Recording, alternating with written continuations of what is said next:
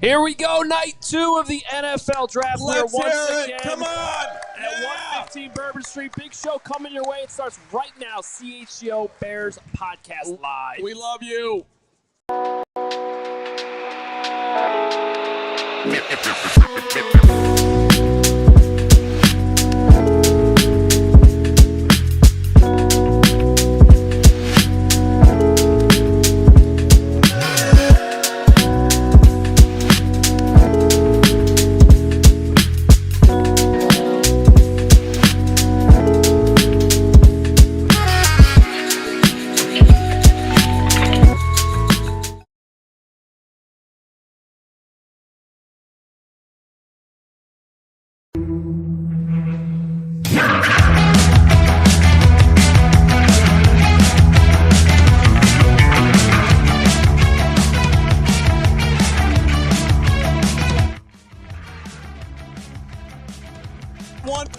Bourbon Street, Meriden Park. This place is straight iconic. Yeah. You all are iconic, the early arrivers here on the crazy traffic. However you made it here, God bless you. Honestly, the greatest Bears fans on the planet. You know what I learned driving here today? 3-hour commute for Hoge. I can drive the Lambeau Field where the draft is being held faster than I can drive here. Well, and that, by the way, I mean, if you're living out here in the beautiful ALLCITY area, in the beautiful southwest suburbs, beautiful, you're down the street. But for a Hoge, it's a big drive for a Carm too. You too. Yeah, Chicago traffic is unreal. Oh, yeah. I don't think there was a truck on fire at one point. Everything I've said on the show so far is completely true, by the way. Yeah, it's been easy commute from Northwest Indiana. You slept here last night, did you not? I did not. Yeah. But I was in Spaces till about 3 in the morning. How'd that go? So let's actually start there. By the way, just a reminder, if you want the information of what's happening today and even more importantly tomorrow when we're talking about 5th-round picks and 7th-round picks, you really do want to become a diehard and get involved for $36, $3 a month as you will get the Fran Duffy draft board and every individual that you want to figure out, he's got it there for you. So it's a great way to keep yourself up to speed and appreciate all the diehards that are here.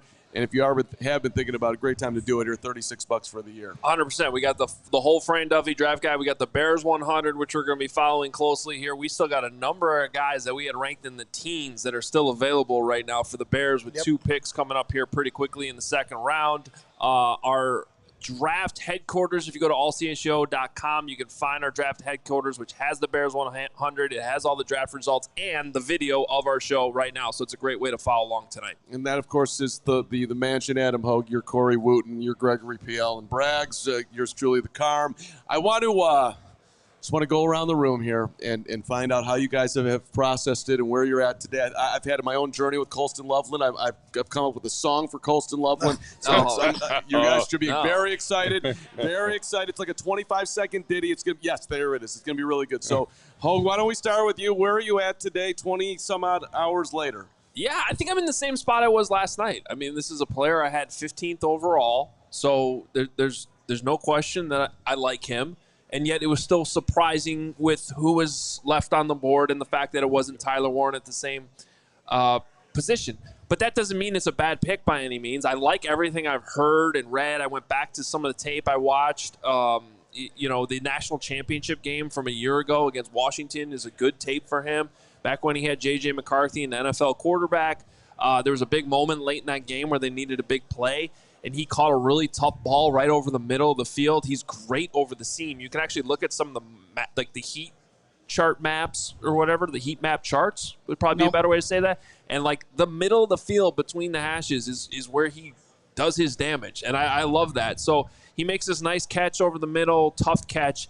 And I screenshot it and put it on Twitter today because sometimes screenshots are fun, actually. And there's 4 Washington Huskies surrounding him. And you're like, he actually kept running out of that and picked up 41 yards in a huge moment in the game. So he does have the big play capability. Well, and to that point, I mean, he fought through that to get that big play. And so we talked about this last night, but he's high points the ball. He's got good hands. He's got great speed. He's essentially now your third receiving option. And if you want to pick nits between him and Tyler Warren, I prefer, obviously, Colston Loveland over Tyler Warren. We talked about this yesterday. But even if you have them close, there's not really that big of a fall off between one or the other. It's just a matter of what your preference is.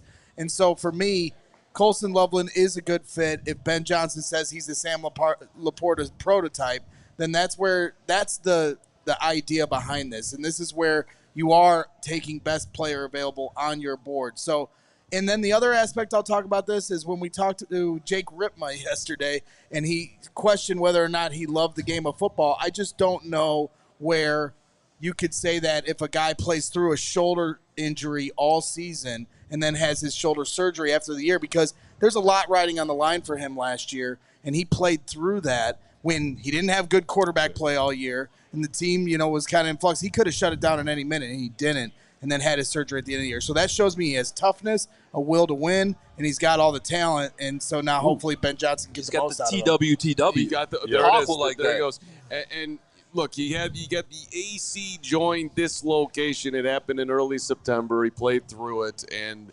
6-month recovery. He's 3 months in. So the Bears drafting an injured player who should be fine by training camp. I was going to say, it starts in 3 months, almost exactly, training camp. Right, exactly. So you expect to be healthy. Where are you at? And an AC joint sprain, coming back from that is a lot easier than a labrum or something of that nature. But last night, it was a lot for me to process, right? Because I wanted Tyler Warren. Yeah. Then I'm watching more tape. I'm kind of understanding how people viewed him, and especially what you talked about, especially in between those hashes, the middle of the field. And I look at helping Caleb Williams in his development in year 2. And I think having a tight end that can stretch the field up there, I think that's huge.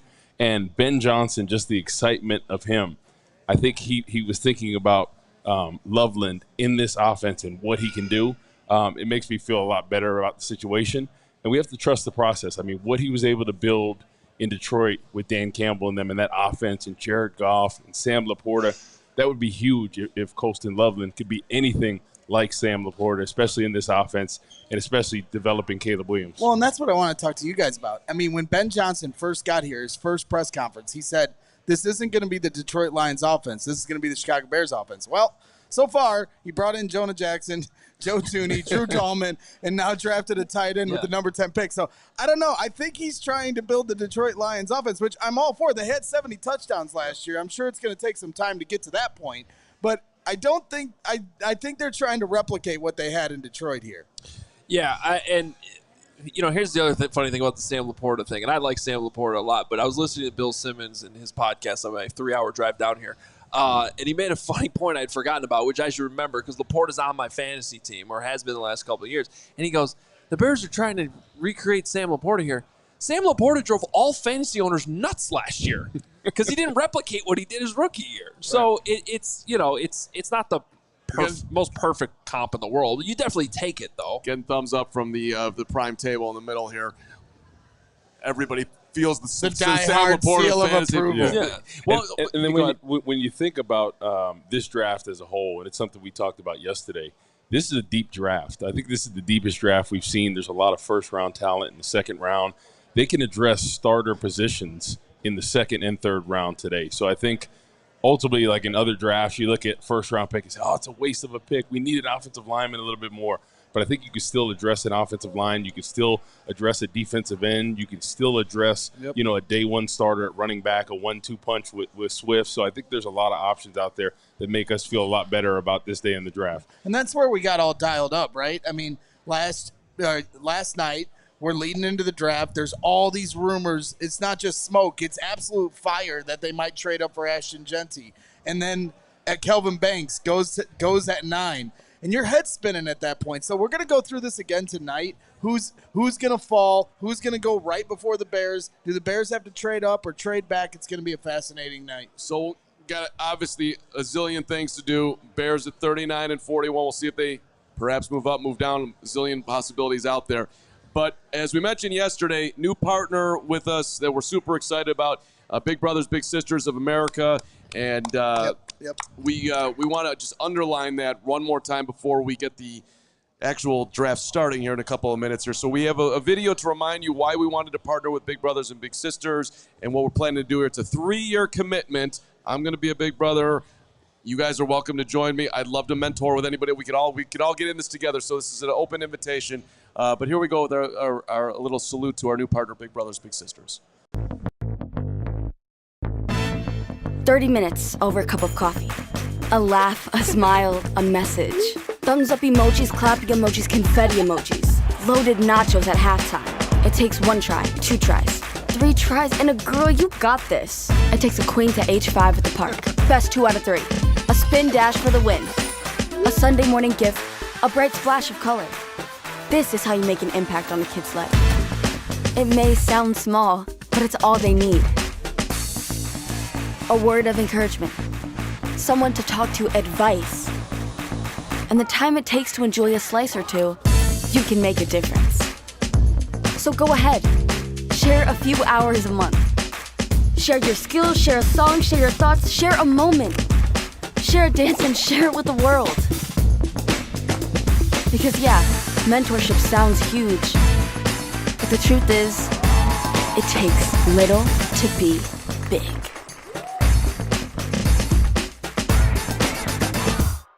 Yeah. All right. Yeah. Look, I don't think I really got the right mentor for me until I got into my 40s. So it would have been nicer if I had it earlier.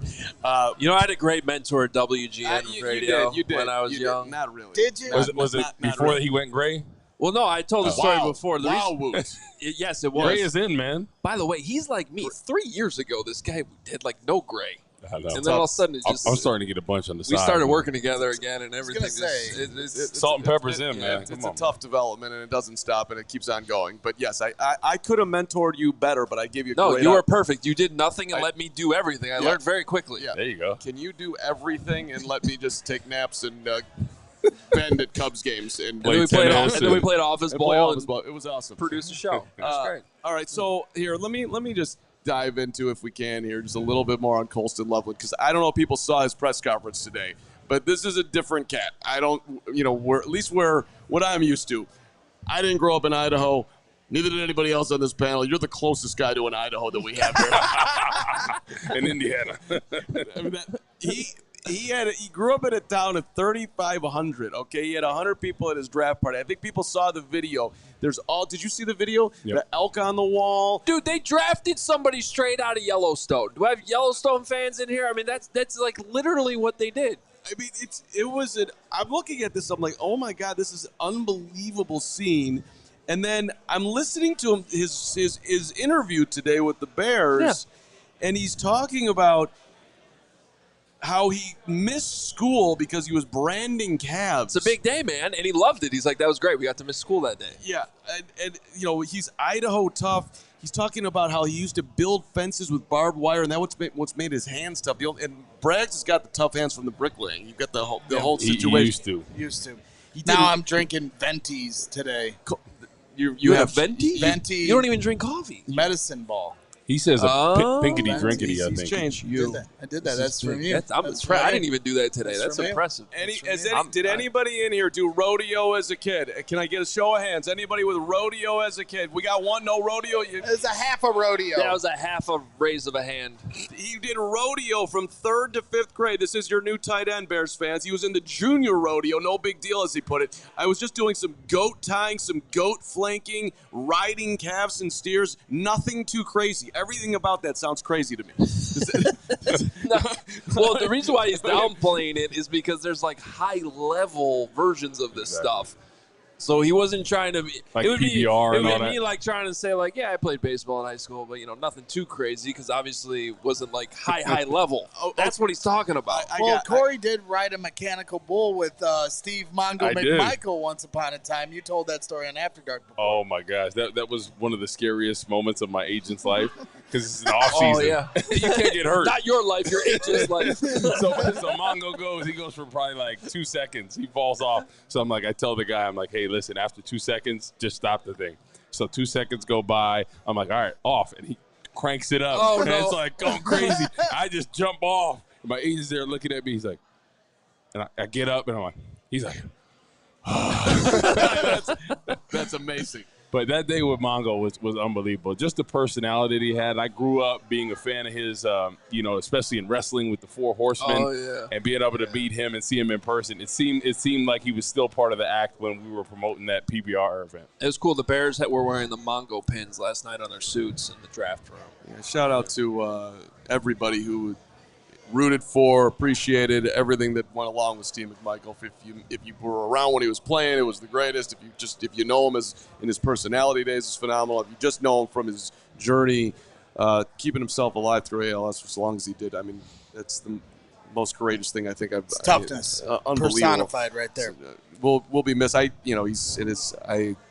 So many Bears teammates were incredibly supportive with them. You saw the pictures in the hospital, and guys were just kept on coming to see him. So I thought that all that part of it was really to see beautiful. him get in the Hall of Fame too before he passed. 100%. So quickly back to Colston here on a slightly awkward transition, but he said that he was surprised to get the call from the Bears. That he wasn't necessarily anticipating that. And if you are wondering about the home, it was his aunt and uncle's house, not his family's house. And he's like, yeah, they got cows all over the wall, hides of all sorts of animals all over. There's a couple of elk in the back. So people come here and they get transformed by Hallis Hall. He's going to go through a major transformation, I think. Yeah, but I think Michigan was even a transformation. Yeah, for sure. But coming to a big city like Chicago, it is, and you know what, though? I love it. I mean, I think this is cool. I think his journey's cool. I love Courtney Cronin in the press conference today. Like, what is all this?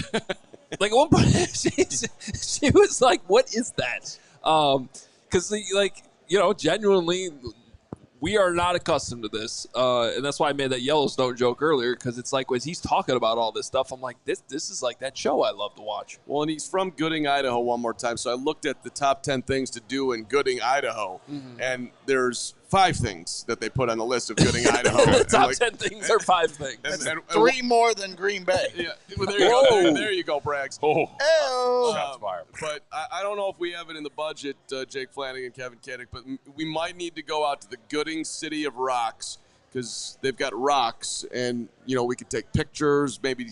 The City of Rocks? That's what we do. Right? Look at that, Hoge. Look at that rock formation. I know you can't see it out there, but these are rocks, and they're in a formation, and that's listed as the number one thing to do in Gooding, Idaho. So I think Colston's coming into a slightly different land here. Number one thing to do. It's right be there. A great city in Chicago. I'll tell you that. Yeah. Well, so can we talk about, before we get, is the draft starting up here? Yeah, the draft is starting. Yesterday we were very worried about, or I don't know if worried is the right word, we were just at least wondering about the Cole Kmet. How's he feeling about this, and what's it going to mean for Cole? And the Bears went out of their way to say, Cole said it 3 different times, so did Jeff King, this is with Cole. I thought it was interesting. They really made a point of talking about this as a pairing and not of somebody who's replacing 85. Well, and I wanted to stress, I'm glad you brought that up, because I wanted to stress that too, because that is, I mean, it's a fair question that's been asked. But that does need to be hammered home, that this is a head coach in Ben Johnson who's running an offense that wants to have 2 good tight ends. This is not, and there really are 2 different tight end positions in the game right now, and they're playing different tight end positions. Now, is it going to impact Cole Kmet's target share? Probably. Is it going to impact his snaps? Probably. And I think that's something that they're probably going to have to talk through, but we heard in Colston Loveland's press conference today that Cole reached out to him, and had a good word for him. And my understanding is that there's not going to be any issues here around. We already know Cole Kmet's an outstanding teammate too, and I think he understands it and identifies the need for another tight end to make his life easier. Let's go back in time a little bit. The Bears have tried this the last couple of years, even with a different regime. They tried to bring in Robert Tonyan 2 years ago to be more of the move tight end so that Cole could be more of the inline tight end. And it didn't work out. And Cole ended up having to play both positions because it just didn't work with Robert Tonyan. And then last year they did it again with Gerald Everett. Same thing. Disappointing results. Cole had to play both. So hopefully this allows the Bears to run true 12 personnel that they've struggled to do the last couple seasons. I think as a defender, too, going against 12 personnel when you have 2 really good tight ends, it's a hard matchup. And you got the best of both, right? Cole Kmet is a little bit better of a blocker, right? He's not going to stretch the field as much as Loveland, but I think they'll both feed off each other. And I said this yesterday. I think Cole Kmet will have his best year as a pro this year. Not only that, I don't think his job is on the line or anything like that, but I think it's gonna lay a little fire underneath him, right, to get things going. Sure. And I think iron sharpens iron, like you said yesterday. And I think we're going to get a lot of production from the tight end position. And that's what you want to see, especially with a young quarterback. You look at the teams that are really good in the NFL, the common denominator is that they have a great tight end. And if the Bears could have 2 productive tight ends, and then they have the running game, depending on what they do today with the running back position, I think that could be huge for Caleb Williams. Cole Kmet wants to win.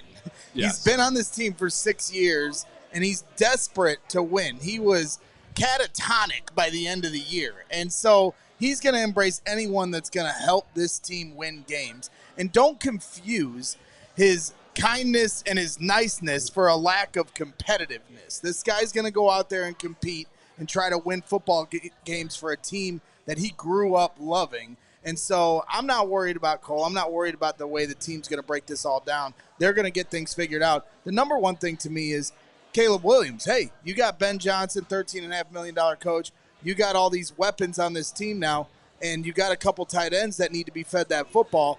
And so he needs to embrace, if you're going to run this Lions offense like we talked about a little bit ago, that also includes getting the ball out of your hands and getting it to the check down and making sure you're hitting that tight end over the middle when he's open instead of trying to go for the home run. So that's a big part of this whole thing is Caleb Williams embracing the quick plays, the easy throws, and not always trying to play the hero ball. And I understand last year there was a lot of variables, but that's going to be the big aspect for me. Just an update here. We have started this round 2 here. The Cleveland Browns are on the clock here at 33 overall. Do we think they're going Shedeur here, Woo? What do you think? I think so. I think it's going to be them or the Raiders, both in need of a I'm quarterback. going to go Raiders. I think that's my Shedeur pick tonight is that he ends up on the Raiders.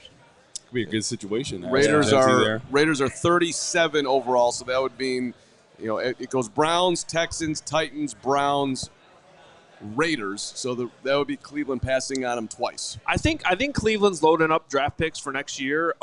What I would like to see them do that I think makes more sense would be to flip a draft pick for probably I don't know what Kirk Cousins would go for right now, maybe a 4th. That's what I would do, and then try to get your quarterback next year when those guys would be better. And now they have 2 first-round picks to work with. Well, and as we were told all of last year, you can get a quarterback every year. Maybe it's in the 2nd round or, at the end of the 1st round, and it might be a guy named Jackson Dart. But you can get a quarterback every year. I say that tongue-in-cheek, of course. Right. But there is an alternate universe where they stuck with Fields. It didn't work out. He moved on this offseason, and the Bears were looking to draft a quarterback. That's my point, exactly. And they were looking at Jackson Dart at number 10. That's my point, Yeah, exactly. no, it is a fair point. Can I bring up something about the Bears that I completely missed last night? Because we're doing a live show here. We don't know. It's a lot. We can see the monitors, but we didn't hear this, and it was completely lost on me until maybe about noon today. I didn't see what Clay Matthews did until. Oh yeah, I saw that too. Hey, I'm glad you're maybe handling hit this him one. up, Go ahead. give him the old Brett Favre treatment. Did you see it? I saw it. I heard it, which was enough. Trump gave him a message. You know what? Yeah. Well, by the way, he could have left that part out, and it still would have had the same effect, just for the record. So it's pretty obvious he wanted to get that in there. We don't really need to go into depth on that. But you know what? Respect for taking shots at the rivalry, and that was what I wanted to say about that. Respect. I'm not respecting what he said. What I'm saying, I say this all the time on this show. I want that rivalry to be awesome. And what I loved even more was, did you see the Bears' response shortly after? Because they just tweeted out a screenshot of the final score of them beat the Packers in Week 18. That's right. So, rivalry on. We already got all the stuff going on this offseason between Ben Johnson and Matt LaFleur. He called him out in the presser. From what I witnessed myself in Florida a few weeks ago, I don't think Matt LaFleur enjoyed that too much. No, he didn't. So, let's go. I love it. Let's see this thing get rekindled and see the Bears compete a little bit more in this rivalry. Especially with the Bears being on the winning side of things, right? Yeah. One last year. If they could sweep them this year, that would be huge. I think if there's any team in the NFC North that I'm not as worried about, it's Green Bay, honestly. Ooh. More I'm shots just being fired. honest. Right back at you, Clay Matthews. I mean, I think the entire division. Let's be honest here. I mean, it's just obvious. Detroit just lost their entire coaching staff. It's up for grabs. And there's no way that the Lions can recover from that. Never. The Minnesota Vikings. What's going on up there? Oh, J.J. McCarthy. Yeah, right. So rookie quarterback coming off an injured season. You really think he's going to step in and be as productive as Sam Darnold? I don't think that's. I mean, that can't be remotely the case. And in Green Bay. It's just just sliding back to where they've always been, which is like slightly below mediocre.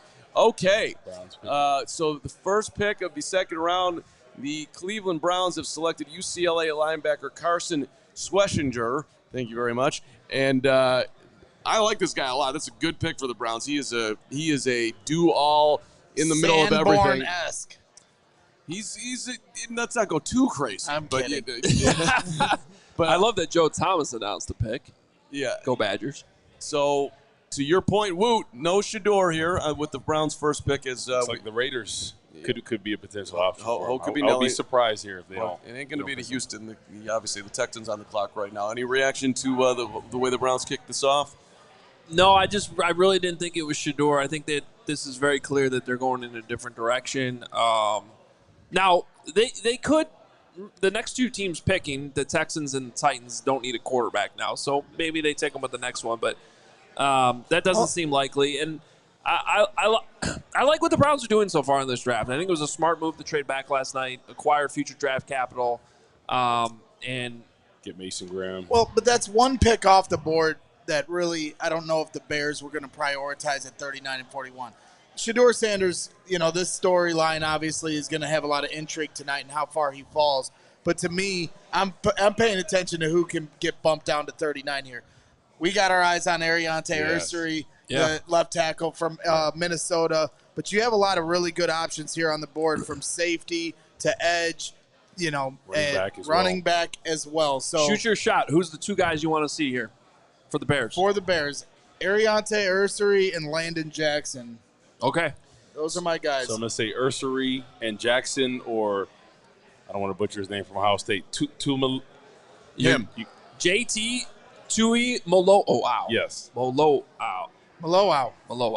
Yep. So I added an extra syllable in there, I think. That's a hard one. Interesting name on the board that we haven't discussed a whole lot is Will Johnson, the cornerback from Michigan, who some people thought he was going top 15, even higher than that. As the top corner, but then the knee issues come up. So let's just say hypothetically he's still there. You're getting a guy that was looked at as a major early first-round pick if you want to take a swing on the health there. Obviously, we don't have access to the medicals, but that's a big-time talent that could be available. I think from the secondary standpoint, the more intriguing thing that they could potentially do is at safety. You have Xavier Watts from Notre Dame and Nick Imamwari from South Carolina. Obviously, both very talented guys. And Dennis Allen has some tricky ways that he likes to use the safety position. You already heard that Kyler Gordon's going to play a few snaps there. And so there's an interchangeable aspect for the way Dennis Allen runs that. So I think safety among the options at secondary is the one that's on the table. Well, there. And that's an underrated thing to keep track of here, because I do think when you look at what the Bears did last night, they took the best player available on their board. Like, they truly did go best player available. So if they had a high grade on Nick Emmanwori, who's still available, I think it's actually Emmanwori. Emmanwori. Yeah, Emmanwori. Youngest of five. Grew up outside Columbia, South Carolina. Got it in front of me right now. Go ahead. I don't think you can rule it out. By the way, next pick is in for the Houston Texans. This is at number 34, and it is wide receiver Jaden Higgins from Iowa State. Let's go. Here's the thing. I like Higgins, but I don't think he was a great fit with what. But between him and Jalen Noel, I'd probably go with Noel, the other, who's probably more of the inside guy. Exactly. But I don't necessarily. But here, let me give you my two picks here. I'll agree with you, Greg, on Ariante Ursary. But I have to pick for my bunch here. Mm-hmm. I'm going to go Caleb Johnson from Iowa. I like that. So Yeah. I was on Caleb for a long time, but I did because in the spirit of what's going on, or you're my Sam Laporta. Does Travion Henderson not kind of have a? Can we see a little poor man Jahmyr Gibbs here? The pure speed. I mean, he has. When that guy gets free, it's over. I like him. Yeah. I like him. He's had some injuries. Massive injury issues. Yeah. 2 years of it. I think if he didn't have the injuries, we'd be talking about him potentially As being long a as top he's 15 pick. and as long as he's poor man, Jahmyr Gibbs and not poor man's DeAndre Swift. And that to me, He is not. He is not. Well, he certainly has. I'm not downplaying his ability. He's a very good player, but I would take Quinshon Judkins. You like Judkins more? Over Travion Henderson, but I'm not saying it's overly far. We got a trade here, boys, and don't worry, it's not involving the Bears, but the Seattle Seahawks have just moved up and they are on the clock. Gee, I wonder what this could be. This Think it could be? What do you think it is? This is all like New Orleans. Hoping not again. left tackle. Oh, man. It's not going to be Shedeur, you think? Well, considering they just paid Sam Darnold, but, this is a crazy league, and teams do crazy things like trade a first-round pick next year to draft James Pierce. I was just getting excited here. So relax. guys, You're okay. out of the different options at running back to complement a guy like Swift, who do you think would be the best fit kind of doing that 1-2 punch? Because I'm looking at Ben Johnson and what he's trying to do. Obviously, he's got like a David Montgomery type in mind. That's where I like Caleb Johnson more. I think he fits with DeAndre Swift better. Thunder and lightning. Whereas I think as Travion Henderson, maybe he has a little bit more speed. Well, he does have a little bit more speed, but he's more redundant to DeAndre Swift. But I don't think you look at it like that. But the Bears did yesterday, because that's why they took Colston Loveland over Tyler Warren. I get it, but I think Cole, they view Cole as more of a long-term fixture, somebody they want to have here fair. for another 3 years, ideally, something like that. I hope that's how they look at it. Yeah, I think it is. At least, unless Ben Johnson has completely changed Ryan Poles' opinion on the tight end. I mean, Poles has been a very, very, very big guy in Colt's corner, so I would be surprised if that's changed it dramatically. Whereas DeAndre Swift, you got to figure this is his last year in Chicago. We do need a bruiser, though. We need somebody that's going to fall forward, that's going to grind and get those extra yards. That's something at times that Swift wasn't really known for doing. He's kind of the change of pace guy. He's going to catch it out of the backfield, give you some moves here and there, put you in a blender. Maybe they'll hand to Colston. Get all creative here. Let's get funky. Whoa. He's coming back from the shoulders. That's a good point. I'm not against drafting a running back at 39 or 41, but I would love to see them stick with the trenches here in these next two picks and wait on that running back in the third round. How about Scatterbo? I think there will be whether it's Scatterbo or not, I think there's going to be a solid running back available, and I know Lance agrees with me. Lance says third round. Hey, Third shout round, out to the Hall of Famer to be Lance Briggs in the house. Lance Briggs in the house. Let's go. Let's go 55. Let's go 55. Let's go. He's doing the Corey Wooten robot. Yeah, exactly. Let's go. Lance will be on the stage here sooner than later. I'll kick myself off. We can also give a hand for my golf buddies there in the house right now. Golf Let's go, buddies, guys. Golf buddies. Even though one of them is a rat bag Packers fan, stand up, Adam. Show yourself and boo this man. Boo him. You brought a Packer fan here? See, that's what you get. That's what you get, Adam. Leave it to Braggs to shout out his friends and then get one of them taunted. So there was a funny moment. Roger Goodell was on with Pat McAfee today, and someone put a Bears fan in a Khalil Mack jersey like on their shoulders to get up so that they could be like in the background, and then the whole crowd lost it, just chanting the Bears still suck. It was a great moment. As he was taking a rip from his weed pen. Oh, I saw that last night too. Yeah. Trade, by the way, the Seahawks got the Goodell 35th or pick. Pat? Oh, okay. I was like, all right, Goodell. No, not Goodell. Okay, we'll get you the Seahawks trade in a second here. The Bears getting closer. So why don't we let We actually have the Seahawks pick and who they came up to get. It's Nick Emanwari, the safety we were just talking about, who will be a great fit in that defense with Mike McDonald. That's a move you when a guy falls that far, that's where you start to think about moving up a little bit when you have that need. I mean, when you prioritize the Bears' needs, it's O-line, D-line, 1A and 1B, running back, then safety and linebacker come into play here. So the picks that have come in here so far have bumped the areas of need down for the Bears. Now you have, Cleveland and Vegas here coming up, and they possibly, one of these two picks will be Shedeur Sanders, potentially. And so now you're only one pick away, and you have an opportunity to draft a need, and with some really good options on the table. And the E-Man worry, if you think about what Ryan Poles is telling you, that they are going to stick to their draft board, logically, I would have thought that before this pick happened that he might have been at the top of their board. Right? Maybe, but I'm not upset that he's gone. I'm not saying, right, yeah. Sure. I don't think we need to lose sleep over it. But that's what he keeps on saying. Best player available. And that was a potential, top 18, 19, 20 pick right there that fell into the second round. I'm hoping they keep going defensive back or wide receiver, and then Ursher will be available. Pick him. I think he could be a day one starter in there. especially in that 12 personnel. Man. He's nasty, physical.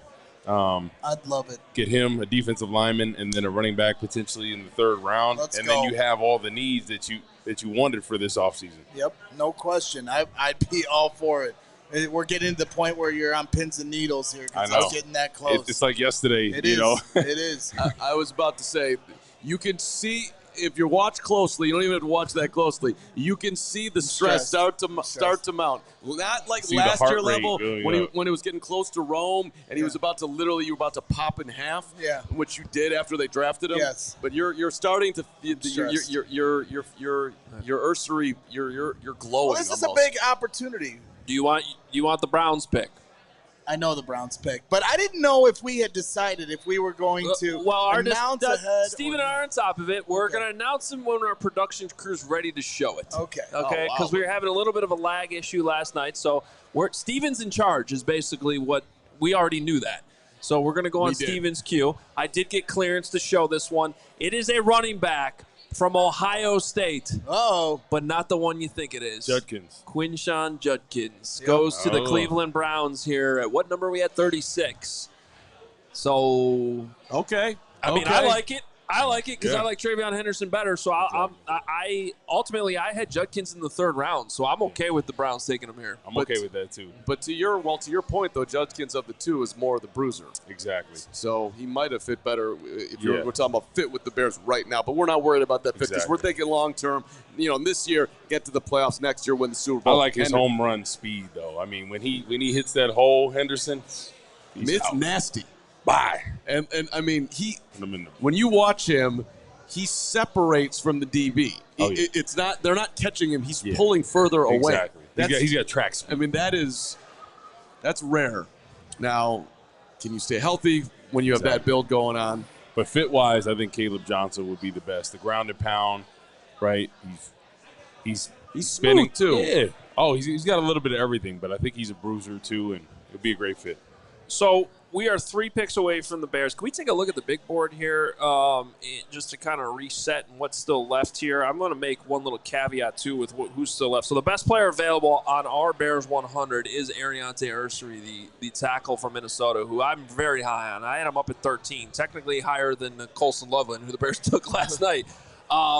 So he's still available here. Will Johnson, who continues to fall, would be the next player after that. Now, I do want to – that's where the caveat comes in because we did get new information. And that knee, if the Bears are among the teams concerned about that situation, then I'm perfectly okay if they were to, skip over that here. JT Tuimoloau would be the first pass rusher on our list, followed by Landon Jackson. So perfectly okay with either of those. And then Caleb Johnson sits a little bit farther down at number 28 overall on our Bears 100. Oh, what do you think about Mike Green? I know he has some kind of pending. Yeah, he's got multiple sexual assault allegations against him going back to high school. I also, that's obviously something very, very serious that you have to vet. Beyond that, I don't think he's a great fit in this defense. He doesn't fit the Dennis Allen size, length, and I think he might be better suited for a 3-4. Yep. That's just where I am. I mean, between those two things, I'm perfectly okay passing on him. I know Greg likes him, though. Yeah. He's a game As a pure pass rusher. He's a game wrecker. Yeah. And I think game wreckers can figure it out either way. Yeah. Got a little bit of Khalil Mack in his game. Exactly. Because I look at it like if the Bears had an opportunity to get Micah Parsons, even though necessarily he's not a traditional fit for a 4-3 defense, I think you could still find a place for him. He's that versatile of a player. I think the same thing with Mike Green. But when I look at pure fit, I think Landon Jackson being 6'7", 275 pounds, the quickness, the length, I think that would be a great fit. And he's still raw. I think he hasn't even scratched the surface of what he can be. Hey, if you're looking for a little extra tonight, try to run into the great Sarah out there, the great Emma. They've got an opportunity with our friends at Rate, giving you away 2 tickets to Cubs and Sox on the south side. All you can eat, all you can drink, best seats in the house. You got to download the Rate app, so get on out there and find Emma and find Sarah, and she will hook you up. They got the QR code for you. News, we got something coming in here? Well, there's a trade, but it's not involving the Bears. It looks like the Miami Dolphins are moving up with the Raiders here. So since that's happened, why don't we take our first time out here before the Bears go back-to-back picks? Probably a good idea since we know they're not trading up here. I'm going to pass out. You're good. He needs some milk. You're good. Hey, all right, but first, we're good? Okay, shout out to our friends at Bet365. Whatever the moment, it's never ordinary at Bet365. New customers, you're getting $150 in bonus bets when you bet $5, win or lose. Sign up with the code CHGO365. Deposit $10. Place a bet for $5. Get $150 in bonus bets if your bet wins or loses. That's right, our friends at Bet365 giving you the MLB early payout, the Hoop early payout. You go up by 20 in the playoffs. You cash instantly, which is sweet. Reminder, you do have to be 21 or older. If you or someone you know has a gambling problem, crisis counseling and referral services can be accessed by calling 1-800-GAMBLER. In-app only here, so get her on done. Download that app. Breaking news from now. Bet365. And summer will be here before you know it. Maybe your air conditioning is kicked in already. We have a couple nice days so far, but might also be wondering if your home's air conditioning is up for the challenge. Well, Four Seasons Heating, Air Conditioning, Plumbing, and Electric has been serving Chicagoland for over 50 years. You know that. You've seen Four Seasons all over. Now is the time to get your air conditioning checked out. Four Seasons experts, they're ready to help you with AC installation, maintenance, and repair. 2024 was officially Chicago's hottest year on record. Wouldn't be surprised if we beat that again this year. That's where things are trending. So at Four Seasons, expert technicians ensure you always receive reliable service. And Four Seasons doesn't charge more for service during nights, weekends, and holidays. That's huge. Think about that. They're not charging you more. Nights, weekends, and holidays, they're still taking care of you. And right now, you can save up to $4,000 on new comfort systems with Four Seasons.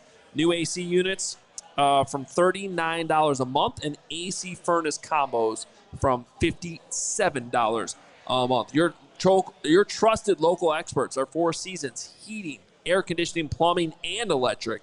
Visit FourSeasonsHeatingCooling.com for all their special offers and money-saving coupons. That's FourSeasonsHeatingCooling.com. We're getting awful close here as the Dolphins have just made their pick, so we're one away from the Bears. Do we have that graphic ready, Steven, for Miami?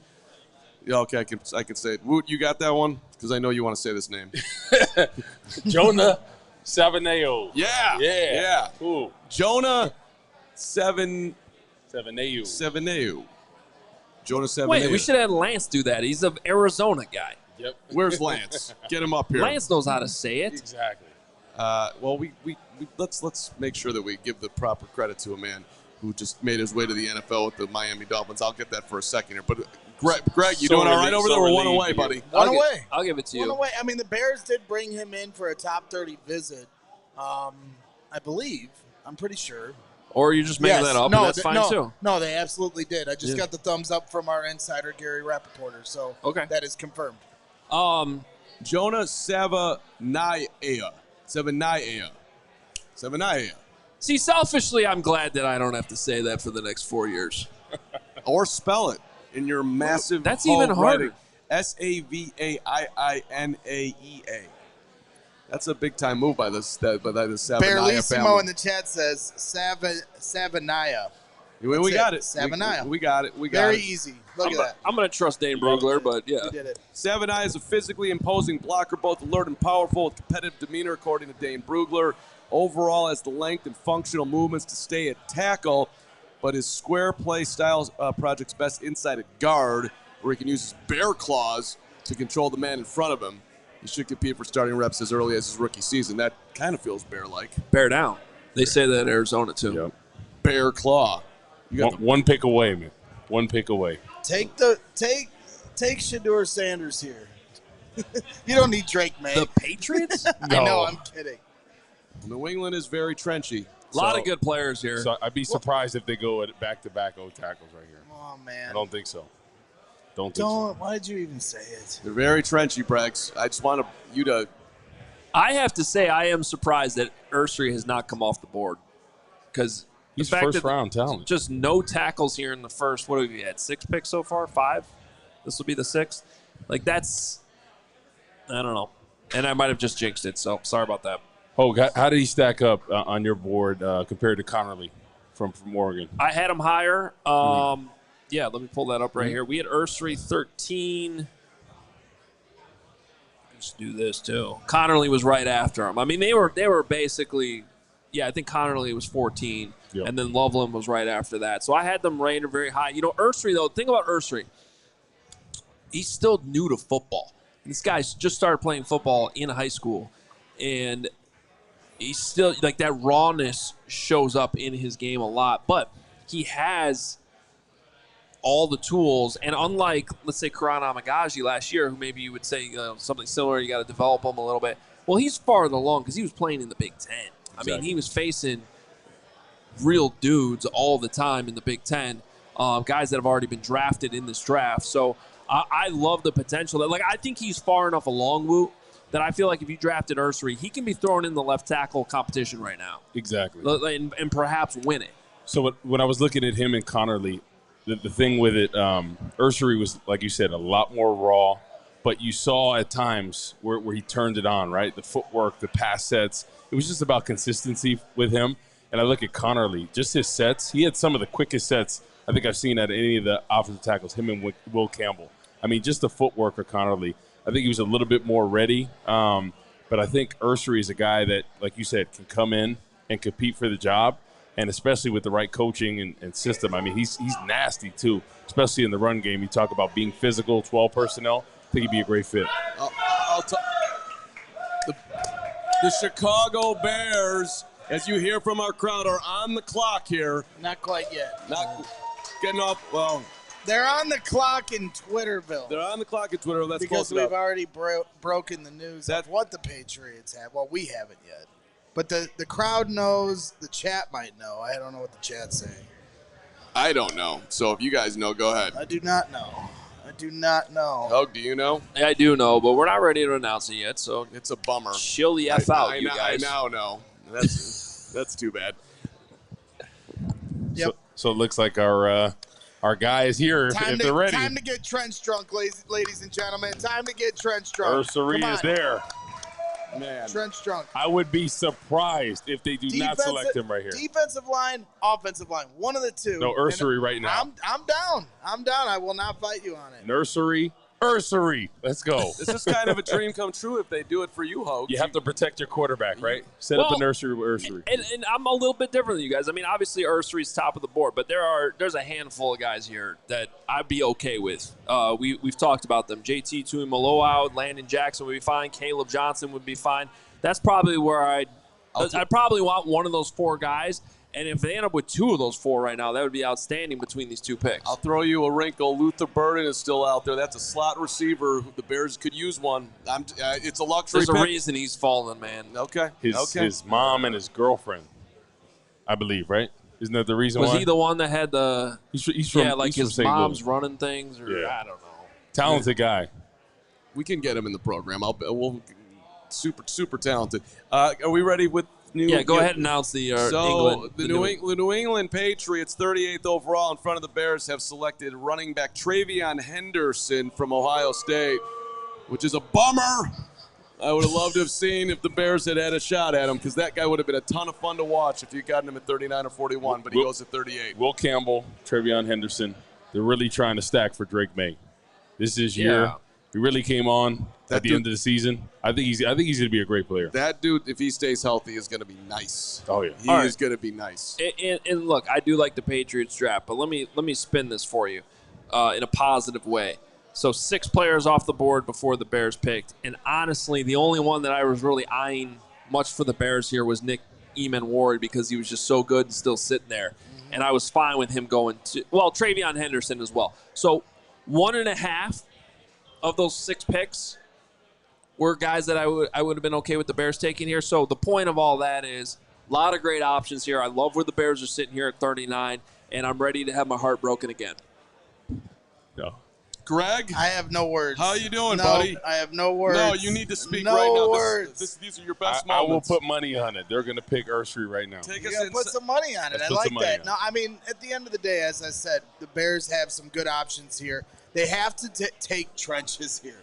So I know we're all for Ursary, but I don't think I have to set up myself for disappointment if they draft Landon Jackson here as well. Let's set an expectation. No matter who they pick, because last night we did not celebrate Colston Loveland. We are going to celebrate this pick. Even you, Packer fan, we are going to celebrate this pick. That's right. That's what's happening. You know what you just guarantee is going to happen? Somebody great. They're going to trade back. Or trade back. Get out. Don't ruin my mojo. We are celebrating this moment in time. They're sticking and when they picking. trade back, we're going to celebrate that. Yes, that's right. We'll celebrate a trade back. That'd be amazing by Ryan Pauls. Because we just celebrate draft night. If they draft Jalen Milroe here, I'm not celebrating. How about Steven's guy, Luther Burden? Wide receiver. That's what I just said. He said no. He said no. I threw the burden out That's for you. called discipline. Steven's burden would be a burden on me. I don't want the burden.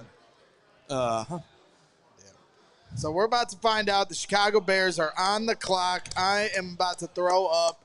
I'm excited. We're all excited. Yes, or pass out, one of the two. I think I want to see them take Caleb Johnson here, though, because we just had the little run on running backs. I do see a big jump, a big fall off here if that's not the pick. So looking compared to the other positions, you know what though? You guys take the O lineman before you take. No, I'm going to take Ursery because it's the same. This is the same thing. I get either one of those spots right here. I see a big fall off if they don't take one or the other. Yeah, the Saints. Steven's over here saying that Saints could take a running back right after him. Top running backs: Caleb, Dylan Sampson. What about a Scattaboo? I don't think we've gotten notification that the pick's in yet. Scatboo, I don't see it. Which means it could be working the phones right now. I did a bad job announcing it last night, Hoge. You might have to take this one. Although I'll give it my all here. Just didn't feel like I really delivered the way it needed to be delivered. I don't know. If it's somebody I like, I'll announce it. Been on the clock for a minute here. That's what I'm saying. So, tick-tock, trading back here? We trying to add on picks? Mel Kiper's probably saying the Bears should draft Shedeur Sanders. Pick is in. You do have the pick in. Yeah. Do you? Well, there's at least one person reporting the pick is in. Who's not the most reliable. I won't name that name. Man, I would have liked Travion Henderson. That's I'll get over it. I'm gonna get over it. He'll get over it. All right. 1 minute left on the clock. 1 minute to play in the period. 1 minute. That's a kettle 1 minute. Big kettle 1 minute. I'm so nervous. Let's go Bears. Let's go Bears. Let's go Bears. Wow. Let's go Bears. Let's go Bears. Let's go Bears. Let's go Bears. You want to announce it? All right. Here we go. With the 39th pick in the 2025 NFL Draft, the Chicago Bears select Missouri wide receiver Luther Burden. Oh, you called it. God, are you kidding me? You called it. Are you kidding me? Ben Johnson is going all out. He is laying all his cards on the table. He says, forget your trenches. I am going skill. This is incredible watching Ben Johnson go to work here. Yeah. He is looking to fast track the Chicago Bears to the 70 touchdowns that the Detroit Lions scored last year, taking a tight end and a wide receiver with a ton of talent here. That is crazy to me. That is so insanely. I'm very surprised by this. I am shocked. Well, wow. The talent is there for sure. The reason why I said it because when you looked at the big board, he was way up there, and he plays the position that they need as far as if you're going to add a weapon, they need a slot receiver. That's what he does, and here he is. This dude, we're going to go through it fully here, but this is a super talented guy. Well, let me encourage you to give the headset to Steven. This is one of Steven's favorite players. Yeah, okay. I'm putting him on the spot here. Our guy, Steven Nicholas. Let's give Steven a round of applause. He's related to Luther Burden. Steven, we had talked about Luther Burden potentially going in the top 12 at one point. I know you're really high on this dude, and tell us why. Yeah, if this was 1 year ago right now, he would be the number one receiver in this draft. Now, he had a kind of a bit of a down year. Well, the entire passing offense did. A lot of people were complaining, well, why did his yards go down? Well, most of his yards came from behind the line of scrimmage, and it was all yards after catch. So that's something that Ben Johnson could actually use to his advantage. No more little bubble screens to DJ Moore. You could have Luther Burden do that. You could let DJ Moore and Roma Dunze kind of cover the intermediate to the long game now, and Luther Burden can handle everything underneath. He's got great speed.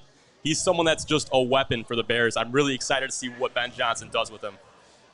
Here's the Brugler, 3-year starter at Missouri. Will give you friends as well. Burden was predominantly a slot receiver and offense coordinator Kirby Murr's motion-heavy scheme. 85.3% of his snaps came in the slot. With only one 100-yard receiving performance in 2024. Wasn't able to build on what you're talking about, Stephen, his All-American sophomore season as the Missouri offense struggled, but there were enough flashes to tease his high-level talent. With his run-and-catch skills, Burden saw a high volume of quick hitters and crossers, which showcased his any-direction burst and physicality to give defenders the shake. Talk about how he's a punt returner already. We need the shake, man. We need playmakers. Overall, Burden is still working on his undergrad degree in route setup and separation, but he holds a master's in creating with the ball in his hands. Because of his explosive speed and competitive toughness, for an NFL team targeting a yak weapon with an upside to be more, he will be an appealing option early. So that's the point. He didn't go early. He went late. Yak weapon. I watched him for the past couple of years. He's a St. Louis kid.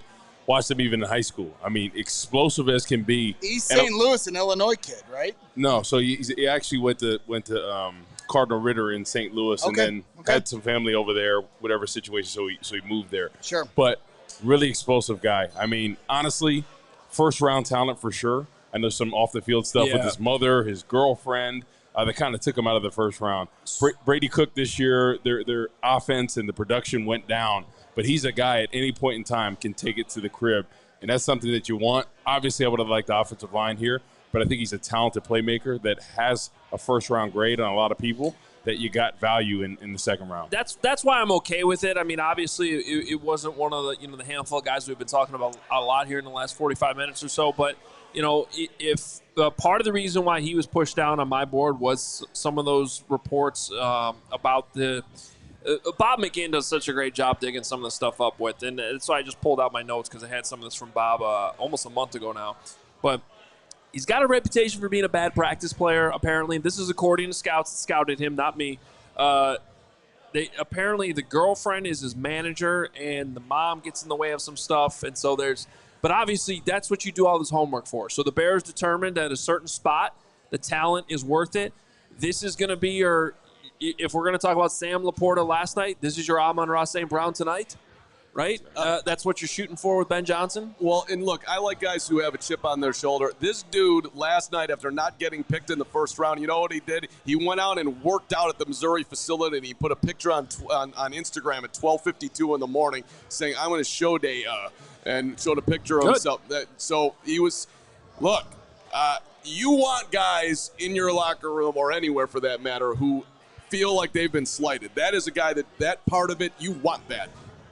Yeah, that's right. Put that massive chip on your shoulder and go prove something. I know, Woot, you've talked about that when they talk the nonsense to you, you had your best year going, right? Exactly. I think when your back's against the wall, that's when you have the best production.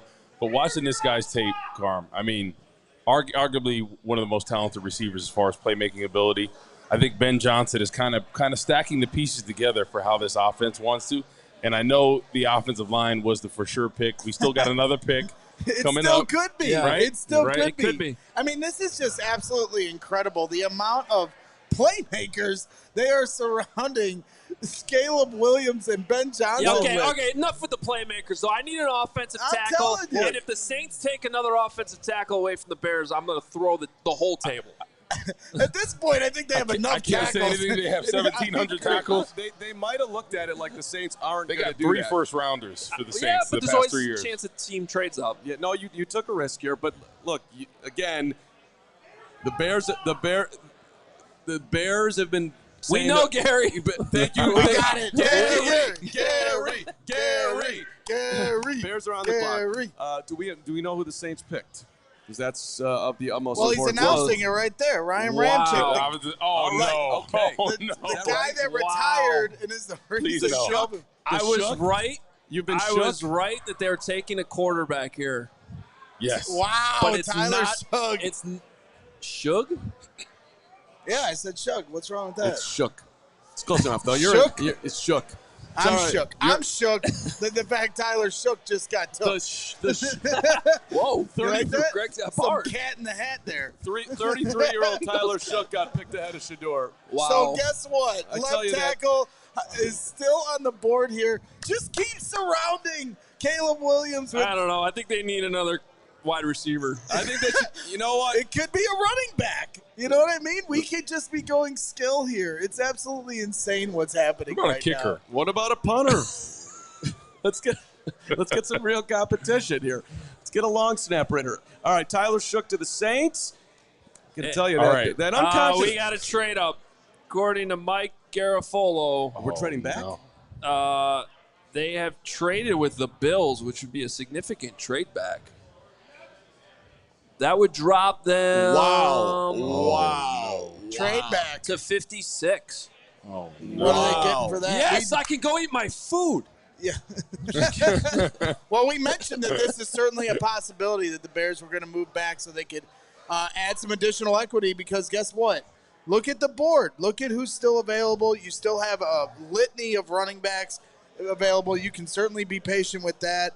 Now you have an opportunity to potentially draft. You had a left tackle sitting right there for you, and you're Well, going back. I mean, guess what?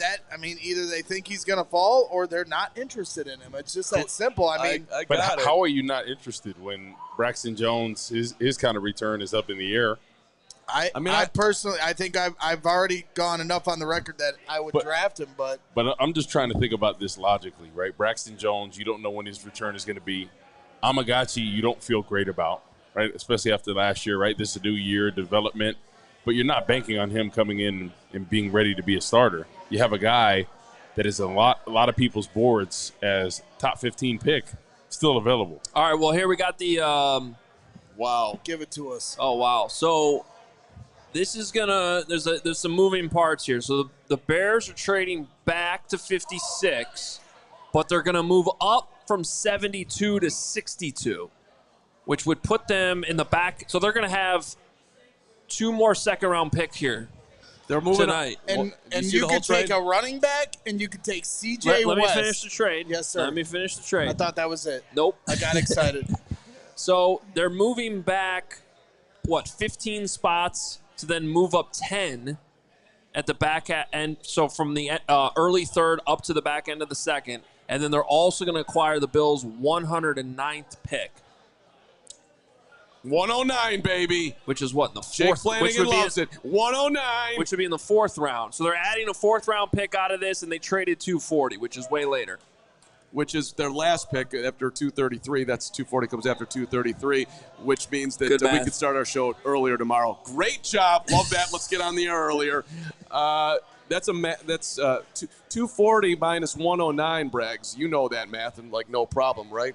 131. That's right. That's exactly what I was about to say. 131 spots, baby. I'm going to throw this in Brad Spielberger's AP trade math calculator. over here by the Carman. He's going in the Spielberger calculator. That's why you came out here to 115 Bourbon Street. You want to see him go into the calculator live. This is what Hoge does. Hey, let's get a raise your hand if you're happy they traded back. Wow, okay, so most of the room is happy with the trade back. That must be the trade back table. It all came from that table. And no, there was a smattering of trade backers. Look at I see a decent amount of trade back. Bring in Cam Scattaboo and C.J. West. Let's get some energy into this ball club.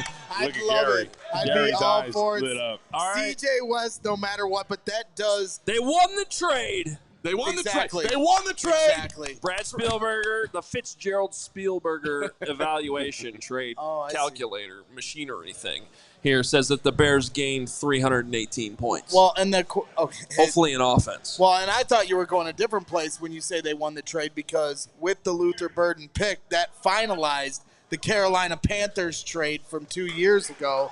And so the Bears have traded for Bryce Young to the Panthers for DJ Moore, Caleb Williams, Darnell Wright, Tyreek Stevenson, Torrey Taylor, and Luther Burden.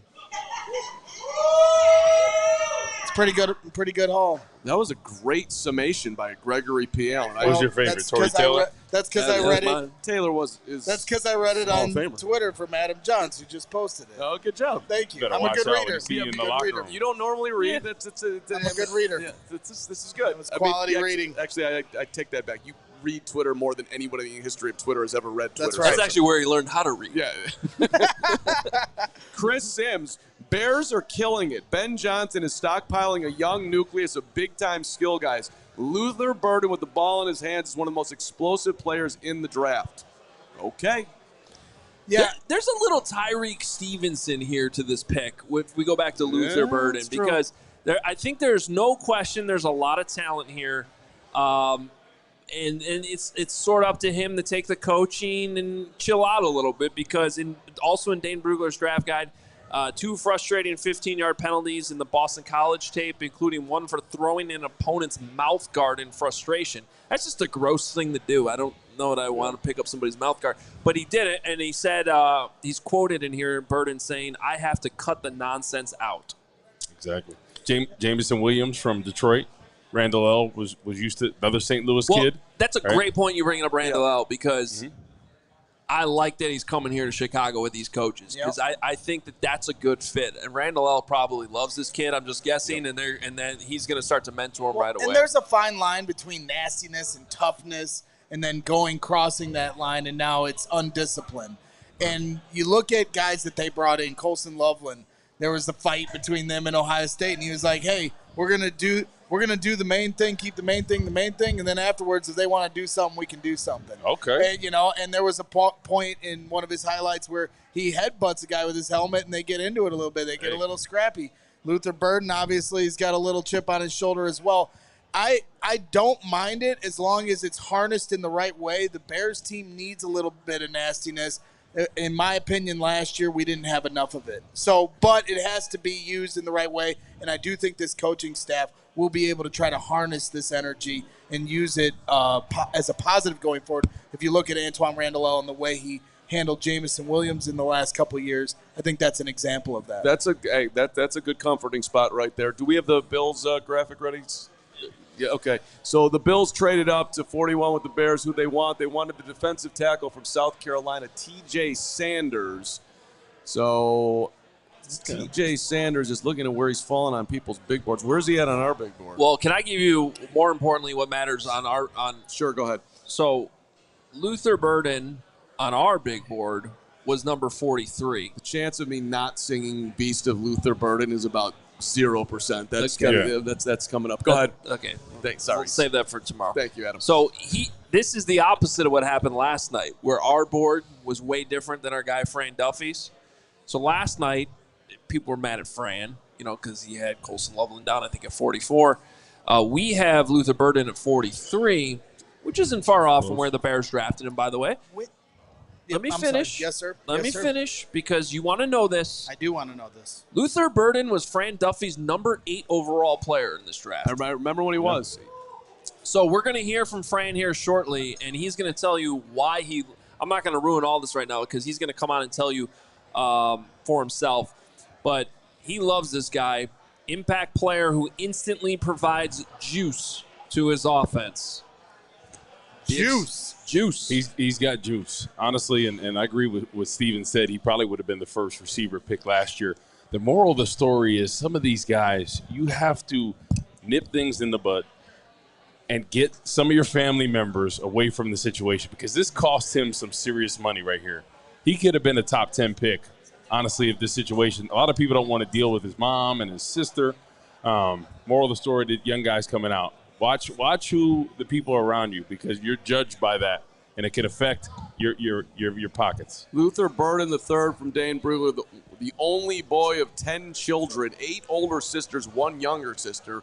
I mean, that's an impressive survival right there. And, we'll get more into that. But look who's here. That's right. Oh, Carman. He is. We got all next week to break down the family tree. I got excited with the kids. The Hall of Famer to be here. He is Lance Briggs. Lance. Lance. Still haven't gotten your lineman, Lance. They had a slot. They took a slot receiver, Lance. How are you feeling, Lance? They took best available. Yep. Here's Here's my deal. here's my deal. The need is still there. Okay, the need is still there. The need is still available. All right, there's a couple that are still available. So my hopes are still high. Okay, I think Luther Burden is a great pickup for us. He's a great pickup for us. If we get Luther Burden and we don't fill our need, then I will be pissed. All right, we get Luther Burden and we're still able to fill our need. Great job. Exactly. Fantastic job. Yeah. Way to play the mind game. Of the draft and everything that comes along with the draft. So yeah, we're at 56, and every time a pick comes up, I'm slightly nervous. Same here. I'm slightly nervous about it, but I'm seeing different positions go off the board, and when you see a quarterback go off that's not named Shedeur, you think, okay, there's another team that's saying, okay, maybe we might get him. Maybe this is a risk, or I've been waiting for this moment. This is when we want to take him, and if you take him, that leaves one of our guys still available. Exactly. So when I looked at this draft today, thinking about it, offensive tackle, defensive end, and running back were the three positions I thought they had to address. Yep. Are you kind of in alignment with that? Yeah. Listen, I know that Adam, he was in love with Henderson. Loved him some Henderson, you know what I mean? But I'll tell you this. We get our tackle, which I'm in love with, filling a need. We get our tackle. I love me some Scatterbo, baby. Yeah, I let's love Scatterbo. We do too. Come on, I'm with you. And we grab him in the third round, or whenever our next round pick is, we're gonna be good. Yep. We're gonna and be he's good. already shown you he can carry the ball 40 times. That kid is from the 916, all right? You know who else is from the 916? Your boy. He's from the 916. Okay. They like to go dumb over there. Remember, we had Scatterbo on at the Combine. Was awesome. We loved him. The stories of him. What was the amount of yardage you put up in high school again? It was like 8,000 yards in one game. It was insane. Yeah. Crazy. Yeah. I think that's being modest, 8,000 in one game. Yeah, no. He's like Uncle Rico with that football over those mountains over there. You can maybe talk to I don't know how big of a chip was put on your shoulder going third round to what's going on with Luther Burden working out last night and putting it on Instagram. That was not back in the day, but that's what he did. He's working out at 12:52 in the morning and letting everybody know about it because he's so pissed he didn't go in the first round. I mean, did you carry that with you when he came into the league? Yeah, I wouldn't have posted it. I never would have posted it. Your actions speak. There wasn't Instagram back then. There wasn't, but even if there, even if there wasn't, I wouldn't have I wouldn't, set it up. They didn't have Instagram when I got drafted either. Yeah, well, you don't want to draft me? I'll show you. Hey, it might have worked. Yeah. Well, I mean, because the teams have changed too, just like the players have. Yeah. I mean, that you never know. They might actually, maybe they're going to get to the podium in 2 hours and be like, man, we love that post he had last night about how he was working out. At the end of the day, if you're given an opportunity and you are worth your weight in gold or worth your salt, it's going to show. Situations like that where Luther, he's picked to be a first rounder. He's not a first rounder. That creates the chip on your shoulder. Every play you go out, you're going to try to show everybody you were wrong with not picking me. Exactly. And that was one of the best things about when I played. I got drafted in the third round where, through that first and second year, coaches would come up and they were like, hey, listen, you were, I had you rated it here. You're a lot better than I thought. Hey, you were a lot better than I thought. Best compliment you can have. Lance, I'm being told to have you scoot a little bit closer to Woot so we can get you to the screen here because we just, people need to see you. They want to see you. They love you. There it is.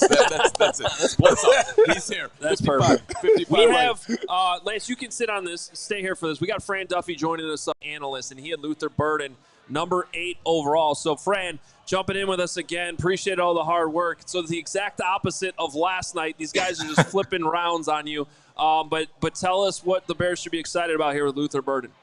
Yeah, to me, guys, what separated Luther Burden from so many of these other pass catchers, so many of these other wide receivers in this class is that he's got that ability to be that dynamic playmaker with and without the football. You know, a lot has been made about his role in that Missouri offense. Oh, it's a lot of scheme touches, a lot of screens and shallow crosses where he didn't have to create separation on his own. But, you know, look at his average depth of target. It was so low. Everything was just, you know, quick throws, get the ball in his hands fast, which, yes, that is the way they wanted to funnel him targets and let him cook with the ball in his hands after the catch. But he also was targeted down the field a fair amount as well, and he had a 95% success rate on those vertical throws. This is a guy that has proven that he can be a vertical threat over the last couple of seasons. I watched him over the summer, and he was my wide receiver one coming into the year over Tetsuo McMillan. And when you're looking at Burden, a big reason why is that he's got that ability to impact all three levels. I would imagine that in this offense, he's not viewed by Ben Johnson as a Amon-Ra St. Brown. I think he's more viewed as a potential Jameson Williams type of avatar here for him in this scheme, because he's got that vertical stretch element. You can get him the ball fast and let him create, but then also he's got that ability to work the middle of the field. You know, I think when you're looking at the way that he's able to complement those other pass catchers in that offense, I love this move. I think that this is a great fit for Ben Johnson. It's a great fit for the other Rome Odunze and Colston Loveland. You have those guys working the middle of the field. You have Odunze on the boundary, and now you also add in Luther Burden and his ability to impact all three levels. This move excites me in a big way. Why do you think he slipped, Fran? What's your understanding of it? Yeah, I mean, there's been plenty out there, you know, the anonymous scout quotes and everything. I'm going to be honest. To me, when we get to the combine and I hear from people, oh, you know, Daniel Jeremiah drops him down his board and Mel Kiper drops him down his board. And it's like, okay, there's something here that I'm missing. And I dig around a little bit. And a lot of the feedback I got was, yeah, like, there's nothing crazy, but people weren't crazy about what the work ethic looked like this year. And look, at the end of the day, you know, what could he have been a better teammate in 2024? Yeah, you probably make that argument that the team was not as good, the pass game was not as healthy, the quarterback didn't perform to the level this season that he did a year ago. Talking about Brady Cook, but at the end of the day, this guy's got those dynamic playmaking qualities that at the end of the day, I think teams are going to regret passing on this player. You know, because again, watching him compared to some of the other players, you know, if I'm comparing him and Matthew Golden, who went last night to the Green Bay Packers, there aren't a lot. The next time you show me Matthew Golden on film looking like he runs 4.3 will be the first time I have seen Matthew Golden on film looking like he runs 4.3. When I watch Luther Burden, I say, yeah, like this looks like 4.3, low 4.4 speed consistently on film. And that's that difference between that time speed and that game speed. I think you consistently see that with Burden, both with and without the football. So, Fran, I'm looking at him, dynamic playmaker. Bears have a lot of playmakers now. Is there enough to go around and share the wealth? Because I look at a guy like DJ Moore, got a little disappointed last year we didn't get the ball. Do you think there's enough to go around in this offense? A lot of playmakers. Yeah, that will be up to the coaches to make sure that they can find ways to make everybody happy and healthy, you know, in that pass game. Make sure they're all fed on a week to week basis. I can tell you from being here in Philadelphia and what the coaching staff had to do to make sure, all right, A.J. Brown's got to get his, Devontae Smith, Dallas Goedert, Saquon Barkley. They all have to feel the love at some point over the 2 and 3 game stretch. Maybe the 1 week it's going to be A.J. Brown, but you know, in a couple weeks it's got to be Devontae or it's got to be Dallas, and you want to make sure everybody kind of gets the wealth in that way. And so it will be up to the coaches to massage that and make sure that everybody is on the same page. It is interesting when you consider the fact that you've got Moore, you've got Odunze, you've got Loveland, you've got Kmet, we've got the run game. We know that Ben Johnson wants to run the football as well. So making sure everybody's happy, that's going to have to be on the forefront of that coaching staff to make sure everybody's on the same page. You know, when you talk about how dynamic and the speed and what he brings to the table, and when you turn the tape on, you know, Luther and Matthew Golden's tape, you know, the differences in it, there's a lot of research, there's a lot of evaluation that goes into breaking down these players, because you invest so much into these players. So the interesting part is why a kid that is supposed to be a top 10 player, quality player, is moved to the second round. There's a chink in his chain that someone found, you know, and whether has nothing to do with what his ability is on that football field, but he does in that locker room and to the guys that are next to him, it means a whole hell of a lot more in the long run, you know. Yeah. And so it also might be a situation where, you know, he might be in a locker room with some guys that, that can lead him or help him become a better player on and off the field. And that's one of the things you love about Rome Odunze was he was lauded coming out of Washington for his character and his leadership and the role that he could have in a locker room. And you guys know, there are guys that when they come out of college, you kind of need that gut check. You need that reality check. For me personally, the reason why when I do my rankings of players, the way I evaluate, I don't put guys on my board versus with the idea of this is how I see them getting drafted, on Thursday night and on Friday night. The way I put it is this is how I view this player 3, 4, 5 years from now. And so when I see Luther Burden, I'm like, okay, yeah, maybe he's going to fall to the second round, but I still view him as a game breaker in the NFL. And we know that, especially at that position, you get to the second round. The year A.J. Brown came out of Ole Miss, nobody really had him as a top 15 type of talent, a top 15, top 20 type of talalt. He falls to the second round. And if you did a redraft, he's going to the top 10 every single time. Yeah, exactly right. So I think when you're looking at what Luther Burden can be moving forward, that's the ceiling, but he's got to make sure that he does everything right off the field to earn that right to be that level of playmaker in that offense. Fran, I know he had some success as a punt returner and a 78-yarder a few years ago. Do you know off the top of your head how much he was still doing that last year?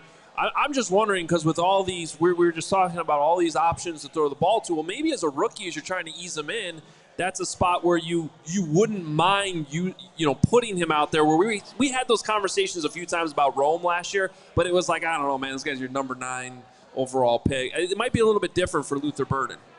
Yeah, he had 4 punt returns for 31 yards, a 7.8 average last year, so he wasn't really used that much. It was his freshman year where he had 12 for 151 and a score. So he broke one long one there for a touchdown. He was used often as a gadget player, Hoge, so he had 9 carries for 115 yards and 2 scores a year ago as a runner. So I would imagine you'll be able to get creative there with him in that way. But that's why when I look at this and the way that he complements some of these other guys, I do think that he is that vertical stretch element to create space over the middle for Loveland, for DJ Moore. DJ Moore's your slasher over the middle. You've got Odunze, who's that boundary receiver.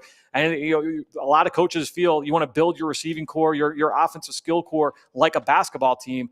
It's a very clean fit here for Luther Burden to just kind of slide in and be that vertical stretch and horizontal stretch. Honestly, thinking of Ben Johnson, so much of that is putting stress on the second level defenders, on with the safety coming out of the box, stretch those zones out to really put stress on those guys. I mean, Lance, when you guys were playing that Tampa 2 under Lovey, that was something you guys, I'm sure, always had to worry about. Who are the guys that are going to try and really kind of widen our seams and create space for tight ends work in the middle of the field? That's going to be what Luther Burden's primary role is, I would think, early on.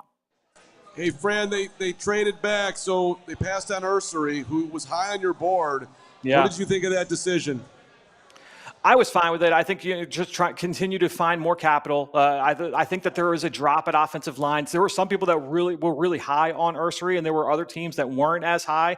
I do think traits-wise, he fits, looking at what Ben Johnson has worked with in the past, what Ryan Poles has targeted in the past. So I do think that there's a physical profile there that fits for this offense. A little bit early based off the feedback that I've heard. Again, I grade him highly. I think what he can be moving forward is a starting tackle in the league, but I understand that there's some development there needed for Ursary as well. So that tackle market is starting to dry up. I'm interested to see when Ursary comes off the board. Fran, I'll let you go here. I know you're busy. We hope to talk to you again after the Bears now have 2 more second-rounders tonight after their trade back with the Bills. So greatly appreciate it. Can't wait to see what they do with the next 2 picks. We'll talk soon, guys. All right, Fran Duffy, our All-City Draft analyst, and you heard all the analysis there.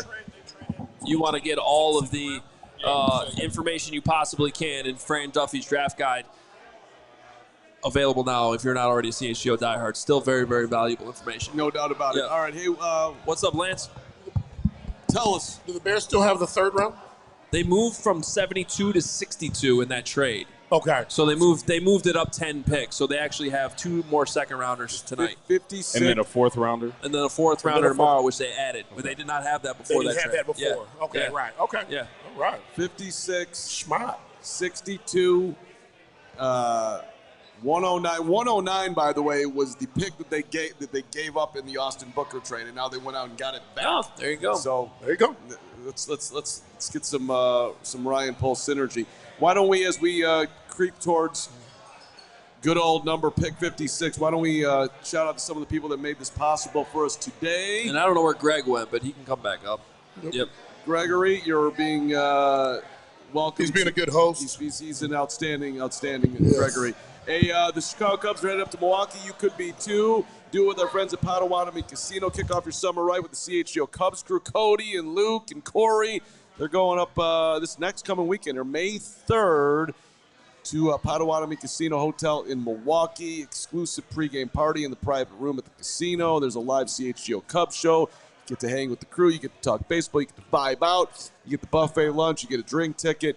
Listen, if you just go and just hang out for the pregame hang, have a couple drinks, they're going to give you $100 to gamble in the casino. So it's like $50 to do that. They're giving you $100. So we're paying you, in essence, to come up to Milwaukee. Now, there's also a game ticket that you can add on. There's all these packages. So this is what you want to do. Go to allchgo.com/event, allchgo.com/event. It is this coming Saturday, May the 3rd. Cubs, Brewers. Cubs win again today. Beat the Phillies. Cubs are going to the World Series. Get on board. Join the crew. Head on up to Potawatomi Casino and Hotel in Milwaukee. And on your way up there, stop in Fox Lake. Shop savings to celebrate during the Jeep Celebration event at Ray Chrysler Dodge Jeep Ram. Now is your chance to score a great deal on your next vehicle. Head to Ray CDJR on Route 12 today to choose from their huge inventory of new Chrysler Dodge Jeep Ram vehicles. And right now, this is a deal you got to take advantage of. $12,000 off MSRP on select new 2024 Jeep Wrangler models with a dealer discount. Or you can lease a new 2025 Jeep Wrangler Sport 4xe. Those are those plug-in hybrids for only $129 a month. That's an outstanding price. Plus, shop over 125 vehicles priced under $20,000. You're always going to get raised price promise when you're in there, which means these numbers we're telling you right now are the same numbers you're going to get when you go into the store. They're not going to ever jack those up on you. It's the price you pay. Go check out our partner today to shop one of Chicago's largest inventories. Find the right new vehicle for you, then drive home happy.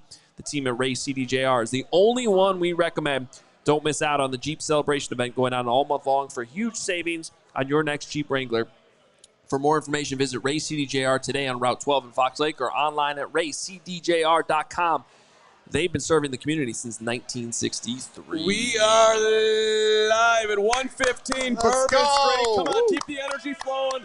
I see you out there as we're creeping towards the Bears being on the clock in, 20 minutes, whatever it's going to be, at 56, and then again at 62.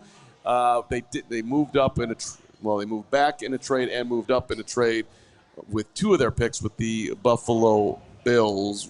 Woot, if I had said to you in the moment, Ursery or Burden, I'm assuming you would have said Ursery. Yeah, I would have said Ursery. Right, but we're flowing. I just got to trust the process.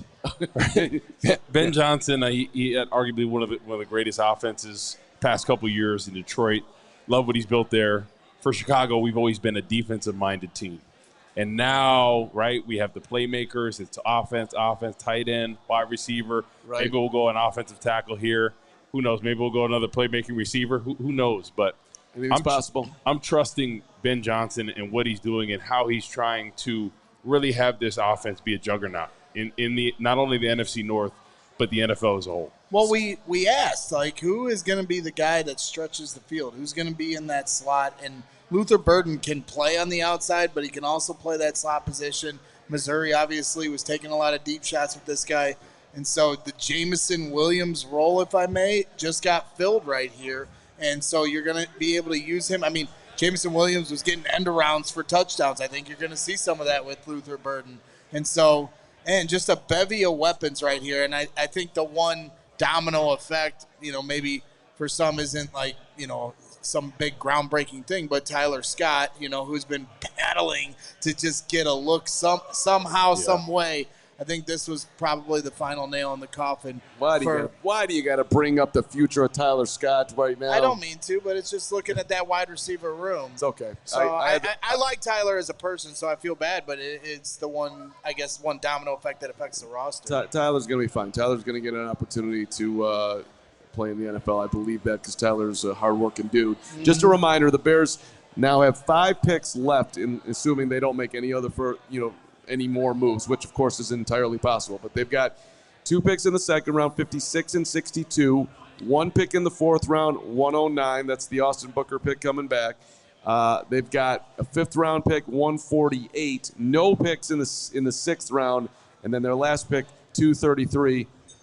MJ, greatest player to ever play anything, 233. Let's go in round 7 to wrap it up. Terrence Ferguson going to the Rams. I saw you for jumping out a graphic there.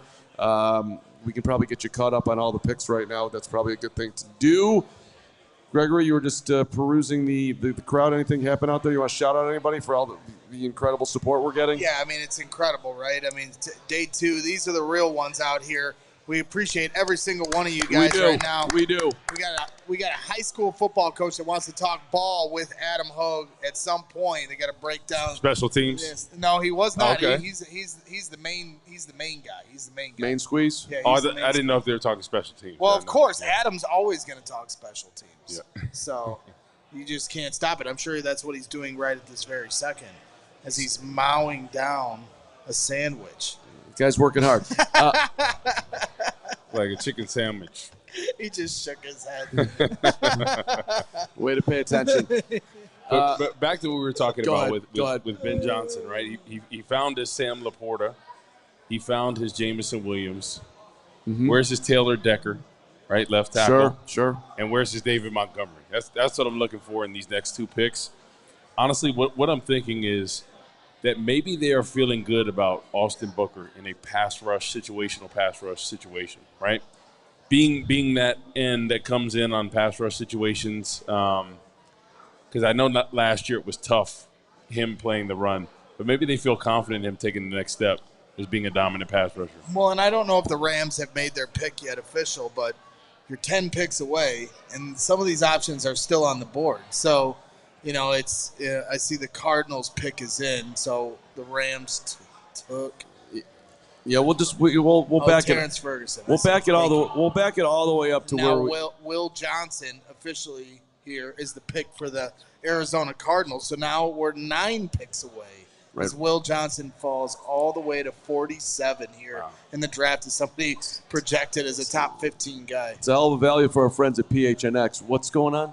Okay, Jake Flanagan taking care of us up here. We appreciate it.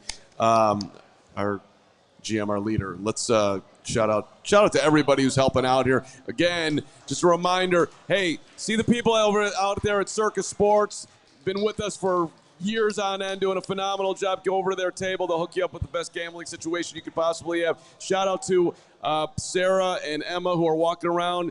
Download our Rate app. Get in. Get yourself 2 tickets. All you can eat, all you can drink. Cubs Sox on the south side, which is going to be sweet. Cubs won today. Cubs won today. Let's go. We rolling, baby.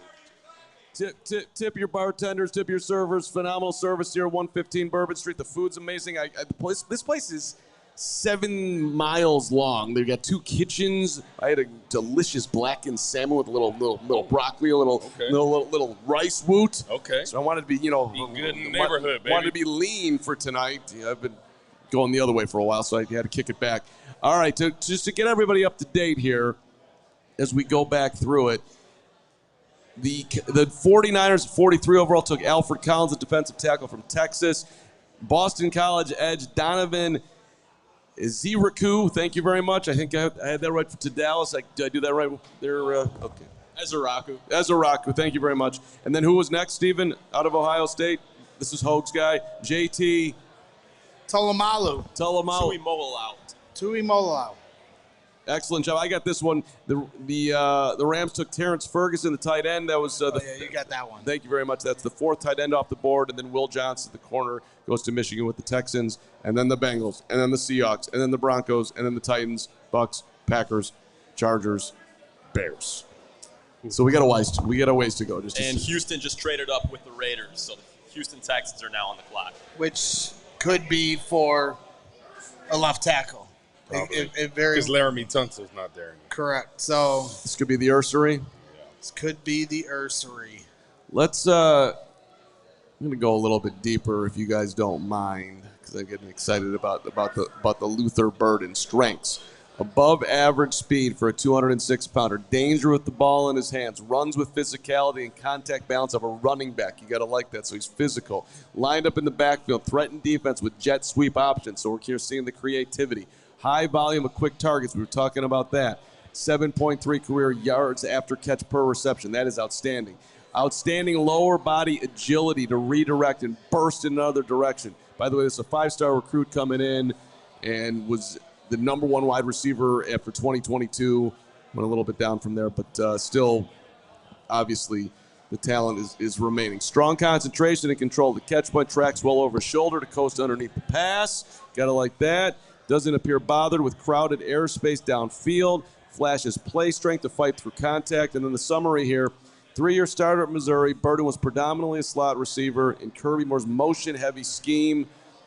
With his run-after-catch skills, Burden saw a high volume of quick hitters and crossers, which showcased his any-direction burst and physicality to give defenders the shake. His route running described as a work in progress, but he appears to be unfazed when forced to flip his body and track adjust to errant throws. And then overall, this is the Dane Brugler report.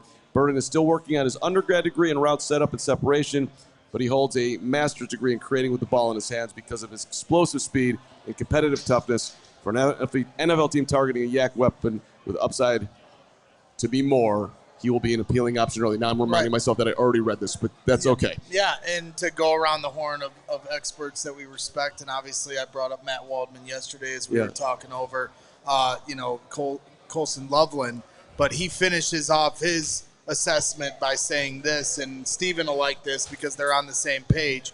Obviously, Matt Waldman says, Luther Burden gives the team so many ways to move the ball and score. It's going to be fun to watch. If he were in last year's draft, I would have taken him ahead of Marvin Harrison Jr. Woof.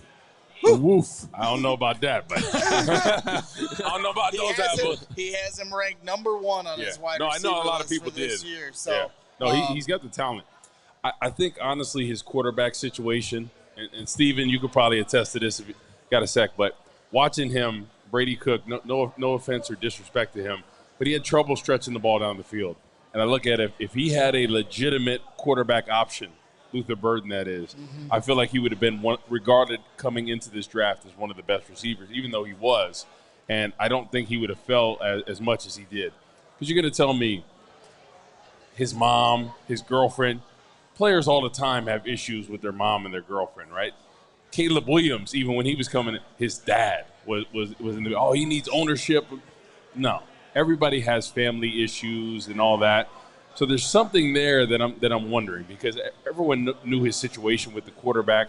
But, Steven, what do you think it is why he dropped? You think there's some character issues? They wonder about his work ethic? I think it was just the output, the production, the drop-off year over year. Seeing him go way over. He was over 1,000 yards, and he dropped below that mark. And people are looking at it saying, did he get worse? Is he just not the athlete that they want? And it's none of those things. That entire offense took a step back. And I want to pose the question to you guys right now. What team has a better future at wide receiver than the Chicago Bears right now? You look at last year's wide receiver rooms. Bengals. Okay, you got Shamar Chase. You got T. Higgins. That's arguably the best one right now, right? Texans get worse. Stephon Diggs goes to the Patriots.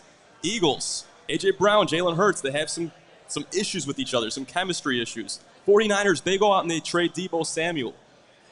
Then you look at the Dolphins. Tyreek Hill looked pedestrian last year. He's getting older. He's not going to get any younger. And then the Rams, Puka Nacua says he doesn't want to play that deep into his career, and Cooper Kupp has all the injury issues. Yep. I don't know if there's a single team in the NFL that has a brighter future at wide receiver than the Chicago Bears right now. Yeah, that's fine. I mean, you can talk about the future, and that is fair because right now they still got to earn it. You can cite A.J. Brown and Jalen Hurts and the way they had trouble at times last year. They did win the Super Bowl, right? And so they have talent across that wide receiver room. They can make plays when they need to. So they've proven it. And the Bears still have to prove it, right? Going into last year, you had 3 wide receivers in Keenan Allen, Rome Odunze, and DJ Moore talking about who's going to get to 1,000 yards first. And all 3 could potentially get to 1,000 yards. That didn't happen for any of them. And so this is going to be an interesting year. This is the first year of a play caller. They've got to get chemistry. Caleb's still got things he's got to get better at. And so it's all about prove it. You can put all the talent in the world on this team, but they got to step out there, work their asses off here this summer, and go into the season with a totally different mindset than they stepped into last year and earn this and prove it. Well, go ahead. No, I feel a lot more confident, especially with Ben Johnson, just what he's done offensively with Detroit. the playmakers are there for the Bears. Obviously, I look at them, especially with the wide receivers, and you want to include the tight ends. DJ Moore is the oldest guy, 28 years old, right? You look at a lot of young guys that are under contract for a while, especially with your young quarterback that you want to stack. Right. So last remaining piece, obviously I would like an offensive tackle, but if I had to pick, right, we need the bruiser at running back as well, right? We need that. And Caleb Johnson is still on the board, correct? Yeah. He is. Okay, he's still on the board. Because I'm looking at that, and to keep, especially in 12 personnel, right, you want to run the ball downhill. And as a defender, right, when you can work the play action off the run, right, when the run is really rocking, you can run play action. It's so hard as a defender, you know, when the offensive linemen, they act like it's a run, they snatch you up, play action all the way, it's hard for you to get home with the rush. So I think if they can be able to get that bruiser, right, that back that's going to come downhill, give you those 3 to 5 yards, I think it's going to make a world of difference for them offensively. Cam Scattaboo, come on down. Well, that's the beauty of the way this board's falling right now. Just hold on one second, because I know we've been talking about Ariante Ursary a ton. Yeah. So he just went off the board at 48 to the Houston Texans. Wow. And the Bengals are taking Demetrius Knight Jr. from the linebacker out of South Carolina. So no Ursary. Yeah.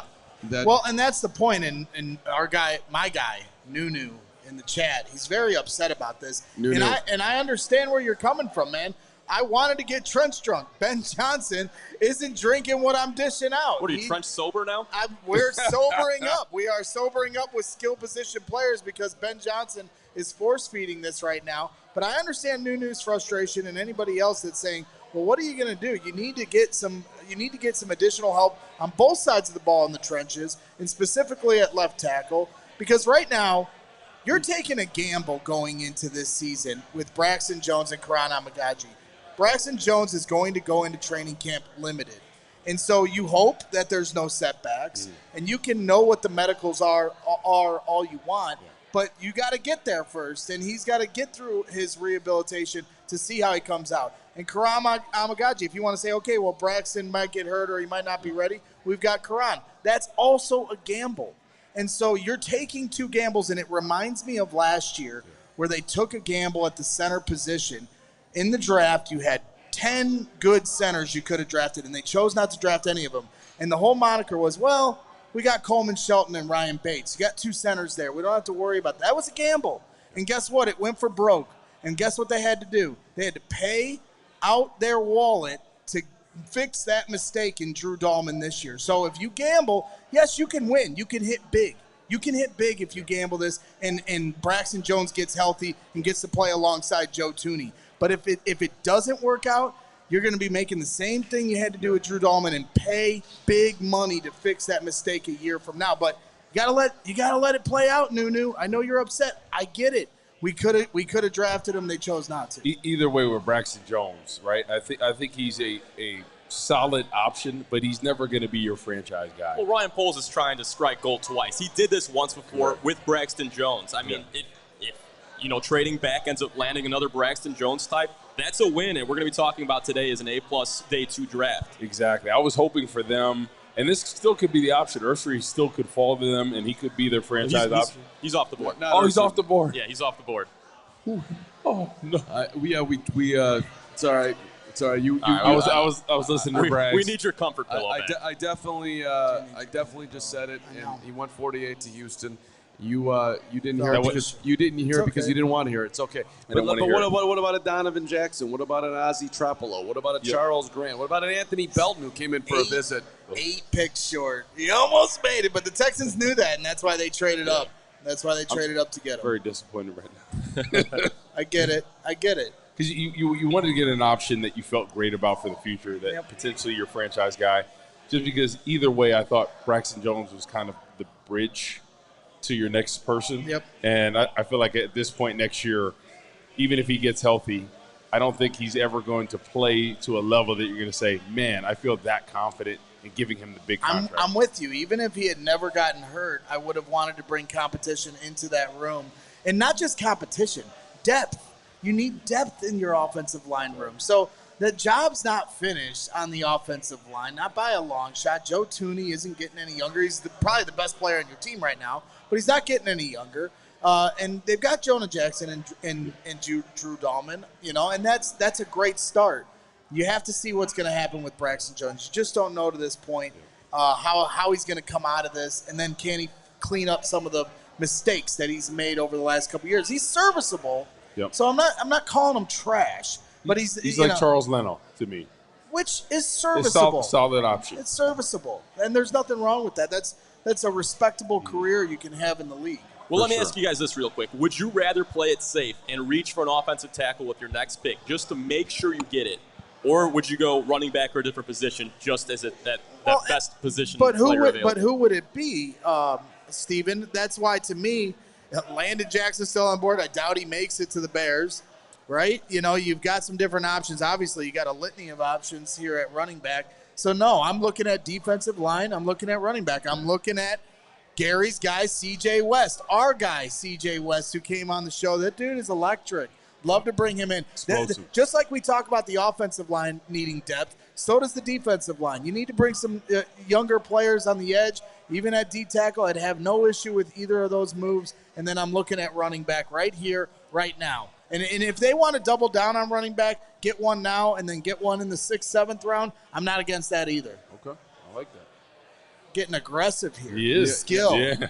Adam Hoge making his way back on the stage as yours truly is going to take a step up for a second here, just do some housekeeping. Okay. Just a little bit of housekeeping. All right. As Hoge comes on back here. Don't worry, I'm not leaving you for very long. Just want to make sure that some people are getting some things that they need. Welcome back in there, Adam Hoge. There he is. How was that sandwich? Good sandwich. I'll be right back. Sandwich was outstanding. You're going that way, buddy. You're going this way. You're going this way. I mean, it's like playing Jenga, getting in and out of here. It's fun. Yep. It's fun. It is fun. It's good stuff. We're having fun. All right. Oh, yeah, we're getting, 5 or 6 picks away from the Bears pick now? And you better be back for it. Wow. That's excellent.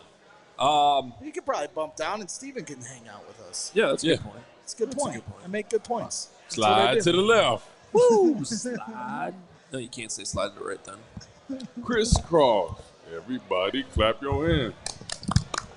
Yeah. Yes. Nobody joined in on the electric slide with us. You know why? Because that song sucks. Cha-cha slide. Yeah, and it's not the electric slide. Oh, that's the cha-cha. Yeah. Cha-cha real smooth. Yes. So as we're getting reset here, I'm out of breath after all that. Courtney Cronin reporting, Luther Burden said that he didn't talk to the Bears much in the pre-draft process and was, quote-unquote, surprised that Chicago drafted him. So that's interesting. To me, that just tells you that was best player available on the board. 100%. They didn't expect him to be there. He was there, and it forced their hand. I'm really excited about what this wide receiver room's about to look like. Sure. Ben Johnson has so many different weapons. Now, we're not even talking about Olamide Zaccheaus. We're not even talking about Devin Duvernay, who's probably going to be returning those kicks. There's so many different ways that they could go right now. I'm really excited to see what a mastermind on offense like Ben Johnson could do with what he just did in this draft with Luther Burden. I'm excited to see what Randall L. will do with the development, especially these young wide receivers. And you look at what he did for Jamison Williams. Absolute game breaker. Issues that he's had, but he's such a dynamic force for what Detroit was doing. Hopefully Luther Burden can do that. Continue to develop Rome Odunze, right? DJ Moore continue to get better and hopefully facilitate the rock. Some of those issues he had, maybe not getting the ball, sharing the wealth, team, continue the blocking, because I think that's going to be a big thing wide receiver-wise. If you have wide receivers that want to block, Rome did a pretty good job with that last year, but DJ Moore and company, I think that's just going to strengthen the team. And I'm really excited to see this wide receiver room. And these guys are still learning. Yep. They're still so young. I mean, Luther Burden, he's going to be a rookie right now. Rome Odunze, he's going to be in his 2nd season. He's only going to get better. Yep. He's not going to get worse. I can promise everybody that. I mean, this offense is fun.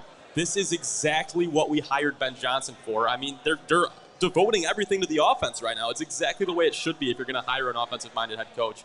I mean, this is just fun. This is fun. Luther Burden is probably so excited to catch a ball from Caleb Williams. You know, after Missouri and their situation with the quarterback, I think it's going to be an awesome situation for him. Well, what I like about the 2 pass catchers they've added too. Well, let me just put it in terms of position. Beyond just specifically who the 2 players are, but you think about a tight end up the middle. You're talking about quick throws to a slot wide receiver. Those are oftentimes your quickest, shortest options, right? Your higher percentage throws. You can get the ball into their hands in the quick game really, really fast instead of waiting for routes to develop on the outside too. So that's where I think that can help Caleb Williams too, because no, they have not drafted a tackle. And we still don't know if they draft a tackle here, if that's even the guy who would be playing this year. And we all agree if Braxton Jones is healthy, he is at least serviceable at minimum. So it's not like this is a panic spot here. It's a gamble. But it is a gamble, but it's also with what they've done on the interior. I'm feeling better about them being able to go to the quick game and be able to get more out of that now with the weapons that they have and the guy coaching it all up to tell Caleb, even if he's not the most advanced at this point in his career to understand everything he's looking at, which he's not, hey, dude, right here, you got this guy who's going to be open because he's that fast off the line of scrimmage. And that is one thing on Colston Loveland's tape too, as much as I prefer Tyler Warren. Dude, that dude gets open fast. Like, there's no question about that. He has more wiggle, and the gap between him and the defender on the field is much larger than the gap between Tyler when you're throwing to Tyler Warren and whoever's guarding him. Colston Loveland, there's no question on film, is open, more open than Tyler Warren. And so that's 2 targets with their first 2 picks that are going to get open quicker for Caleb Williams. And the rhythm and timing of a game, especially early on, you get some of those early throws, those rhythm, those timing throws, that does wonders for a quarterback's confidence. And I think it would do really well for a guy like Caleb Williams. Well, and I think Steven nailed it. I think this just comes down to, in these first 2 picks, how the board fell to them. And then they just took best player available. And, they're not looking at need because obviously you need to keep bolstering the trenches on both sides of the ball, And so it's interesting to see how this is playing out. But,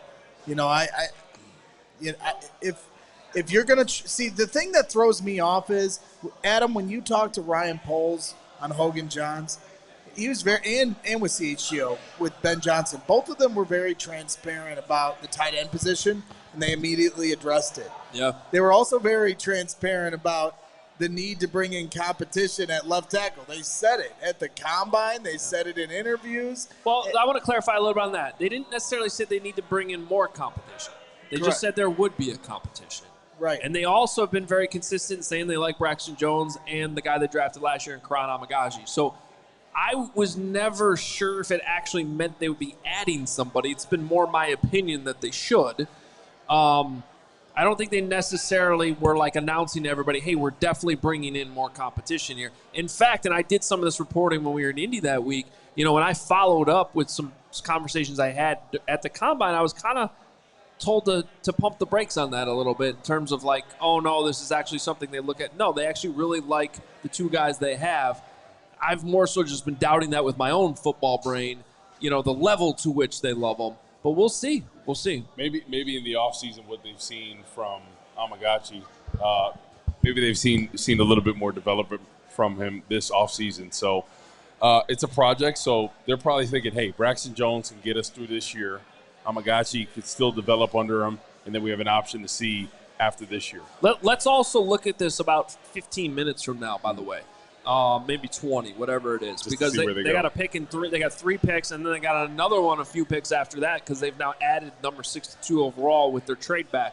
So we're going to get 2 more players added here very soon, and once we see who those players are and what positions, I think we'll have a better idea on all that. Well, you mentioned Amagaji though, Corey, and it was almost like a redshirt season. He's coming in with a calf injury. He wasn't going to be 100%, and he wasn't in training camp. Then finally, you just throw him into the fire. You didn't have a choice. Braxton Jones gets injured. He wasn't set up for success in that sense. It was just a break glass in case of emergency situation. They did what they had to do, and it didn't look great. Yeah. Now you give him a full offseason to recover. You put him in a real competition with Braxton Jones, and you see let's just call it what it is. Karan Amagaji has the better measurables. He's got the better anchor. Exactly. Let's see what we could do with a full offseason of prepping to be the Chicago Bears left tackle before we just announce that they need somebody else. Maybe the Bears know something we don't already. And he was coming back from, patellar tendon or quad tendon? Quad tendon, yeah. Right, so that's similar to an ACL recovery. That first year, you're never going to be the same. Yeah. That following year is usually when you get to 100%. It's a big muscle to injure. So, yeah, I think they're going to reevaluate him this summer, and I think it's a huge offseason for him to see how much better he's gotten from year 1 to year 2. Yeah, I think that, we're going to find out pretty quickly if he was obviously a year away last year, but the question was he a year away from being a year away? Exactly. Because that might be this season where he's still a year away, and that would be fine. I mean, I don't know. They drafted him in the 3rd round, right? I'm losing my mind on that. So you'd probably hope by year 2 he's contributing. It's still on the table.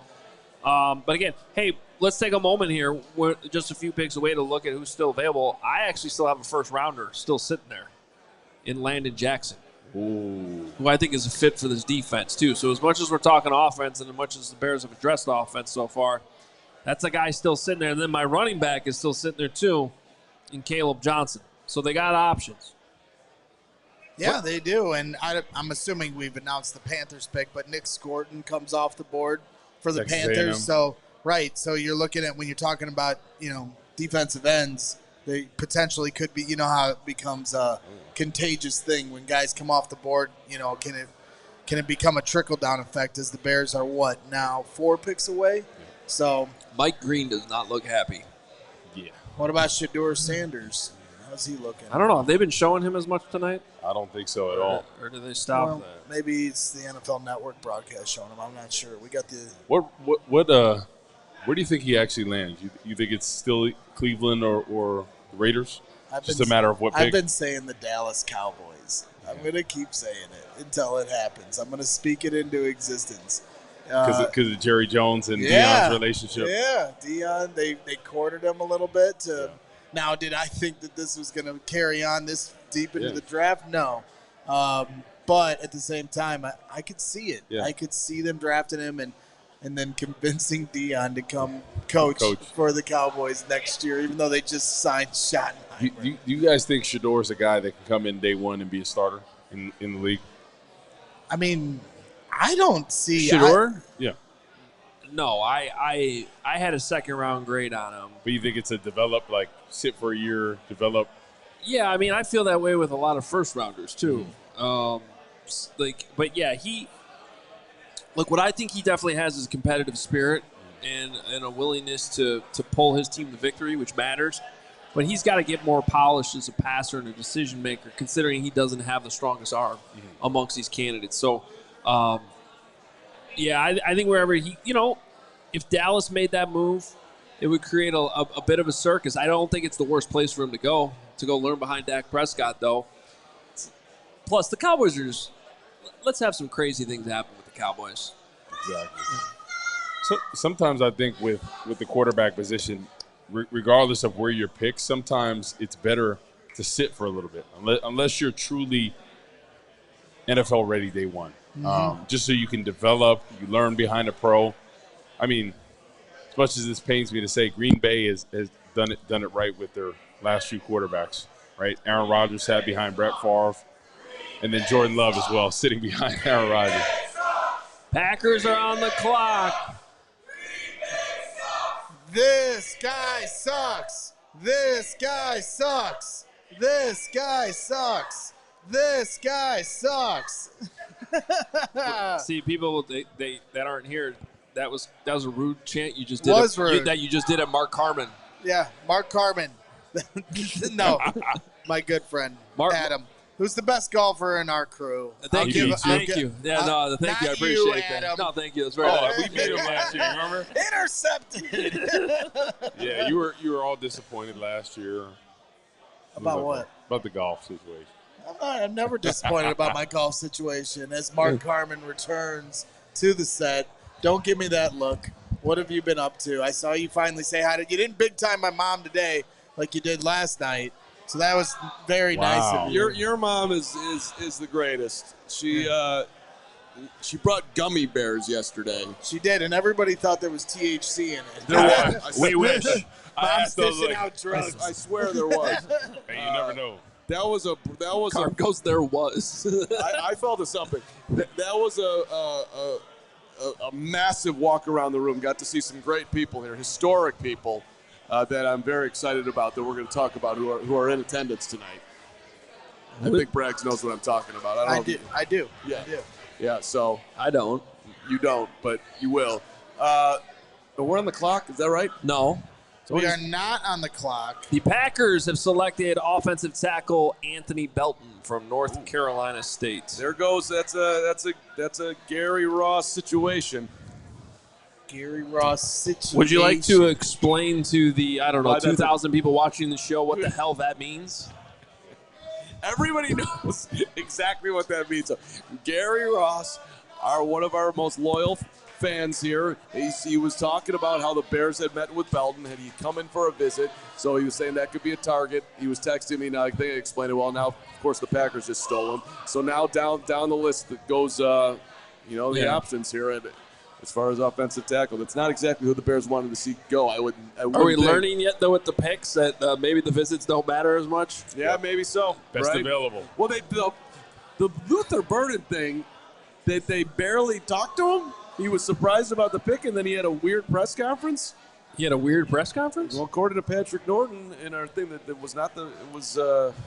I'll read exactly what he said. I don't think this is. Sounds like something you shouldn't have said live on the air. I think it's fine. I think it's absolutely fine. He said it wasn't a great Zoom. Wasn't a great first meeting. They asked, hey, what was it like talking with the Bears? Did you never really talk to them? That happens. Does it? Yeah, I'm trying to think of. There was a. Woot, did you talk to the Bears? No, I actually didn't. See? Yeah. Okay. What an amazing sequence of events that was. Okay. You were like befuddled by that, and the guy next to you did. Yeah. Well, I would like to think that we've gotten better since that regime. Of course, that regime actually won a bunch of games. That happens all the time because they're doing scouting all year, so they know the players. 7,000 Literally, scouts. Northwestern's right in their backyard, so they knew all the people there. They knew Fitzgerald. They knew my college coach. Okay, so they call the people that they trust. They say good things. Exactly. And that's how that goes. City's just not as good as tennis as Carman, but rough news on the tennis for Carman, but we won't talk about that. Oh no! Did you get a diagnosis? Yeah, we got some partial tear situation going on right now. He's got a stress Achilles. You have a partial Achilles tear? So the pick is in for the. Oh my! Did you miss that breaking news? I did. I heard it, but we're gonna have to doesn't wait care. on it. Sorry about your Achilles. Yeah, we're gonna have to wait on it because the Chargers have made their selection. Trey Harris, wide receiver out of Ole Miss. And that means. Are they showing his high school highlights? That means the Chicago Bears are officially on the clock. Yeah! Wow.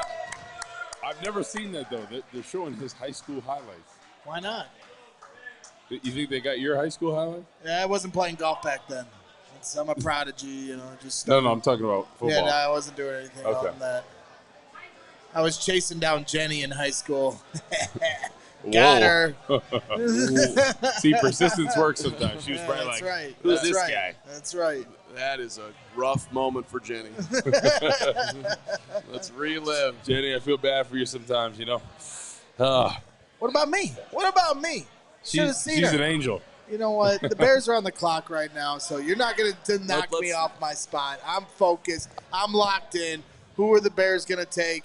Adam Hoge, who's on the board? What are you interested in here? Well, number one guy on our board right now is Landon Jackson. Let's go.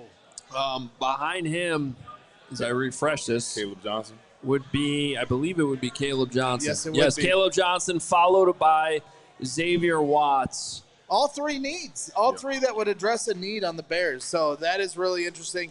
In our top 30 of the Bears 100, that draft guide that we've been putting together that Adam has worked so hard on here the last few months with Fran Duffy.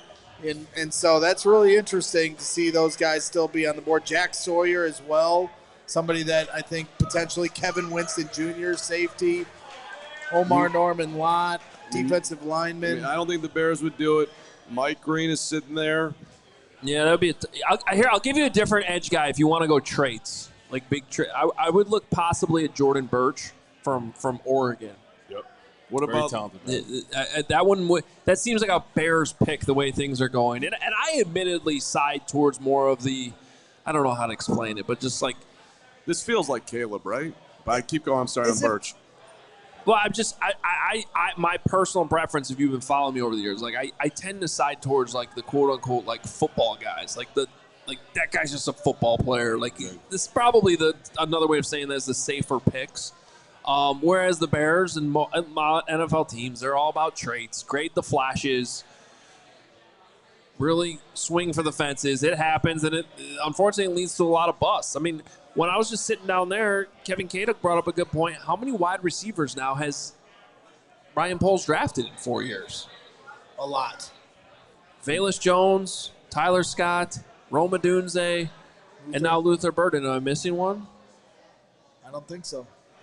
Now, you could also argue taking one wide receiver per year. And you traded for DJ Moore.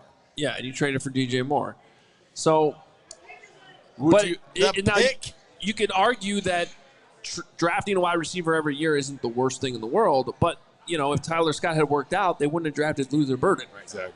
The pick is in, ladies and gentlemen. When I was on my walk around, there was a gentleman who wanted this man to be selected. You want to announce it, Hoge? I actually don't know what it is, so surprise me. But he doesn't have it either. Why don't you? Let's go. Announce it. Okay. With the 56th pick in the 2025 draft, the Chicago Bears select left tackle from Boston College, Azie Trapilo. Wow. This guy is huge. 6'8".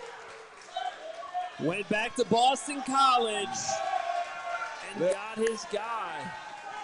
They're cheering for you here. I thought he played right tackle. I said, well, Carm just moved him to left. Yeah. So, I thought he originally played left tackle in his career, then moved to right, played 12 games at right tackle. I'm going to throw Dan Weeder under the bus if this is wrong, because he says left tackle, and that's where I read it. And I'm trusting the Weeder report here, although he's one of a couple, so it has to be right. Nobody ever got this wrong. I believe this year he played right tackle. Yeah, he played left tackle 3 years ago, right tackle the last 2 seasons, first team All-ACC, guy who was a team captain. I always like that. But he's 6'8".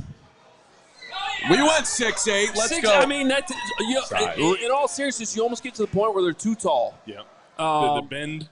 Now, I got to imagine if they're taking him, they're thinking left tackle.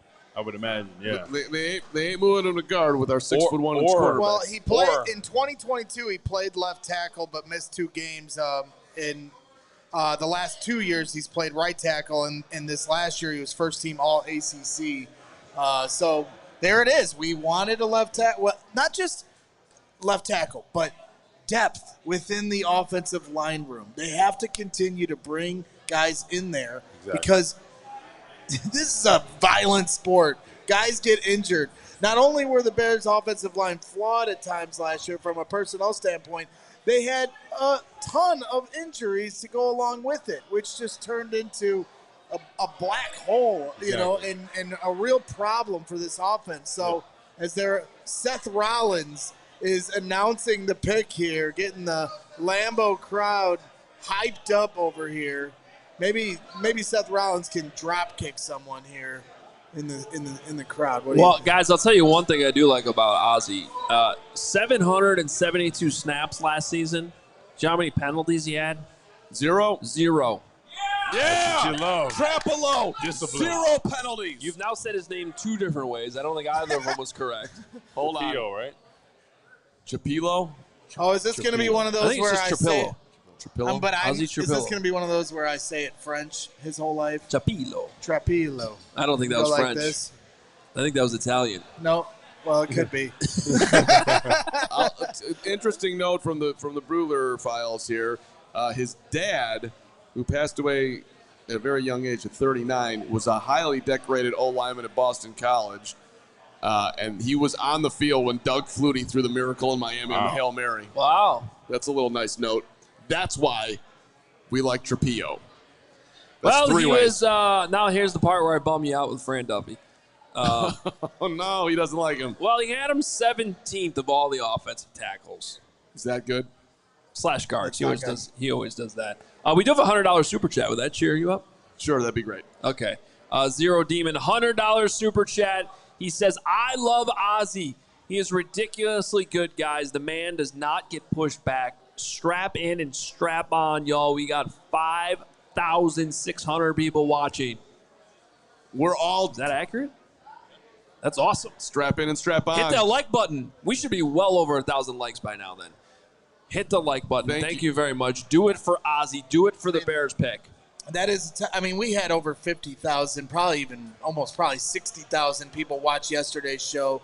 Now tonight, 5,000 over live viewers watching. It's a testament to the passion of the Chicago Bears fan base. Everybody here is included in that as well. That's right. That is what makes this show special. You guys are the engine to what we're trying to do here, and we appreciate the community you guys have helped build.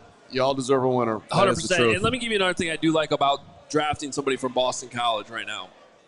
You guys aware of their head coach?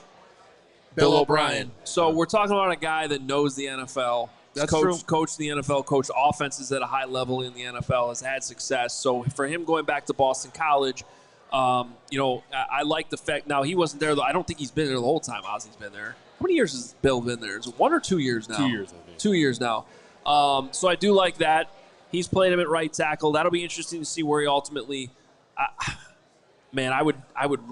don't like the idea of moving Darnell Wright if possible. That's what I was just going to bring up, because you remember the whole thing was Darnell Wright has left tackle feet playing the right side. He's that athletic. Yep. And Poles basically said that again the other day. I know, and especially with Braxton Jones, it's kind of up in the air. Wonder if they would shift him to the other side. Well, you play the best 5, right? Yeah. Right, but it's a big deal to move somebody and put him It's also not a guarantee that Ozzy's going to be able to start at right tackle right away. Correct. So now you're moving 2 guys around. And, exactly. Yeah. You have to develop. You have to develop guys. That's why I was saying last year when they didn't draft a center, it was of all the mistakes that Poles has made, that was one of my top ones. You could have developed a center, and then who knows? Maybe you didn't have to pay the amount of money you paid for Drew Dalman. They're lucky he was available on the market at 26 years old. But now you have somebody that's developing here that has a potential. As big as he is, I have to imagine his anchor is pretty good. And he's very athletic for his size. He's athletic for his size. So this is where they needed to go. 3 offensive picks. As I've said before, the most important thing here for this year and next year is the development of Caleb Williams and the installation of Ben Johnson's offense. And these first 3 picks and everything they've done in free agency has reflected that. They are all in on what they're trying to do for Ben Johnson. 6'8", 316. So he's huge, but he's not massive as far as the weight. Yeah, and let's talk about this too, because instead of moving back, they could have drafted Arianza Arcery. They could have stayed where they were at. Yep. He ends up getting picked in the gap here with the picks. But on the flip side, the Bears are picking again in 5 picks. Yep. So they're adding. So that's now they would have been picking anyway at 72. They moved up 10 spots. Do you think moving up 10 spots here was worth passing on Arcery for Azie Trapilo? No, I don't think so. I would have liked Arcery just because I feel like he was the left tackle. Obviously, there's some things he needed to work on, but I thought first-round grade, a lot of people had him at that. He can come in, especially with the uncertainty of Braxton Jones and left tackle. I thought that was a for sure thing. You had him there. Let's see how it works out. I mean, I think he's a talented guy, but I just wonder, is he going to play left or right? That's kind of what I'm questioning. So it sounds like he's your quintessential swing tackle here. Well, and I was going to bring this up. So we'll hear from Fran and get his analysis on the next 2 picks here eventually. But before we do, I'll just read his quick summary. And by the way, it's not a quick summary. As always with all these guys, he's got an amazing amount of information on all of these players that the Bears are drafting. But I'll give you the quick summary. Is that he was a 3-year starter at tackle for Boston College who has played on both sides of the line in his career. Pretty athletic tackle, and he looks the part coming off the ball. Has a tall, linear frame and is light on his feet. He can get caught with the wide base at times, giving him issues versus power rushers. But there's enough sand in his pants, Carm, all right, to be serviceable as an anchor point versus NFL edge guys. In the run game, he's a bit less impressive. He has solid range and will strain to finish, but he has little pop on contact and struggles consistently playing low to high. He would fit best in his own scheme and profiles better as a swing tackle at the next level. Good. Well, you need that, right? I mean, you need swing tackles in this league. Because this is your new Larry Borum. This is an upper-level Borum. Upper-level Borum. Matt Pryor, a guy that moved all over the line. No, don't say Matt Pryor. This guy's more athletic than Matt Pryor. Well, I'm just saying a guy that I'm not comparing. I'm not saying apples to apples. I'm just talking about depth in the event when there's injuries or things of that nature. Somebody that can step in and be serviceable. Yeah. So I'm not. I understand Matt Pryor was a guard, but he also played some tackle at times in a pinch. So that's what I'm trying to say. I think this is a solid pickup for such a big guy. He's very athletic. Size wise, he kind of reminds me of Joe Alt. Okay, big guy. Especially seeing him at the right side, how he kick sets, how he uses his hands. I mean, I think he'd be a good option. I mean, obviously he played right tackle, but you kind of have to wonder what we've been saying is what are they going to do with Darnell Wright? Are they going to keep him on that side? Are they going to put Trapilo, maybe line him up at left tackle to start out, especially with Braxton Jones? I think they'll leave Darnell at right. Yeah. I don't know if they're going to mess with that. How many years into his career now? That would be a huge risk with everything you're trying to do. Braxton. Well, all you're doing then is creating a competition on the right side. So now you're telling Braxton Jones and you're telling Karan Amagaji they got to go compete at right tackle. So, I'm with you. I don't think that's how this is going to play out. The only way that would play out is if, like, we're in August and things just aren't playing out well. Like, Braxton's not healthy, Karan's not developing, Azie isn't ready. Or maybe they're like, well, Azie is more of a right than left end. And at that point, that's why they make that move. But let's thinking about it on the fly here. Let's just say, for argument's sake, that Darnell can do it. Mm-hmm. Hey, we are making this move. We're doing it going into training camp. We are putting you over here. That is our plan. And these three are going to compete to be the right tackle. Doesn't that on some level make the most sense? Because you have the highest potential. 10 years ago, I might agree with you, but the league has actually changed here a little bit. And what they did in Detroit, which matters here, is they were like, no, we're just going to have a rock-solid dude there, right tackle, to the front side of the quarterback's eyes, and then we'll do the extra help on the left side. And so I don't think left and right matters as much anymore in terms of, like, oh, that's the blind side, and that's why you got to extra protect it. Like, it's still an extra protection, but we've seen a shift here in that right tackles almost become just as important. I'm curious, your thought on that, just from being the guy rushing against those dudes. Sewell from Detroit, I mean, he's one of the highest paid, one of the best tackles in the game, plays on the right side. So it used to be the right tackle was not as good in pass protection, right? They were the run blocker, they were the aggressive guy, but now you're seeing guys that are just as athletic that can play the right side. Sewell could play the left side if he wanted to. Sure. He's arguably more athletic than Decker. So from an athleticism standpoint, you could put him on the left side as well. So, I think the right tackle now is becoming what the left tackle used to be, right? It's just as important. They're getting paid just as much. Sure. And it's just as critical to the quarterback keeping him upright as well. Fair enough. No pushback from the person that just brought up the possibility of doing it the other way here. But this, just a reminder, Trapilo, 36 starts, 24 at right tackle, 10 at left tackle, 1 at left guard, 1 at right guard. So it's more at right tackle significantly, but it's not. Yeah. So let's look at Joe. It's not 100 to 3. So look at Joe Alt, right? Coming to the Chargers, they had Rashawn Slater. Joe Alt was a left tackle in college. Played on the right side. I know the right side is technically a little different for most people, but I think he had an ability to switch to the right side. That went pretty well for him. So you're saying in your mind, it's not that hard? Is that fair to say that? I think it is a little bit different to get used to, right? From the different punch hand, right? You know, you're going to punch a lot with that outside, switch it up with your inside. So from that standpoint, it is a little bit different. But I think Darnell Wright is the type of athlete that if they ask that to him, I think he can make that transition pretty smoothly. Carm, this is a good question for you. Are you a glass half full or glass half empty on the fact that this is a Boston College guy and both the GM and the head coach have connections to Boston College? In other words, do you look at that as a positive or a negative? I think that I'm going to go positive, I guess. I don't know. He should have connections there, get some information. You would think that he would any deep information that possibly could be available on the negative side or even on the high-end positive side, he would be able to get that. So I'm going to go positive on that. And, wow. I don't think anybody's been more excited to get drafted than Jack Beck from TCU, Jack Beck, which just went to the Raiders. I want that guy. He just looks. He's ready. Can I ask you something? That is something I'm interested in discussing here. Is Landon Jackson's continuing to fall? Is it unfair to suggest like there's something else going on that we don't know, or how does a guy like that fall this far? You never know, but I don't think we're at that point. We're still in the second round. There was once a safety linebacker hybrid guy named Jeremy Cash who I saw in person at Duke. Northwestern played Duke, and I was on the sidelines, and I watched him live in that game, and I was like, that dude is at least a second-round pick. I talked to coaches there on the sideline. They agreed with me. A lot of people agreed with me. We got to the draft. He went undrafted, and I think he barely played a game, and it turned out he had a knee problem that no one knew about. Well, at least the teams did, obviously, but it was at no point in the pre-draft process did that ever come up, and he really had no career because of it. So sometimes that happens. And we've already seen it in this draft with Will Johnson, obviously.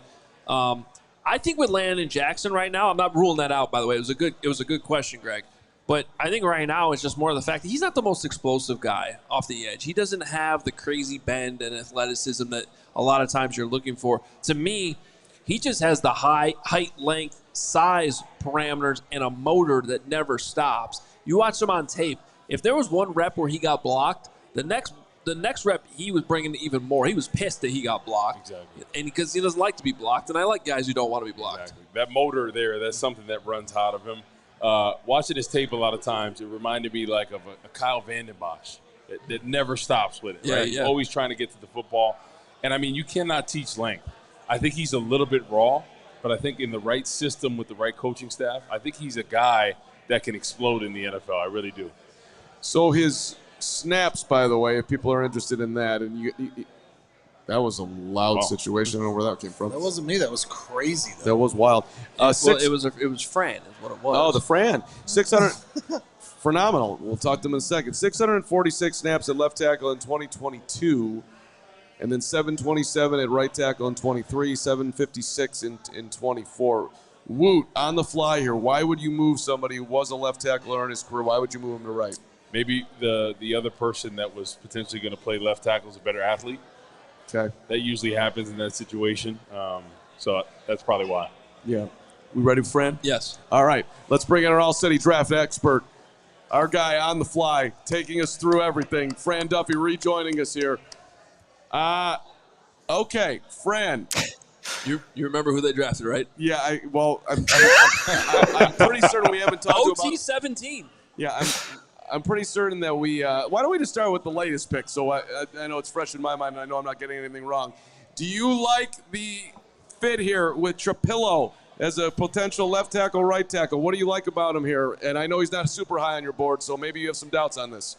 No, I mean, I graded him as a swing tackle, and I think that he's a high floor swing tackle. I didn't quite see the starting upside, and that's where I struggle. I was like, is he an ideal starter? Some people did, and I didn't dislike the player. I thought he was solid across the board. I just didn't see like a 1A trait. And that's typically what I'm looking for. If I'm going to really buy into a player as a starter, I want to be able to see one thing that he can kind of hang his hat on. I just thought he was solid across the board. And even seeing him at the Senior Bowl live in person, I thought, all right, like solid week, workman-like week, but didn't have any reps where I was like, there it is, right? I was watching him work out live at the combine, not necessarily the athletic testing, but I'm talking about the positional work on the field.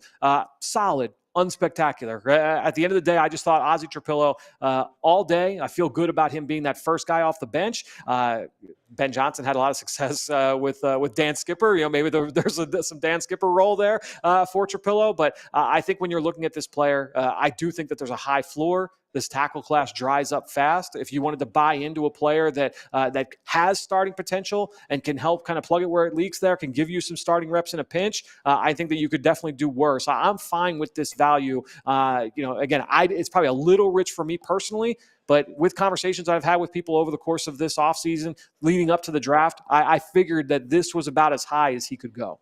Yeah, you did have him projected to go in the second or third round, despite where you had him ranked. And we did talk about this earlier when we were talking about Luther Burden with Fran. He's projecting these guys out long term. So if he's seeing this as a guy who might just be more of a swing tackle, not necessarily a high-end starter, that explains, the overall ranking. I'm curious. And by the way, Dan Skipper, I like Dan Skipper coming out, for the record. He's been a fun play. He's been a fun player for the Lions. The Hoge archives, baby. Yeah. Franny loves to bring them up. This guy's 6'8". Dan Skipper was 6'8". It's about we're talking about the same range. That's where I was going. That's why I was 6'10". Dan Skipper. I think he's 6'11". I think he's 7 foot. But the point is, we are talking about a really tall tackle, and I'm curious from your standpoint. Like I know once we start talking about guys who are like 6'9" and stuff, it almost becomes a detriment that they're almost too tall. When you look at just how Azie's his frame and how he's set up and that height, how do you look at him? Yeah, I mean, there were definitely times where he's naturally just going to have issues with leverage in the run game, and that was something that popped up on film consistently. It didn't bother him too much in the pass game. I thought he was pretty solid across the board as a pass protector, but in the run game, I thought that he had trouble just consistently playing low to high in the trenches. That was something that did show up. And honestly, like when I was watching, not a super powerful guy. Like he'll lean on you, and he's going to run his feet, and he had some finishes, but not a guy that just one-on-one was just going to blow you off the ball. I thought there were other guys in this class that just had a little bit more power, that ability to create that movement on their own at a high rate. And again, that's probably one of the things that also just kind of bumped him down the list for me a little. Is that again, you're lacking that. If you are going to be solid athlete that big, I want you to be that people mover, right? And to me, it was just more like solid play strength across the board, but not an overwhelming presence at the point of attack. Man who does not need any reintroduction. Lance Briggs popping back on with Woods taking a little time out here. Hey, Fran, do you have an opinion on if he's better at left or right? No, and I love the fact that he's got experience in both. And we're seeing that more and more with players coming out of college, is that they are purposely getting those reps, whether it's at left and right or if it's tackle and guard. Typically, schools are doing a nice job and linemen are doing a nice job of embracing the fact that you need to have that proven versatility moving forward into the NFL. Unless you are going to be Quentin Nelson, and it's like, oh, you're coming out like you are a surefire, a blue chip player that's only a guard. It's that is going to be a knock on your profile. It's like, oh, he's a left tackle only, or he's a right guard only. That can be worrisome for some teams. So I love the fact that we know for a fact that this guy can play left and this guy can play right. This is going to be, I think that's a plus on the profile. We are getting closer and closer to the Bears' next pick coming up here at 62. Fran, as you're looking at who's best available right now, what the Bears have done so far, who are you looking at possibilities here for the Bears? Yeah, I mean, I'm looking around. To me, when I look at this group, I'm looking at the pass rushers, and one player that I'm pretty sure is still on the board. Yeah, Landon Jackson's still there, guys. This is a guy that I've earmarked as a potential fit for Chicago, for Dennis Allen. There's a chance I get the pick here, through text in a couple minutes, so I can keep you posted there. But I think when I'm looking at Landon Jackson, he kind of sticks out like a sore thumb when I'm looking at players available. Well, if there's a chance we can get Fran to announce the pick live, then we're keeping you on. Yeah, Go ahead, Greg. And that's my question. I asked it to Adam before you came on. I mean, it's obviously is it surprising to you that he's fallen this far? And could there be things that will come out later as to why he's fallen? I think it's kind of a beauty in the eye of the beholder situation. When you have deep classes like this, like someone was going to fall, right? And so whether it was Landon Jackson, if it was Oladejo, if it was Tuimoloau, right? If it was Mike Green, all of these players, it's like, all right, like if you've got this big cluster, it's unlikely that they're all going to go in the first 50 picks. So someone's going to drop out. And so clearly, obviously, that happened here, with Landon Jackson. And we'll see if he ends up going off the board here in this spot. Bears are on the clock, so pay attention to your phone there, friend. Don't press it. I've got it up. Here we go. I got dots. Here we go. Let's see. Well, while he's checking that, Lance, they got their offensive tackle. You feeling okay here? And what do you want to see happen with this pick at 62? Lance is shaking it up on Twitter. He's getting. Oh, really? Here's the. You know what? At least we have a first, second round pick at tackle that can compete. All right. Now everybody says, "Oh man, he's played left and he's played right." Oh, that's good. But how good are you at left? There we go. I got the pick. You got it. Shamar Turner, defensive tackle from Texas A&M. Turner, a very active three technique. This is a guy that the injury was an issue. He got hurt last summer, had a rod inserted into his foot reportedly, and played most of the season with it. but this guy loved the energy. Anyone I've talked to that brought him in on a 30 visit, there were because he actually did a lot of visits this year just because of the injury, so teams just wanted to kind of talk through it with him. Anyone that was around him loved the infectious personality. Now, he took some unnecessary roughness penalties and things like that. People love the mindset. Honestly, yes, people are gonna love him in Chicago because of the play personality. So I like this. Yeah, I just want to make sure. I'm not sure the audience here in person heard it, but the Bears pick here at number 62, defensive tackle Shamar Turner from Texas A&M. I think Tommy Harris, Aaron Donald-esque type of player. You know, you're looking at 6'3", 290. That's a three technique right there, fellas. That's a three technique. Fast off the ball. Going to be a problem. He's going to create for everybody else on the defense. Low man wins, right? Low man wins. Yep. Quick man, fastest man that gets his hands on his opponent is going to win. Love that. Finally, we got a defensive guy. Fran, where did you have him? I'm trying to find it right now. Where did you have him overall? It sounds like you like the pick, though. Yeah, he was my 10th defensive tackle in a loaded group. The injury kind of dropped him a little bit for me just because it was a bit of a concern moving forward. I know it was that way for teams. Couldn't go through the pre-draft process, so no Senior Bowl for him. Couldn't work out at the Combine or Pro Day. But, again, people loved the intensity. The character was there. So, again, I think when you're looking at Turner, this is the kind of impact wave starter as a defensive. I wrote down Levi Onwuzurike. Honestly, that's ironic. Another player that Ben Johnson's familiar with. But I wrote down Onwuzurike with Washington. I loved Onwuzurike coming out. This is that kind of just a high energy, rolling ball of razor blades, like first guy off the bench, or maybe he is a starter, but you want to keep him on a rotation, keep him fresh, and just let him wreak havoc. That's kind of how I viewed Shamar Turner. Sounds like a perfect protege for Grady Jarrett. It does. I'm a little nervous about a rod being in his foot and multiple surgeries, but that's not ideal. Listen, we're in this is modern day technology now. Okay, listen, fellas, it's not the '90s, it's not the '80s. Okay, Rod Schmod. Right there you go. Eddie Jackson had a rod in his leg. That pushed him all the way back down to the fourth. He was fine. Pushed him down, right. Yeah. Well, and I think pro seasons. I also see the versatility here. A guy that played from the 0 to 7 technique as an underclassman, playing primarily on the edge as well. So he's moved around. You look at Dio Odengbo, who's a guy that they bump outside, could potentially bump inside. You're moving guys around here, moving some different pieces, and that gives Dennis Allen a lot of different options at his disposal. Yeah, and you talk about a load. He may not, he won't have that heavy load where he's counted on, every down. You can rotate him because we have depth. He's a part of the depth, but I also think that, if things work out, he's really a part of the future. He's somebody that can really push, Jervon at that 3 technique position. He was kicked out of a game against Ole Miss for punching a dude in the middle. I've seen it. I've watched the film. I watched this guy. I broke down 3 tackles, 3 techniques, this past year, and he was one of the guys that really stuck out. And it was Ole Miss, and if you watch, he took a cheap shot. All right, he took a cheap shot, and he said, you know what? I've had enough. And unfortunately, the second shot always gets counted. All right, but if you watch the film, Ole Miss, the lineman, he cheap shotted his ass. He did. And he came back and he retaliated, got caught, got kicked out of the game. 7 personal foul penalties, Fran, over the last 2 seasons. Yep. Absolutely. I wish it were 9. Well, the Bears need some nastiness to Lance's point. Man, enough's enough. Come on. What have we been asking for in that locker room?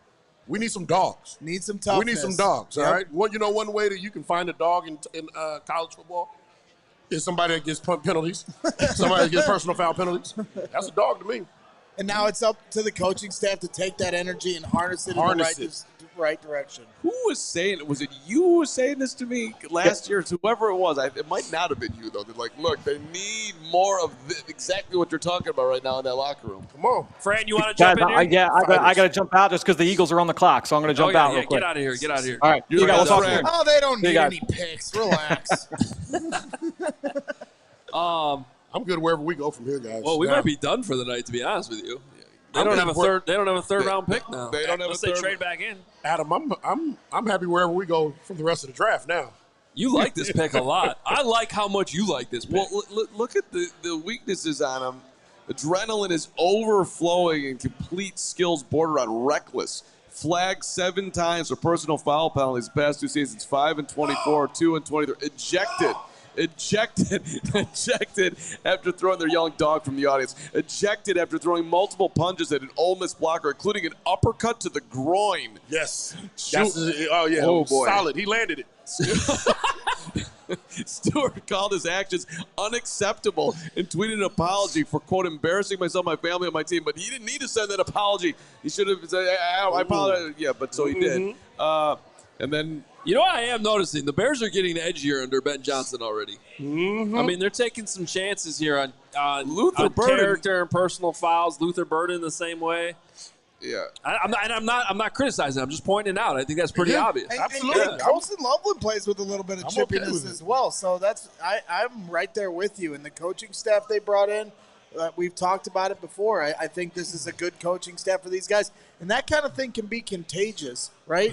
Where you take some nastiness and you combine it with hard work, and now all of a sudden you've got an engine that's moving. Braggs, listen. In this sport of football, all right, there's only so many guys that you can take off of Stanford. You know what I mean? Like, you know what I mean? Like, there's so many straight edge guys that you can take. All right, this game is violent. Why do you got to do that to Woot? Why do you got to be throwing? At least you did it with Stanford. I did Stanford. I didn't say Northwestern. I didn't say Northwestern. It's still offended Northwestern. I didn't say Vanderbilt. All right. Well, Northwestern ain't Stanford, that's for sure. Hey, easy. Okay. Back to back Big Ten. Carman's Iowa. Hey, everybody kind of. Hey, one of his strengths. Grew up idolizing Ray Lewis and plays with similar on-field violence. That's not a bad note right there. You gotta love that. And but you know what? He doesn't have to say it. His weaknesses and his strengths. It all says it in what he does. His action speaks loudly. NFL. And you know what I like on his resume? What's that? He blocked 2 kicks. Oh, that's huge. There you go. More kicks. Get those paws up. I definitely wouldn't have mentioned that one. Consistently plays through pain, including a stress fracture during the 2024 season. I got to tell you, I got a stress fracture going on my foot. I haven't thought about playing tennis, let alone college football. Listen, this guy's tougher than me. Carm, scroll up. I don't want to see the strengths. Let me see the weaknesses again. That's what I like. Here are the weaknesses. Woo! Well, how about this one? Off-field decision-making will be scrutinized after he was arrested and charged with reckless driving during his junior season. That's a dog right there, huh? Was it? You think it was? You don't drive slow in a fast car. You think he was driving a Lambo? Oh no, he wasn't driving a Lambo. No. Don't say that. I don't know anything about that Lamborghini situation. He faced internal discipline and didn't miss any playing time. And didn't miss any. I agree with that one. Don't do that again. It's fine. Quit driving fast. The punch in the nuts is a little on the line, but you know what? Which contradicts, it says it needs to improve his aiming points for more efficient stack and shit. Apparently not. Right. That's all because he was definitely dead on the uppercut.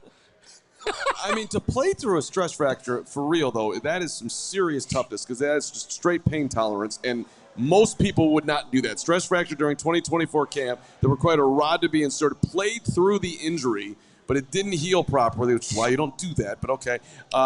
Draft status. And he missed a portion of the draft process playing through a torn labrum over the second half of the 2023 season. This dude's not going to – this guy's not here for a long time. He's here for a good time. He's here for a good time. Yeah. Yes, Greg. Nothing. Oh, you look like this is you. This is – I mean, you're out there. Yeah. Look at you. I didn't get caught, though. That's the difference. Oh, I think he was talking about the leg injury. I'm sorry. I thought you were talking about the driving. What are you confessing to? I thought you were talking about the reckless driving. You just outed yourself. I did it. Just get back to self-snitching. Your mom's here. Good Lord. She knows. She does. Mom is always the first one you call. Glad you didn't do anything. Your wife is here. Okay. Well, I mean, everybody knows. I got it. I mean, Jenny definitely knows. Yes. All right, so hold on. She was there. Let's. I don't even know what we're talking about. Can we recap everything here? Hoge, this is where you need to. Okay, the Bears drafted Luther Burden, third at number 39 overall. They traded back to 56. In doing so, they added the 62nd overall pick. With that, they drafted Azie Trapilo at 56 and Shamar Turner at 62. And now In they addition do to not Colston. have a third-round pick the rest of tonight unless they trade back in. But they do have 109 tomorrow, their original fourth that they traded last year to where did they trade that again? To Buffalo. And so they will have a pick tomorrow early in the day. Let me ask you this. Potentially, this draft up to this point compared to last year's draft, potentially. Lots of potential. I mean, there's no question. I would say there's a more boomer bust in this. But last year's draft better work out better than this year's draft because that'd be a major problem for the Bears. Well, that means that Caleb you have a doesn't lot work out. more at stake in last year's draft with 2 top 9 picks. There's no question. Like Caleb and Rome, it better work out. But if you're talking about overall philosophy, But maybe. no, I mean, what are you talking about? The word of the day for this year's draft class so far is depth. They draft a tight end when they had a tight end. They draft a wide receiver when they already have 2. They draft an offensive lineman when he's going to be a swing tackle. He's not somebody that's starting. Draft a defensive tackle when you already have 3. And so this is finally where the Bears are starting to get to a point where they can bolster positions and not just have it at the surface level. Because we've seen so many times here in the last few years where guys get injured and all of a sudden it drops off like a cliff. Andrew Billings gets hurt, and all of a sudden they can't stop anybody. Offensive line injuries. Ryan Bates gets injured, and it ruins the whole season.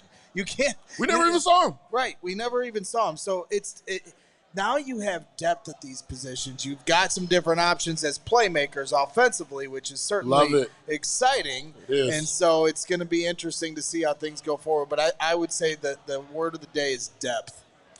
I'd say the word of the day is decent. Yep. The Bears did a decent job today. Yep. I don't want to get ahead of myself. Prove it. Absolutely. Prove it. Win the season. Yep. Not the off season. Yep. So, for the record, the slide of Mike Green finally just ended. Well, he actually went a few picks ahead of the Bears. Yeah, pick. at 59. No, it's what I okay. meant. It was actually a pretty emotional moment. He had to be wondering with what's been going on if he would even get drafted at some point. We do see some guys fall completely out of the draft, so there was definitely a big sense of relief in what I saw on the television. And in typical Baltimore Ravens fashion, They get huge value. they get another guy who just falls to them. Talented guy who falls to them, and they take him. They did the same thing in the first round. They do it here with Mike Green as well at number 59. So what depth or holes do we need to fill? Running back. That's next. That's next on the docket. Now, Cam Scatterboo. Well, and can we go over the running backs that are still available? Are we? Caleb Johnson is still there. You know what's interesting about Caleb Johnson? I really thought he was going in the second, and then I actually was on my way here. I got a little tip about maybe he lasted the third, and that surprised me. But here we are, and there's one pick left in this. The Eagles are drafting right now, so if it's not Caleb, it's Andrew Mukuba, who's actually, I like him a lot. The Goes safety ahead from of Texas. Xavier Watts. Yeah.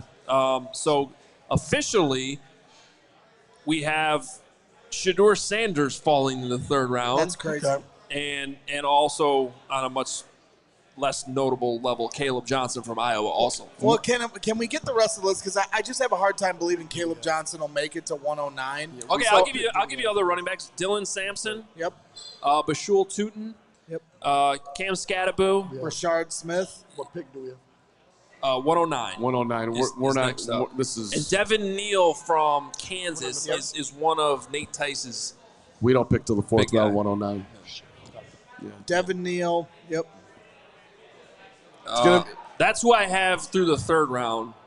I mean, and then you get to the fourth round. I mean, might be why they're waiting. There's Hoge's got 17 running backs in the fourth round that he likes. Seriously. Literally. And my guy Jaden Blue's still around in the fifth from Texas. My guy Taj Brooks might be there in the 6th or 7th round. Yep. So, I mean, running back is certainly going to be a pick.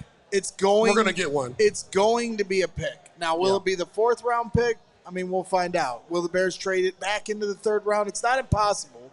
We saw this here last year as the Bears traded back into the draft to get Austin Booker. So it's not impossible, but we'll have to wait and see. The Bears are kind of in a better spot than they were last year in terms of desperation. Right. Don't reach for Austin Booker. Trevor Etienne is not a great fit for the Bears, for the record, but No. I think that guy's going to have a good career. Right. For someone else. He's a little too little for what we need. I get it. I'm shout out my guy Trevor with a little bit of love. Mm-hmm. By the way, I want to throw out some other names that are still around. You like this one? Dylan. You like Dylan Sampson? Dylan Sampson from Tennessee. We need big boys. I had a second-round grade on him, so he's still sitting there too. He would be behind Caleb for me, the next best running back that's still available. Bunch of decent players. Landon Jackson is the highest-rated guy left on our Bears 100. Xavier Watts, safety from Notre Dame, still available. What about Trey Amos? Do you like him, Hoge? He just got drafted. Just drafted, okay. Yep. What, was this a fantasy football draft that you're in? You're not paying attention to your pick? Clearly, the fatigue is real, apparently, at 8:30. I'm only good for 2 hours and 38 minutes. Well, you got another round to go, brother. A couple Red Bulls up here, please. Don't you worry. I'm ready. Let's go down a bit. Yeah, scrolling down. Jalen Noel still on the board. I'm not saying the Bears would draft him after they took Burden, but he's still there. Jack Sawyer, Jordan Birch, just in terms of edge rushers. Siobhan Revel, there was talks that he was going to sneak into the first round. Right. And I think that was one of the tweets in the middle of the day yesterday, and he's still sitting there as this thing goes into the third. Anybody like themselves some DJ Giddens? Yeah. He was getting some really good press the last couple of days. Did you talk to him? Is anybody left that you talked to in Green Bay that you fell in love with? Or are they all gone? No, I think they're all gone. Those were all Princely is still out there. You didn't want to try to say his last name? But I did not. Umani, I don't even know that one. I was told. I was told by a K-State guy. It's Human Yaley or something. It's no. All right, whatever, Steven. See, that's why I said Princely. You added a Y at the end. Well, Listen, what? You white guys trying to pronounce African names is real funny. We're working on I it. said Umamwe, and you said Umamwe. Umamwe. We're working on it. All right. just to let it be clear that this is a situation where we need to get better. The names are beautiful, damn it. You know what the sad thing is? I did a whole pod with Fran back like 2 months ago where we went through all the edge rushers. I should have learned that day. To Fran's credit, he had them all nailed. He knew them all, and I could have learned them all that day, and I didn't. So you're right. We do need to be better. Hey, we got over, I believe we're near 7,000 people. We were up to 7,000 a little while ago watching. So thank you, everybody, supporting the show tonight. We appreciate you. We also got a ton of super chats and some big money super chats to get to as well right now. There are 7,000 people here at 115 Bourbon Street. Yeah, We 7,000 up here. every single one of them. Yes, let's go. And one idiot Packer fan. There's always one. I give him respect for coming into the den. You got to give him a little respect. Well, for there coming was in the a den. Packer fan here yesterday that didn't wear Packer gear, so at least my friend Adam. I respect that. Yeah. I respect that. Well, I respect it, and we're going to mug him after this is over. So, yeah. Certainly, that's in the spirit of the last conversation we just had. You got a brick in the back of the car. No, this is Greg's got a couple, too. I got some bricks. Yeah. I know.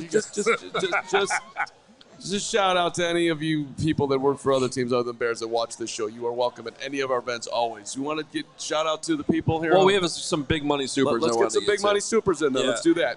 We got the GOAT, Mark Gauthier. GOAT. $66 specific dollars. We appreciate it. Great coverage, guys. Here is $1 for every orbit of the sun. Had a great birthday with family and CHGO and the Bears draft. We are going to the Super Bowl, boys. The Easy Wool Bears fan club members are ecstatic about this offseason. Bear down. Happy birthday, Mark. We spent time with Mark in London. Awesome dude. And happy birthday to him. He's going to the Super Bowl, huh? He's going. What team is he going to watch? I have a souvenir from the London trip from anybody who wants it. I have You still can't get rid of it? I have the program. You've been trying for 2 days to get rid of this for thing. people who are in it. I got the program for Bears Jaguars. You just got to let me know that you want it. Give me a hand raise. I see you in the back. Yeah, okay, you got it. Well, yeah, you actually gave it away to Crystal yesterday. Well, I remember you didn't take it then. How come you? She's going to fight you right now. First of all, Crystal was late tonight getting a no. I'm scared.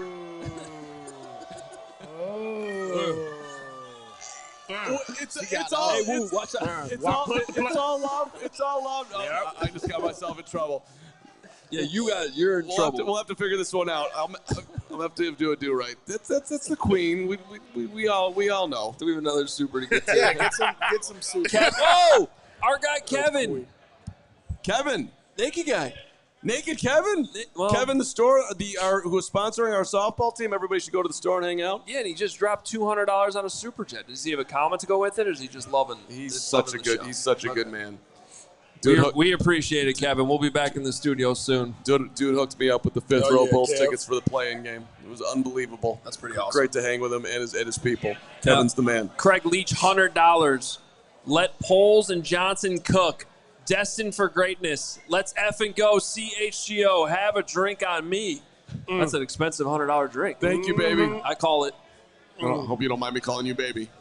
Yeah, not so fast there, buddy. Oh, do you know who this is? Right. Do you know who's here? Oh, is it Pizzatola? Oh, my God. Ladies and gentlemen. Pizzatola. Pizzatola. That's awesome. I walked around. Good energy right there. I walked around 30 minutes ago saying hi to everybody at ALLCITY, just saying thank you. And we greatly appreciate everyone coming out, more than you know. And then here's my guy, Pizzatoli, stands up with the shirt, and I look at it. Great show, except Carman. I'm like, he's revealed himself. He's revealed himself. You know what was weird about that moment I just had, and the cameras probably caught it? I was like, even though I've never met or seen him before in person, I felt like I knew him. I felt like I should know him, and then I figured it out. For the record, I figured it out before I even saw the shirt. And that's awesome that you put that on there, and too. If anybody's new to the show that's watching right now, first of all, hit the subscribe button, hit the like button, all the things. But this gentleman has been trolling me since like day one that I'm basically the worst thing that's ever happened to CHGO. And now he's representing Throwdown. Look at him. He shows up. He shows up. You got to respect it, just like the guy in the Packer shirt. How are you? What's this like for you right now, sitting here with the crew? I love it. It's actually not terribly surprising. I told my wife, I was like, they might actually put me on the show, and I'm cool with that. See there. Well, you've earned it. For real, you've supported us beautifully. Yeah, you know. And So been watching Hoge and Johns for a long, long time. Came over to watch Hoge from day one, and then I had to wait 6 months for your ass to show up. Right. And so really, he's just disappointed you're not Johns. Yeah, no, and most people are. It's like daily existence. How come you don't do that show? Well, because we just because we don't want to do the same show. If it was the same show, then you wouldn't need to listen to the other one. Oil and vinegar. I see. Yeah. Exactly right. How you feeling about the picks here, Pizzatola? Yes. There we go. I'm all right with it, I guess. I don't understand the wide receiver pick. Like, if we took Colston Loveland to kind of if we're going to run 12 personnel all the time, and we got Colston Loveland, who I like because I'm a huge Michigan fan, why did we take a receiver then? That's kind of where I'm at with on that fair one. point. Another wide receiver comes off the field. Yeah. But I like having all the options to run multiple, go from 11 to 12 and 12 to 11. Back it depends on what you have in your pocket. So they're thinking that we have Azie. We'll be able to get him at this pick. Maybe there's another, maybe Josh Connolly. But we know that if we take the best available right now, the guy that we're really looking for should be available within the next 8 picks. That's true. Because I don't know. Trust me, I feel the same way you did. I feel the same way you did. Well, so here's the thing. One of those guys is going to be on the bench, though. We're not going to have all those guys on the field at the same time. So is it okay to spend a second-round pick on a guy that you're not going to have all the time? The way I felt is it doesn't matter how many of those guys you pick. If you don't get the right an effective left tackle, you're not going to be able to get the ball to him. Well, that too. That's the quarterback's backside. So that's just a sign that Poles believes in Braxton Jones. I'd like to get some shout-outs, by the way, on the chat here for Pizzatola. Seeing Pizzatola, what is this like for you? This is a big moment for the show. I think we've come full circle. I think we're at a new level here, Hoge. I got to say, we were on the fence. Were you here last night? I couldn't make it last night. Okay, so he was never here because we we were discussing whether or not we actually wanted you to reveal yourself. Now that you have, I'm happy about it. It hurt my feelings when both you and Bragg said, I don't really want to meet him. I was like, oh, come on. Well, it wasn't a personal thing. It's like the bit is just not the same if we actually know who you are. But now I'm okay with it. I disagree. I think the bit's even better. You guys almost seem like you guys could be related, too. I'm not going to lie. Thanks, Hoge. That's great. Thanks. I can see it. You can be an honorary member if you want to come on out and knock down a matzo ball soup if you want. You get a little. We could do that. If I lived closer, I'd be getting on your guys' case about getting on the show more often, just to harass you and your terrible takes. Wow. Do you have a least favorite take that you could just roll off your tongue right now? Oh, absolutely. Oh, he's got one. Okay, so you like Kevin McConnell, right? You think he's one of the best head coaches. O'Connell. Sorry, Kevin O'Connell. I like KOC, yes. Okay, so he drafts J.J. McCarthy, and you lose your mind over it. The entire NFL was telling you he's a good quarterback, and you lose your mind over it. So what makes you so much smarter than all the NFL coaches who said he's a good quarterback? Ooh. Look at the guy loves Kevin, right?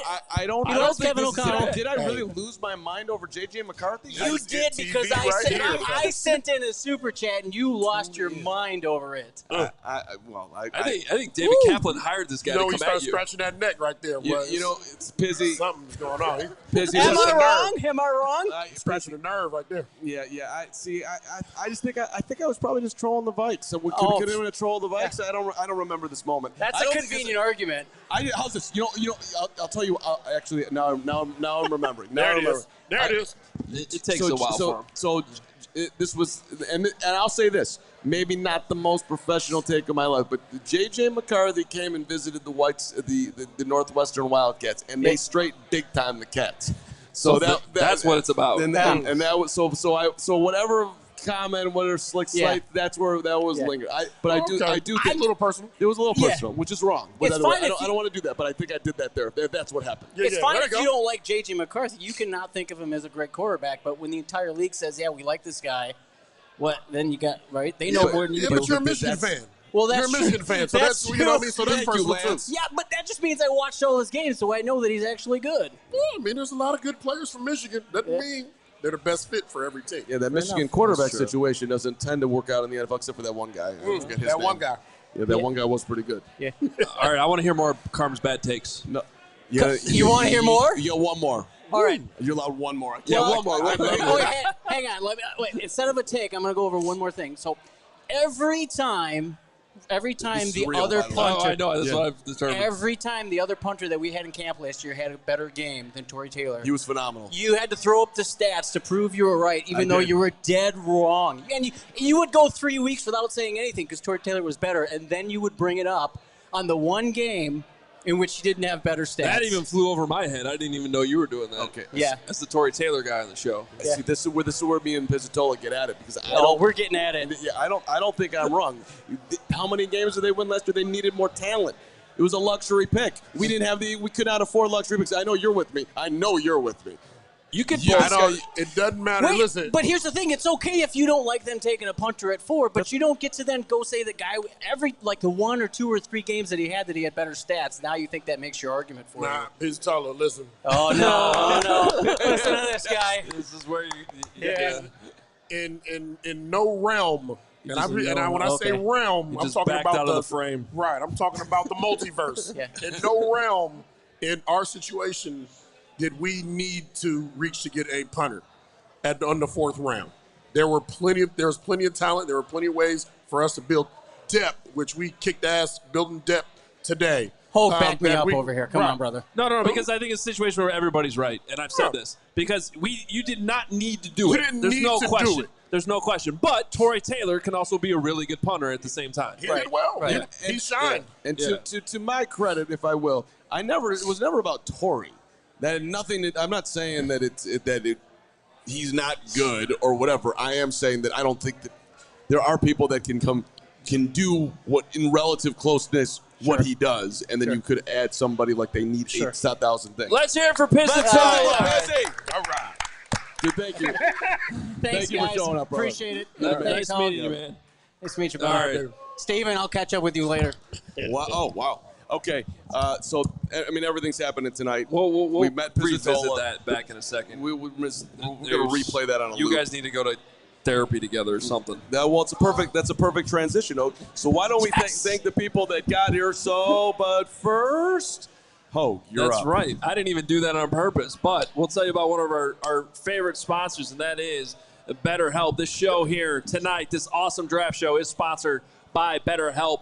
And as somebody who subscribes to therapy and thinks it's very, very helpful, I hope everybody takes this very seriously. Let's talk about the numbers. Traditional in-person therapy can cost anywhere from $100 to $250 per session. That adds up fast. But with BetterHelp online therapy, you can save on average up to 50%. I said 50% per session. With BetterHelp, you can pay a flat fee for weekly sessions, saving you big on cost and time. And therapy should feel accessible, not like a luxury. So with online therapy, you get quality care at a price that makes sense and can help you from anything from anxiety to everyday stress. You don't even need to do it weekly, by the way. I usually do it about monthly, and it varies from person to person. But as long as you're taking care of your mental health, 3 times a day for me. Trust me, a couple more sessions after that. After Pizzatolis, it's going to be a daily one next week. Thank God for BetterHelp. Well, as you know, mental health, it is worth it, and now it's within reach, no question about it. So, with over 30,000 therapists, BetterHelp is the world's largest online therapy platform, having served over 5 million people globally. It's convenient, too. You can join a session with the click of a button, helping you fit therapy into your busy life. Plus, you can switch therapists at any time. Your well-being is worth it. Visit BetterHelp.com/CHGO to get 10% off your first month.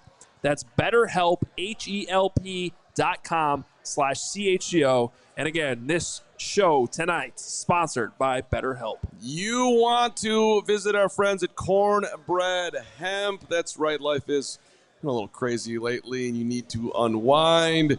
Looking for the natural way to relieve the aches, the discomforts, the pizzatolas. How about the CBD gummies from Cornbread Hemp, formulated to work with your body, not against it?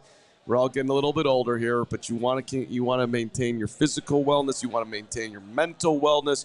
Cornbread Hemp CBD gummies, huge piece of the wellness plan over here for me, and just helping you sleep at night, easing down on the day. It's just a good, healthy way to do it. Relieve the discomfort, the stress, the sleeplessness, and yes, it is organic. It is vegan. It is gluten-free. This is the good stuff, and right now they're offering you, the supporter, the CHGO listener, 30% off your first order. Just visit cornbreadhemp.com/CHGO. Use that promo code CHGO at checkout. That is cornbreadhemp.com/CHGO. Use the code CHGO for 30% off your first order. This is the good life. All right. Into the third. Yes, Briggs, what's up? Emma Clark has returned, and she is playing injured. Shout out to Emma. She's killing it. And she's trying to take my thunder with my knees. Well, I see how it goes. She's grinding away like Shamar Turner, playing through injury tonight. Yeah. I do have to say, we might want to stop mentioning how many injuries we have at CHGO. People are going to start asking questions. Yeah. Achilles, ACLs. Like Carman revealed just like an hour ago that he actually has a partially torn Achilles. Shouldn't have revealed it right before a Bears get a pick, because then it became like one of those things where it's like, all right, no one cares. The Bears are up. But now we do care that we're in the third round. Yep. The Bears don't have a pick, so we can focus on your Achilles. Pizzatola, he lit you up there. That was good. It was good. I hope Pizzatola stays. We'll do a podcast, me and him, after the show here. Can we all agree that that's not a bit? It's not a bit. Oh, that was not a bit at all. No. Yo, you were taking a beating like Rocky. Dude, he's got a list, and he doesn't have to write it down. It's all right there.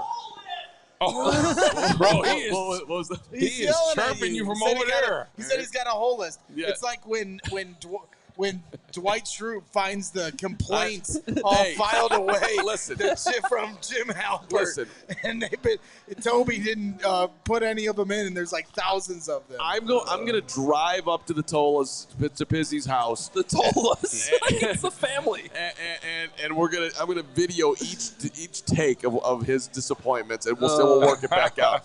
That was fun. This is great. You guys scheduled your BetterHelp session ASAP. Yeah, we'll go couples counseling. I want to recap some picks here. Great. Which I'm a little confused. The Lions must have traded up to make that pick, huh? Anyway, Darius Alexander, defensive tackle from Toledo, went to the New York Giants at 65. Ashton Gelati from Louisville, the edge rusher, goes to the Kansas City Chiefs. Harold Fannin Jr., the tight end, goes to the Cleveland Browns. Darian Porter from Iowa State goes to the Raiders at 68. At 69, the New England Patriots draft Kyle Williams, a fan favorite wide receiver. I'll call him that.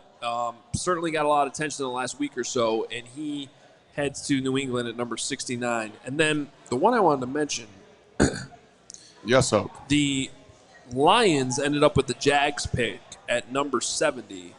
And I really wish this guy's name was actually Isaac Tesla, but it's Teslaw. Isaac Teslaw. Teslaw? Yeah, wide receiver. Somebody the Bears, 4.4 speed. Somebody the Bears are going to have to account for defensively. I got to tell you, our guy Kevin Kadick is this landing page that he created for the Bears Draft Day Live HQ. He's been trying to tell you, man, it's awesome. It is moving. He's got the best available. He's got everything that's happening. Teslaw just made it into the grid, if you will. Thank you very much, guys. I was really excited about Turner from Texas A&M, man.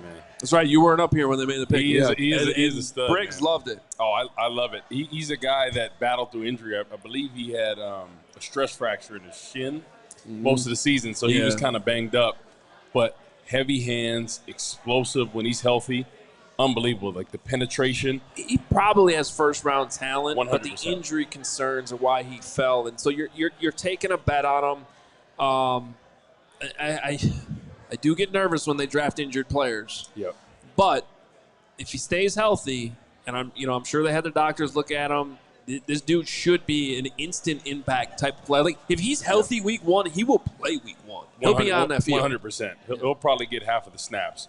Just the penetration when he was healthy. I looked at one of the Notre Dame games he played against them. I mean, when you talk about setting the line of scrimmage, I mean, heavy hands. Those guards, Notre Dame has a great offensive line. Those guys' heads were getting jolted backwards consistently by him. He was living in the backfield. And when he's healthy, that's something that he's going to be doing. You look at the tandem with him and Jervon Dexter, Grady Jarrett, right? Some of those guys all combined together just in waves of guys that can come in there, play as hard as you can for as long as you can and then get out. So let's remember back here that the Bears have had trouble with discipline for a long time. Yep. And the same dudes will be making the same mistakes week after week, and it never really got addressed. And now, of course, the Bears have a new head coach in Ben Johnson. Ben Johnson never been a head coach. Yep. He's taken on some challenges here. It shows. I would think that he's lockstep here with Ryan Poles. So it shows some confidence in himself. Sorry to interrupt, but if he executes with his actions what he's preaching, which is integrity and accountability,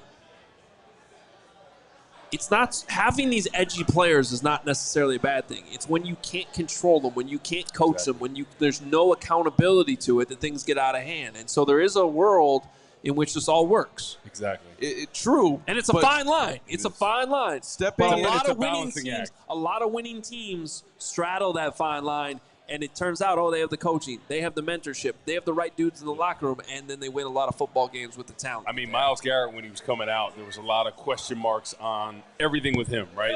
Type of player, is he going to play hard? Is he this? Off the field stuff. He's turned out to be a heck of a football player, right? Ooh.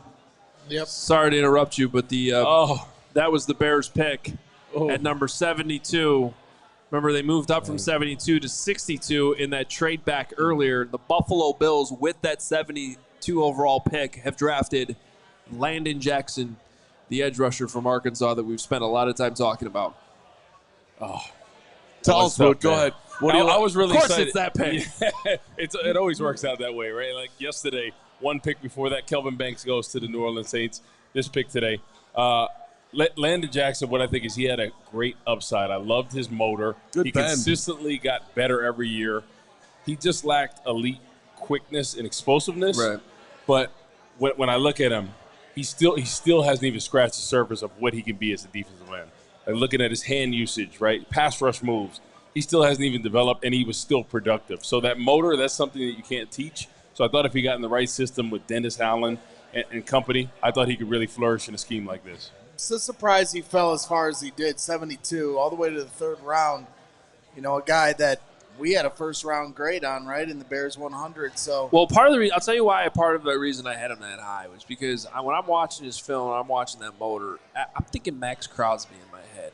I'm going same thing. Guy was overlooked. You know, he didn't have all the trades. Fourth rounder. You know, he falls to the fourth round when all it really mattered was the dude plays his ass off. Exactly. He never comes off the field, never wants to be off the field, goes 110% every snap. Those guys survive, man. So, I know that's a high bar, but every time I watch that Arkansas film and I watch Landon Jackson, that's who was in my head. And so I'm like, I'm not letting this guy fall to the fourth. He ends up falling to the third. And I hate to say it, I think it's going to be a pretty damn good pick for the Buffalo Bills. I think he'll be a great player. But back to what you were saying, like these guys that have motors, that's something you cannot teach, right? It's usually very hard to get somebody that plays lazy to all of a sudden get a motor, get them going in there. So you can always improve the technique and stuff, just depending on the schools. You look at a school like Ohio State and Michigan. They have NFL-ready guys just because their coaching staff does such a great job developing that talent. But you look at a place like Arkansas, maybe not known as the traditional football powerhouse, but he's a guy that, like you said, like Max Crosby, coming from a different school, comes into a system, really develops, and could be a bright star in the league. So, Woot, sit here for a minute. Think for 10 seconds. What grade are you giving the Bears so far on their night? Tonight, I'm going to give them a B-. Okay. What? So I think it's a little below average to be. I like the Luther Burden pick. She didn't love it. Didn't love it, but I like it. I understand what they're doing offensively. Okay. Picking Azie, I think it's a swing tackle, but it didn't address a need that you have right now, unless you're thinking about moving, moving some positions around on the offensive line. I do like Turner. I think that's a great fit day one. I think he'll play majority of snaps if he's healthy. I think he's somebody that can be super disruptive on that defensive line.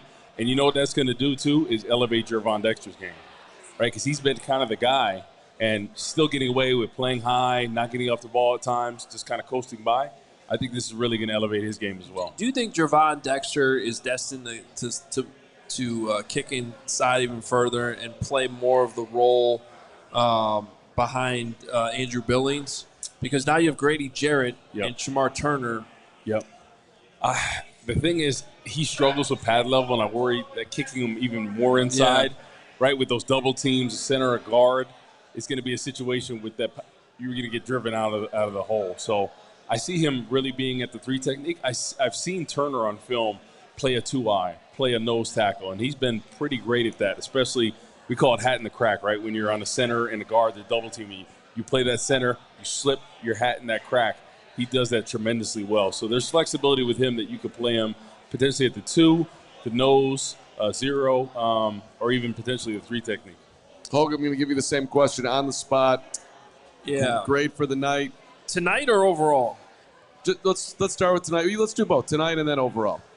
Yeah, I mean, I'd say I think I'm going to agree with Woot. I'm going to go, I'll go just a tick higher. I'll just say it's been a solid B. Okay. I mean, I don't really have a problem with any of the picks. There hasn't been a single pick where I'm like, oh, that's going to, that's not going to work out. A lot of boom or bust here. Yeah, there is. I mean, Luther Burden has a lot of boom. I don't know if he's necessarily going to bust, but he might be, the same way I brought up Tyreek Stevenson earlier, where it's like, you see the talent all the time. He's good enough to be on the field, but sometimes he's causing you headaches, and there's got to be a level of maturity there. Shamar Turner, I really like that pick because it's one thing to draft an injured guy who also needs to develop. That works against each other. It's like, well, we need to develop him, but he's not even healthy enough to develop. No, Shamar Turner, plug and play. That dude can play right away. So I think if he's healthy, like if I were to rank the picks so far, I'd probably go Colston Loveland, Shamar Turner, Luther Burden, and then Azie Trapilo. Yeah, that's how I would do it. I would say Turner as my number 1, just because of the value there. Mm-hmm. Because I feel like he could have been a top 15 pick with the if he didn't have those injuries. I think Loveland will be a great player, especially in this system. But I think Turner, if he is healthy, Hoge, I think he's going to be a super productive guy that week in and week out we're going to see penetrating in the backfield. Like, he is NFL ready, body, strength, the whole bit. He has all the tools. It's a matter, right, like you said, if he could stay healthy. I'm going to go. I'm asking myself the question. I'm like, Carm, what's your grade? I think I'm actually. Wow. I'm tempted to go A-. A-. Because they're just because they're kind of getting out of the mold and they are following the best player available. Luther Burden, that's a big time swing. So look, you're trying to win a Super Bowl. You're trying to get there.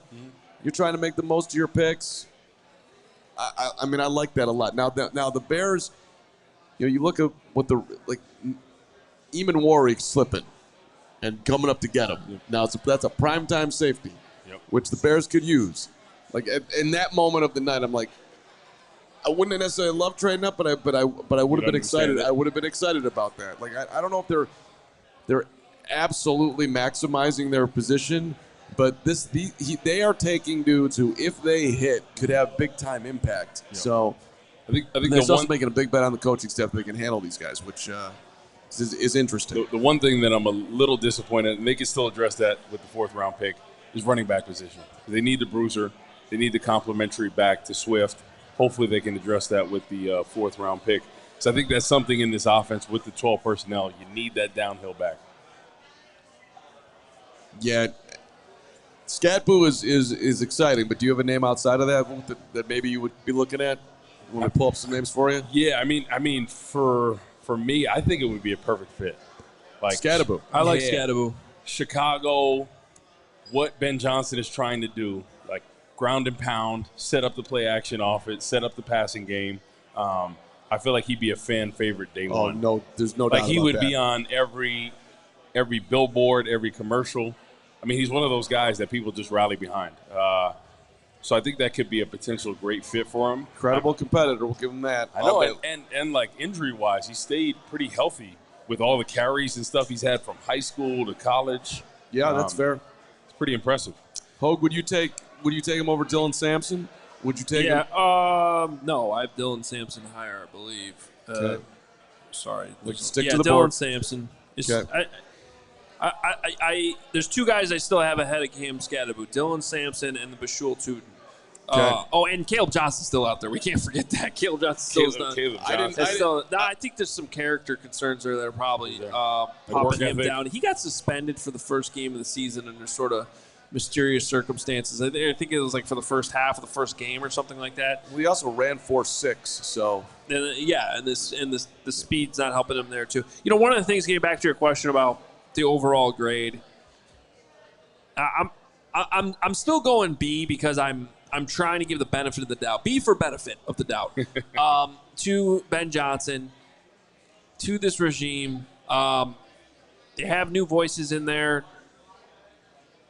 You got to trust the vision offensively. You really do. But that being said, I got to also stick to all the work I've done for the last 4 months. Stick to it, baby. And the board that we've had. And the reality is I quickly went through this. So we look at the 4 picks. They draft Colston Loveland at 10. I had him at 15. Mm-hmm. So we can do a basketball plus-minus here. We got a -5 there.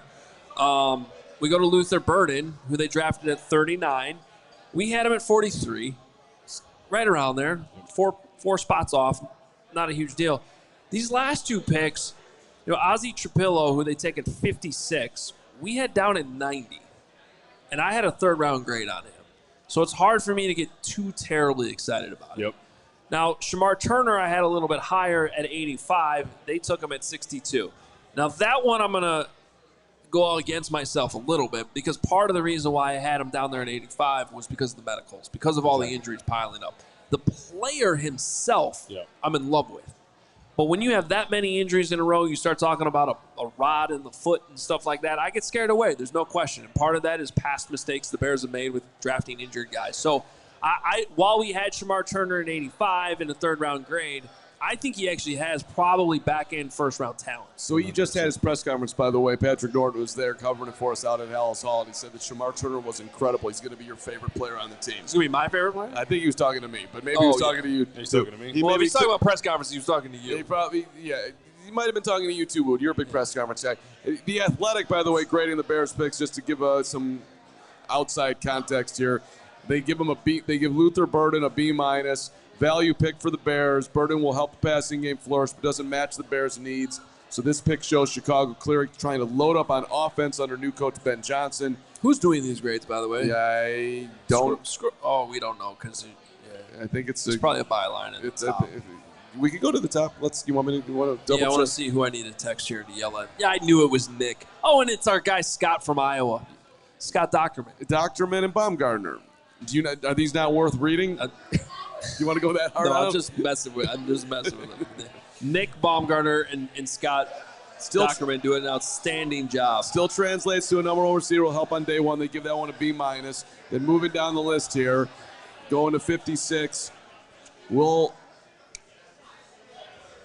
Trapilo. What? Azie Trapilo, right. Trapilo. Azie Trapilo, my guy, officially now. If he does a good press conference, Carman will learn his name. Azie Trapilo, thank you. One of the B+ is the grade. One of the tallest players in the draft, a 3-year starting right tackle inside a dynamic Boston College run game at Boston College.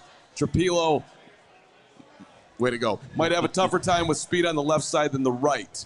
However, he's a consistent technician who finds ways to eat space and maintain protection off the edge, B+. And then 62, my new favorite guy, Shamar Turner, defensive tackle, B. Texas A&M. So we're all on the same page. We're B's all around. B's. Exactly. Turner at dominant. Bees get degrees, right? Killer bees. They write Turner at dominant flash against the run as a pocket pusher while lining up all over the Aggies' defensive line. He needs to be more gap sound, but eventually could be very disruptive as a 3-tech for the Bears. Bears are having a solid draft. Baumgartner. I mean, Texas A&M had some studs on their D-line this year. Hey, three guys drafted in the first 3 rounds. We drafted dogs. I want to point one local pick I wanted to point out. Pat Bryant from Illinois, who was really kind of all over the place where he could get drafted. He goes pretty damn high, number 74 overall to the Denver Broncos. Yeah. Good player, man. Sean Payton likes him. Flashed a lot. I mean, I think it'll be a good fit there. Shout out Brian Souter, one of the top Illinois fans who watches this show. There it is. Proud of his Illini. I'm trying to think of who else here. Nicholas Martin just went from Oklahoma State. Azariah Thomas. Some thought he could go a lot higher. He ends up at 73 to the Jets. Just recapping some of these picks here recently. As we are now about 11 picks into the 3rd round, and the Bears no longer have a 3rd-round pick tonight. But we got to stay on the air, buddy, because what if they trade back in? This is where Hoge knows me. I'm just looking at him like a dog. I don't think we need to go any further. We got a huge show tomorrow. Long day. We do. We got to get out there and go mingle with the peoples. Well, they're not going anywhere. Jenny wants me to come out there and... Oh, she gave you like the... I think that was the one-finger salute. You can stay up there, Carman. No problem. All right. I would stay away from Crystal if I were you. No. We're making up. Everybody's angry at Carm today. Crystal's making the rounds out there. She's making friends as she always does. Probably going to go up to Pizzatola and get to know him too. Make sure that he's behaving himself. He's got a $100 super chat. Oh. Who's coming in? Are we doing that? Yeah. Okay, we got Carm's poop takes. All right, my guy. Pizzatola, messing with you, man. You should see the avatar card. I'd rather not. That photo looks like you're still vending beers. Only career where I reached the pinnacle. Advantage. Made it from cotton candy to the Budweiser. Got to the top, baby. So this is look. If this account is going to give us $100 for every single one of these takes, I got to work on my poop takes. Well, no, I don't know if they're real or not. You tell me. This is $100 though. MLB opening day 2 years ago. The White Sox are a heck of a lot closer to the World Series than the Cubs are. I said that. You did say that. I definitely said that. 100%. You know what? If you actually rewind 2 years ago opening day, now you were definitely wrong. There's no question about that. 100% wrong. But I don't think that was a controversial opinion at the time. The White Sox were still supposed to be – that was the year they were supposed to be good and completely fell apart. The White Sox suck. Fall to the bottom was not – nobody saw this coming. That being said, not a great take by me. That's not true. I saw it coming. No, you didn't. You yes, I didn't see did. 40 wins coming. No one saw this bad. We're talking 2 years ago. I'm talking about that season. By the way, if you're talking about getting to the mountaintop, I know the White Sox are way farther away right now, but I still think the Cubbies got a ways to go here. I don't see a World Series team on either side of town. Although the Cubs are super exciting right now. Should we talk baseball for the rest of the third No, round? we should not. We absolutely should not. Well, here, I think what we can. I think the Ice Hogs are winning tonight. Go hockey. We're losing Hoge. You gotta, He's gone. You gotta stay with us. We need to let me ask some pertinent questions to stay on track here. Who outside of the Ravens, who I think, well, it's massively raining out there. Outside of the Ravens, who do you think? I don't know. Maybe it's too tough of a question on the flyer. Inside. I think it's like a inside room. I think there's a concert going on there, buddy. I think there's lights and a fog machine. So that's what they do here at 115 Bourbon I Street. thought there was like a thunderstorm. Well, it looks like it's outside right there. We're like a cavernous state in here. Who's It's a like, dude, beautiful we're state. inside. Okay. Who's had the best draft Did out Barb there? give you some of her gummies again? Shout me out, Barb. She gave you some of those extra gummies. Security's going in there right now. There's a fog machine. Okay, He's I'm dancing. a little off. Security's my game. grooving, man. It's pouring out. Look at security over there, Carm. It's doing a good job. He's jamming. Is that the country band or the 80s band in there? There's a couple things going on. Seems like the 80s band, the way he's dancing. With the lights. All right, let's stay focused. Has anybody had a worse draft than the New York Giants? Let me pull that up. We're so focused on the Bears here that I'm gonna have to do a quick recap on them. I'll throw another question. As he's pulling that up, let me move over to my man Woot. Do you, in this moment in time, have more confidence in Ryan Poles that he knows what he's doing, that he's going to settle in and be here for like the long haul, or are you more at the look on your face like, I'm still in the question? I'm still in the question. Yeah. I gotta wait and see. I'm not unhappy with the picks, but I think there's some things that should have been addressed. In the situation they had a opportunity to get a starter in Ursery. You look at running back position, that's something that they needed. Not to say they're not going to do that, but I really like the Turner pick. But I thought there was a couple needs that they didn't address: defensive end and a true starting left tackle. I mean, I think it's just interesting, to his credit, and I do wonder what the conversations are, but it seems like he has hired Ben and empowered Ben. Like this, I mean, even the high five that they had yesterday with the Colston Loveland pick. I mean, those two. I'm surprised you haven't broken down the phone call. Exactly. Yeah, that seems like something up your alley, and I actually have some thoughts on this. Okay, so let's talk about the phone call. People missed the phone call when Ryan Poles told Colston Loveland he's a Bear. Let's start at the top when Colston Loveland says, "What's up, Coach?" That happens a lot, by the way, but yes, technically he's a GM, not a coach. That happens all the time. They don't necessarily know who they're talking to right away. No. Or they freeze. They're so excited. I'll give them a pass for that. Okay, giving him a pass. How about did you like the way that Poles was talking to him? Let's have an unfair breakdown of an unfair conversation. Well, how awkward on a scale of 1 to 10 was Poles? Well, so it's interesting you say that because I played this. I had not seen this video until I went out to lunch with my wife today. These are the things I daughter. like to break down. Yep. No, I know. But no, I actually wanted to bring this up because I played it in the car on the way home from lunch, and the first word out of my wife's mouth was, "That was awkward." Yeah, very awkward. It was awkward.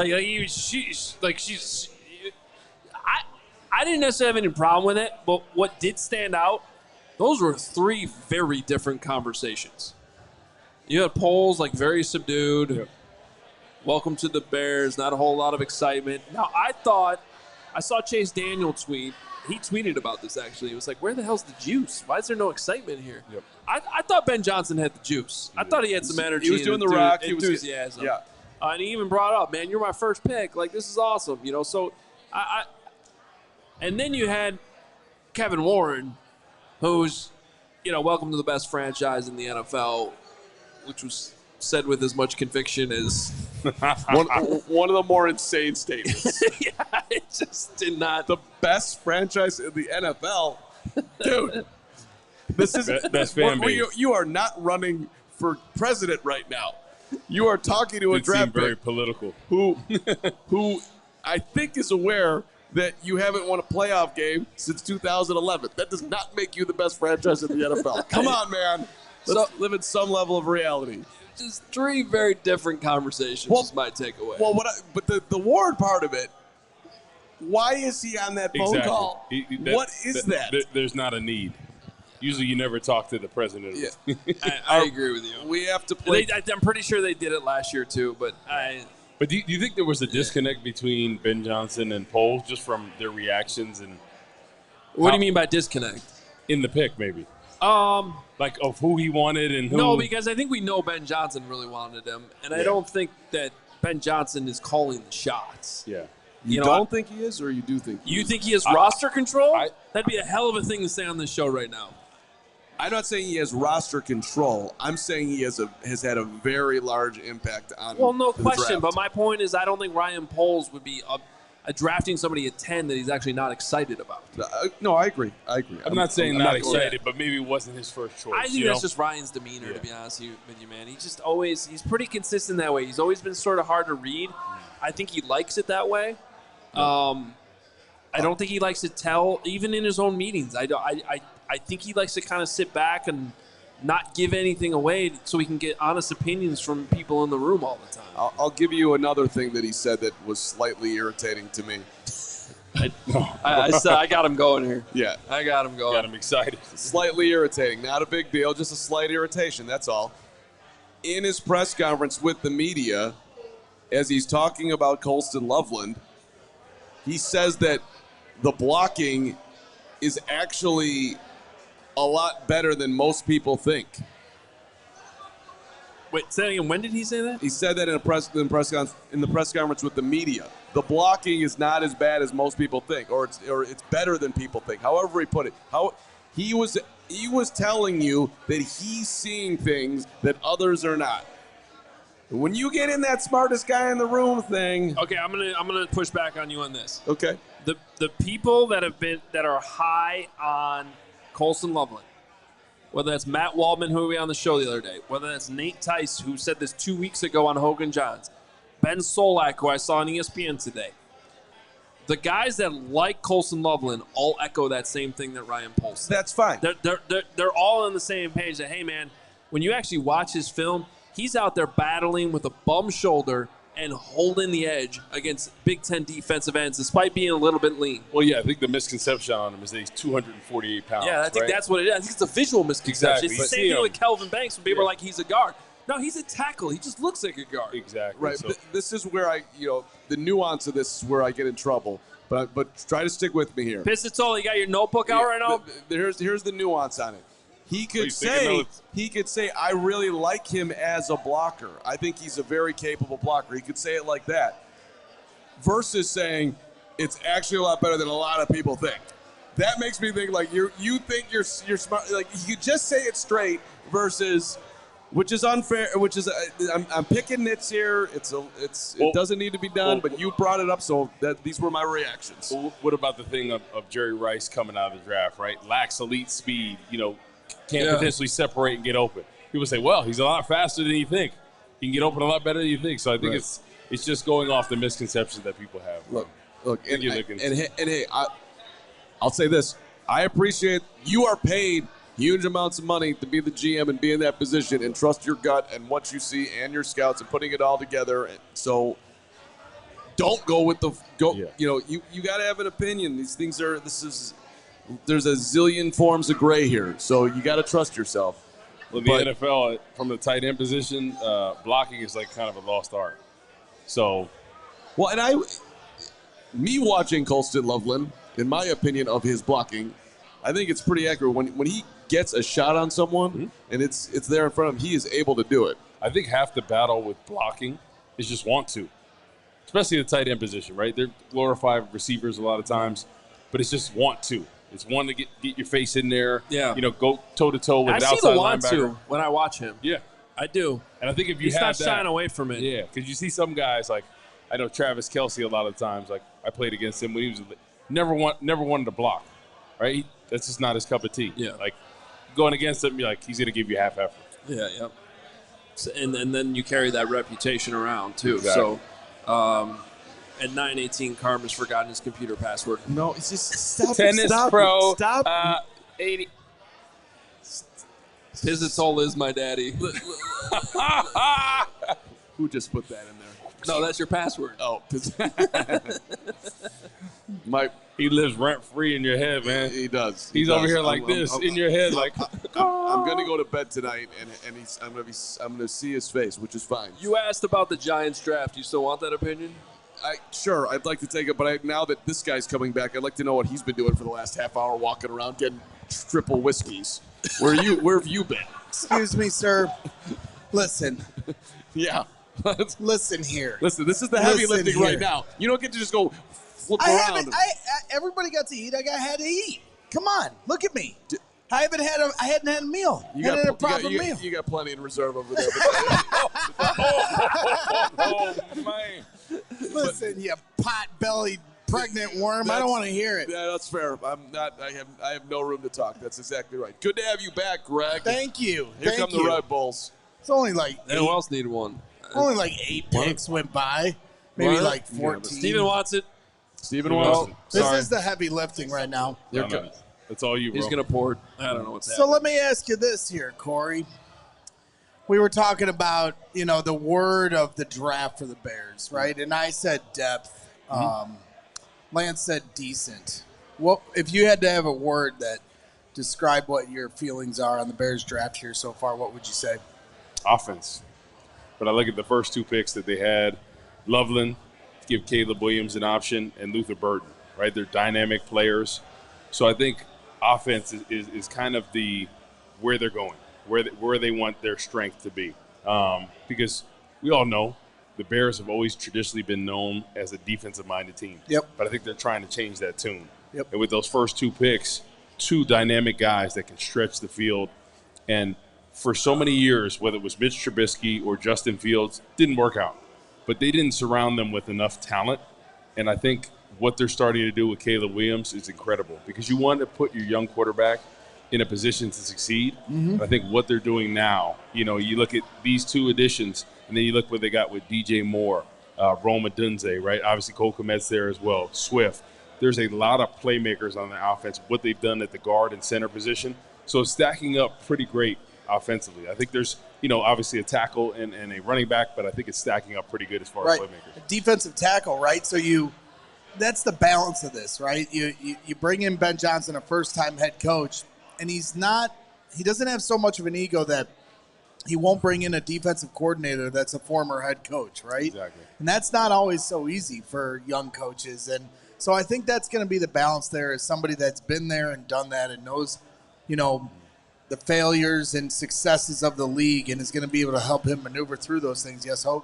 Yeah, just got to mention here because the pick is in for the Pittsburgh Steelers here at number 83. Lynn Swan making the announcement. Shout out to the Hall of Famer. And it is Iowa running back Caleb Johnson. Oh, that's a good fit there too for them, man. Ooh, ooh. Yeah. That's one of those. I love the picks in the draft where you just go, that's gonna work out. Exactly. That one's gonna work out. They always usually draft these guys that tend to work out, like James Conner for years, right? And he's been a stud for Arizona. But these guys that you can plug and play, right? They're grinders. They're going to be able to you pass protect. They're going to be able to do it all. And I think Caleb Johnson is in a great system with Mike Tomlin and company, and I think he'll really flourish in that scheme. Yeah, and the reason I stopped to mention that is because Caleb was the best player available on the Bears 100 at number 28, so he falls all the way down to 83 to the Pittsburgh Steelers. That now means that Xavier Watts, the safety from Notre Dame, is the best player available. And something's going on there that I'm not really sure why he's fallen, but he is. Probably some kind of injury. It's crazy how many times that people get taken off medical boards for something they think wasn't an issue. Well, you went through that, right? Yeah. So I had a stinger my freshman year, redshirted. So I had a spot on my spinal cord that they think was probably I was born with. But obviously that was on there. It caused concern. I had no spinal stenosis, nothing like that. But a lot of people took me off their boards just because of that. I thought maybe it was something with my knee. No, it was because of my neck. So I was thinking I was going to go tonight, second or third round. Got passed up, and then the next day, that's when Lovey called me. And you could recognize that voice from anywhere when he calls you. What did he say to you? He said, "Hey, Corey, you know." He said, well. He said, what do you think about coming to Chicago? He said, what do you feel about being a Chicago Bear? And I was like, that sounds really good. He's like, well, I just want to congratulate you, man. You're going to be a Chicago Bear. We're excited to have you. And I just remember being so excited because I'm like, I don't even have to move. Yeah. Right? Being from in Evanston and then transitioning down there. But one of the best days of my life. And, you know, it's a dream of yours to make the NFL. And sure, when you're a kid, you don't think you can do it. You know, when I first got to college, I was kind of a project and ended up starting my first year redshirted. But you think like, hey, I'm going to go there. I'm going to play college football. I'll get my degree and go on to the real world. Every year you keep getting a little bit better. And then after my junior year, I was like, man, I can do this. Like, I feel confident. You keep getting better. Fortunately, I had the injury, came back, but ended up going to the Bears. And unbelievable, man. One of the best franchises I played for. Fans are awesome. Part of some great defenses. Yep. Lance, Urlacher, Briggs, Tillman, unbelievable culture defensively. Can you try to explain to us regular human beings that are sitting on stage here, like I'm watching, I'm up interviewing the rookies the other day, and like this is the next batch. Yeah. Like you're the next dudes that get to do this. So when you get stamped and you're in that group, that you get to be a part of it. Yeah. That you like what like does that ever? Did that sink in? Like I'm one of those guys. I don't. Do you get what I'm saying? Yeah, I mean, I guess it just you just get thrust into that role, and it kind of just happens, right? I remember when I first got drafted, I go into Hallis Hall, right, and I'm walking down the hall, and I see Brian. Be so weird. I see Brian Urlacher, right? We're walking by. He's like, "Hey, what's up, Woo? Man, glad to have you on the team. Watch you at Northwestern, man. You need anything? Let me know." I'm like, Brian Urlacher knew who I was, and it was unbelievable because he's arguably one of the most famous NFL players and just such a down-to-earth guy. Unbelievable leader, mentor, both him and Lance. I mean, playing with them was incredible. So intelligent, and I think that's what people don't understand when it comes to NFL players. They think, oh, yeah, Lance and Brian, great athletes, strong. They can do it all. But their intelligence, their film study, every time there'd be a play, right? We played Green Bay, and a lot of times Aaron Rodgers loved to do that boot. And they tell me, hey, watch the boot. Boom, boot right there. Go up there. He throws it out. Watch the trap. Run trap. They would call the plays before they even happened. Yep. That's how ahead of it they were. And just playing with those two guys, obviously Urlacher got in the Hall of Fame, but I'm hoping Lance could do the same because he is that talented. And I think, honestly, because Brian Urlacher was such a presence, he got overlooked at times. Yeah. But when you talk to people are like, man, you can make an argument all day. Lance was right up there with Brian. Well, you know what? He can be our Hall of Famer at least because we do want to communicate, and I think a lot of people already know this, but Lance is not going anywhere. He's going to be a part of our coverage, right, Greg, throughout the offseason and into the season, presented by Empire today, but doing the show with Greg and Jerry Azuma, too, now. And Jerry's awesome. We had him out here last night. Love hearing his thoughts on stuff. So we're lucky to have both of those guys here with us, presented by Empire today. Jerry came out firing last night. Yep. Yeah. No, it's luxury pick. For me, it's a great thrill as a fan, as somebody that chased you guys down at training camp, and to be able to, trade stories and talk football and do these shows. And it's the testament to what we've done here at CHGO Sports, and to be able to give me the opportunity and the platform to be able to talk to you guys as somebody I looked up to you guys, and now I get to call you guys my co-hosts and teammates. And so, Jerry and Lance have been great. We've already had a couple episodes of CHGO Bears After Dark, and Jerry talked about his time when he got the call. I encourage anyone to watch the last episode of After Dark and hear Jerry's story about when he got the call from the Chicago Bears. And, you come from, a small-town university and from New Hampshire, and he's a running back, and he's like, oh, yeah, I'm excited to come in here. Walter Payton was a running back, and now I get to be. And they're like, well, we're going to have you play DB. He's like, well, wait a minute. Stay on the phone now.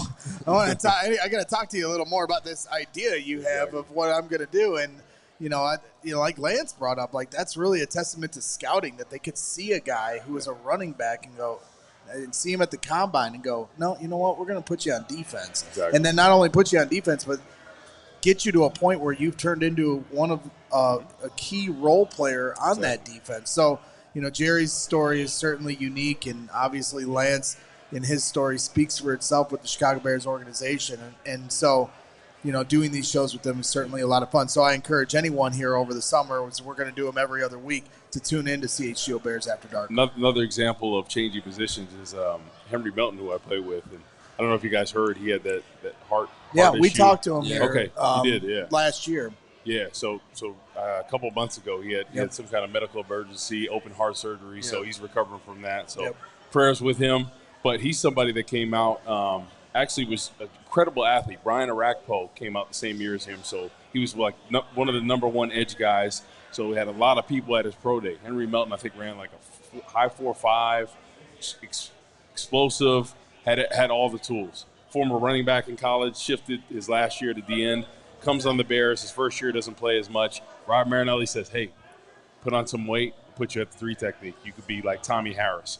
And that was incredible for his career. Unfortunately, he had the knee injury when he was coming into his prime. But that's an example of sometimes coaches seeing the best positions for players. And I know Henry at the time was probably like, dang, I don't want to play D-tackle. I don't want to get all heavy. But it was one of the best things for him. And he was an extremely productive player at 3 technique. And I kind of wonder, if he didn't have that knee injury, he would have been a consistent Pro Bowl player, because in this system, that Tampa 2, it was built for him, right? If you look at it, if he tried to 2-gap or play traditional run defense, it wouldn't have fit for him. But the penetration set the edge, and it just allowed him to be so effective in the pass rush as well. Yeah, that's the one part about the draft that I sometimes wish players had more control over, because fit matters so much. If I'm Jackson Dart right now going to New York, being like, I don't know, man. You got 2 veterans there, a desperate front office.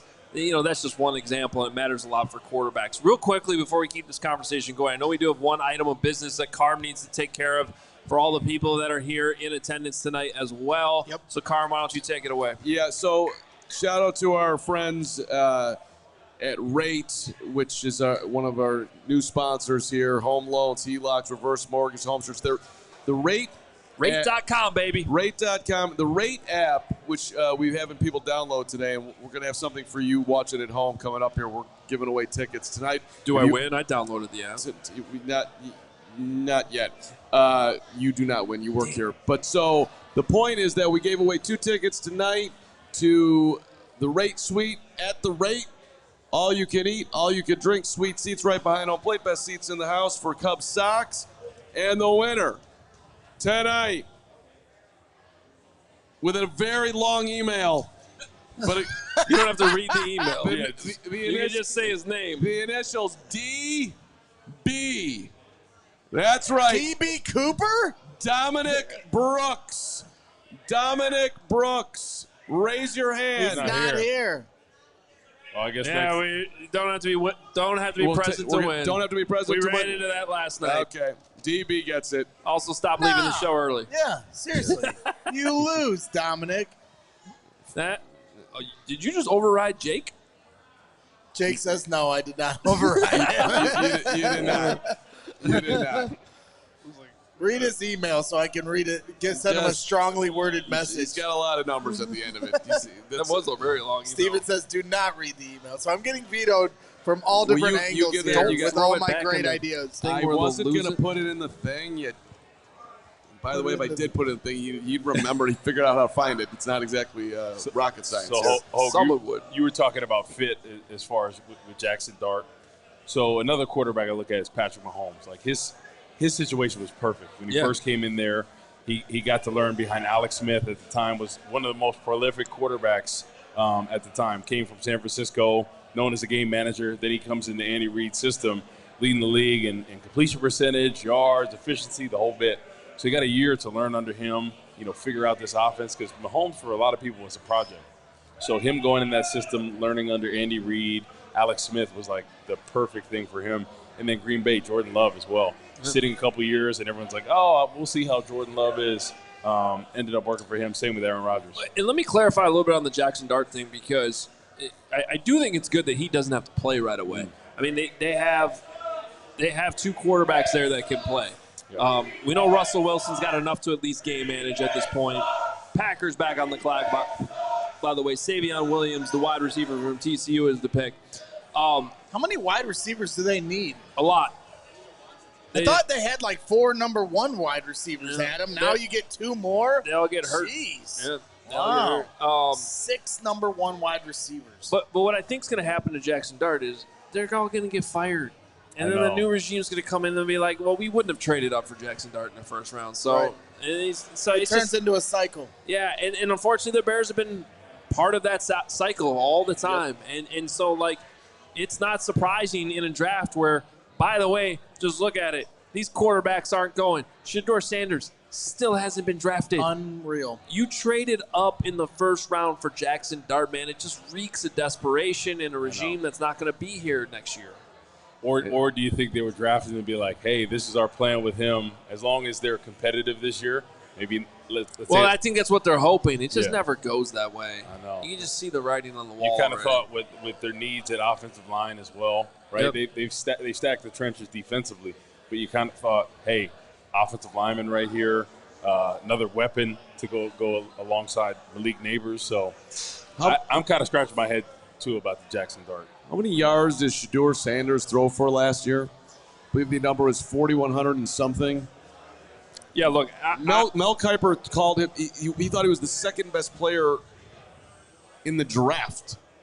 Yeah, that's what's happening right now is bizarre. First of all, that's crazy talk. Mel Kiper, all due respect, who I believe should be going in the Hall of Fame as a contributor. But that's insane to say that. I might have went a little bit over the top of what exactly he said, but he loves him. I don't know if it was I know he was his number 1 quarterback, and I don't think he was the number 1 quarterback. I think Cam Ward was. I think he should be drafted by now. I had a second-round grade on him. I like him. I don't love him. Him or Dart, if you had to pick. I probably would have gone Shedeur Sanders. Yeah. And I don't think this is about Shedeur anymore. I think this is about the Deion Sanders situation that comes with it, and his own. As we mentioned yesterday, he has his own media crew kind of right. Well, I'm not even saying his own crew, but there's a media frenzy around just Shedeur Sanders himself. But I think it has more to do with the similar conversation we were just talking about, man. These guys, these jobs are so hard to get. Everybody's under fire, and the last thing anybody wants to do is draft a quarterback that's going to immediately lead to stories the next day about how his dad's going to come in here and replace me. Yeah. That's a very rare, real thing. Yeah. And I'm not even sure that's Deion's fault. Like, that's just what comes with the territory of drafting. But that's ridiculous. An organization, you are in control. We are not hiring Deion to be our head coach ever while Shedeur's here. Period. End of story. It will not happen. And that's the end of it. Done and done. Do you like this? Yeah, until you have to fire your coach in 6 months, and then you have to backtrack on what you just said, and then you look like an idiot. But I'm not hiring Deion. If I fire, trust me, if he doesn't work out, which we obviously think he will. If he doesn't work out, I promise you, I'm not going to put our organization in that. This is not going to turn into a circus here. Now, Deion himself. But the easier way to handle that, Carm, which is my point, is just not draft him. Well, okay, he's not good enough to take the risk. But what annoys me about that is a million things. Like the whole. No one's gonna like where I'm going here, but I'm just saying, like, wouldn't be a 4-hour show without you. Well, but if you go back in the day, they were like, no, we can't bring Colin Kaepernick in because it's way too big of a distraction. No, it wouldn't have to have been. You just needed to know how to control it. If you wanted to bring him in, that's like some people with Tebow didn't want to bring him in after he got released from. Right, but Tebow couldn't play. Yeah, but there's a big difference. People want to give him a shot. Let me ask you a question, though. What's the difference between Shedeur Sanders and Anthony Richardson? I don't know. Shedeur Sanders is a way better passer. Yes. He's a way better quarterback. That's my point. Anthony Richardson goes in the top. He went 5, right? He goes that high in the draft because he's just big and he can run. He's a cannon of an arm, too. And he's got a cannon. But he's never been able to throw a pass that was accurate or with any kind of touch on it whatsoever, except for that moon bomb he had last year off his back foot. That was incredible. And then it fizzled from there. Yeah, but that doesn't go, okay, you got one throw the whole year? But, yeah, if you had the opportunity. But guys get drafted off of one throw. So if you had the opportunity to choose who you wanted to be the starter day one, if you could pick Shedeur Sanders or Anthony Richardson, I'd pick Shedeur. I think I'd go Shedeur, too. Yep. Right. I think he's proven that he's gritty. He's gonna put your team in position to win. Indy was not the only team that thought so highly of Anthony Richardson. Somebody else was going to take him. Well, the crazy thing with Anthony Richardson. I'm just trying to highlight how preposterous the whole thing is with the quarterback sometimes. Well, and what's crazy for me is at 9, they were showing a picture-in-picture of Dion and Shador and that whole crew, and they really thought that they might have a shot to be picked at 9. Well, we're not going to bring up who on this set mocked him at number 6 overall. Right here, the other one day. of the great picks in the history of mock Well, drafts. I mean, maybe the worst mock draft pick ever. You know what, though? In all Pizzatola, seriousness, did you hear that one? Yeah, that should be on your list, Pizzatola. I failed yesterday when the Panthers drafted Tatora McMillan to shout out Steven over here, who I gave crap to for that pick. He nailed it. He was right. He's our Mel Kiper. He's greater than Mel Kiper. When did he say that Ted McMillan was going to the Panthers? In the mock draft you participated in. Oh, that one. Right. Good job, Steven. Way to go. I got it. I thought it was earlier than that. I thought he said it way back on the show or something. No, we discovered a couple. You weren't there. You were in Green Bay. You actually didn't. Well, you participated, but you weren't there for the show. But we discovered late a couple mistakes we made that we had to go back and fix, and we were trying to figure out where things got screwed up. And at first I was like, well, you could have just picked Jalen Walker, and it would have been a lot easier. But you know what? He stuck to his guns, and he was right. The thing that I've realized is, Steven really doesn't do all that much around here. And so next year, I think he's underutilized as I get muted. I'm going to be the only one left here who doesn't have somebody mad at them. And that would be new. And so I think he's underutilized as our draft guy here. We could really start to lean into his draft knowledge because he is all over it every year. He's got a lot of time to do that. That's what I mean. He doesn't, we could start actually filling up some of the work time that we're missing with him. That's a good point. I think that's an excellent. He's coming for you, Fran. Hey, I think we should update the board to everybody here. What do you think there, Adam? Yeah, I mean, I don't know. I think everybody's is there any? has the phone. Is there any super? Is there any super chats we can get to? There's definitely there? supers we can get to. I mean, I'm updating everybody because that's what I do. I did want to give a shout out to Jordan Brody. He said, I'll get in on the flowers for our CHGO crew. Had a terrible year last year. Listening to CHGO was a great way to get my mind off of it. Thank you guys, and we appreciate you, Jordan, and we're glad we could be a small part of you guys. Go ahead. I love the message.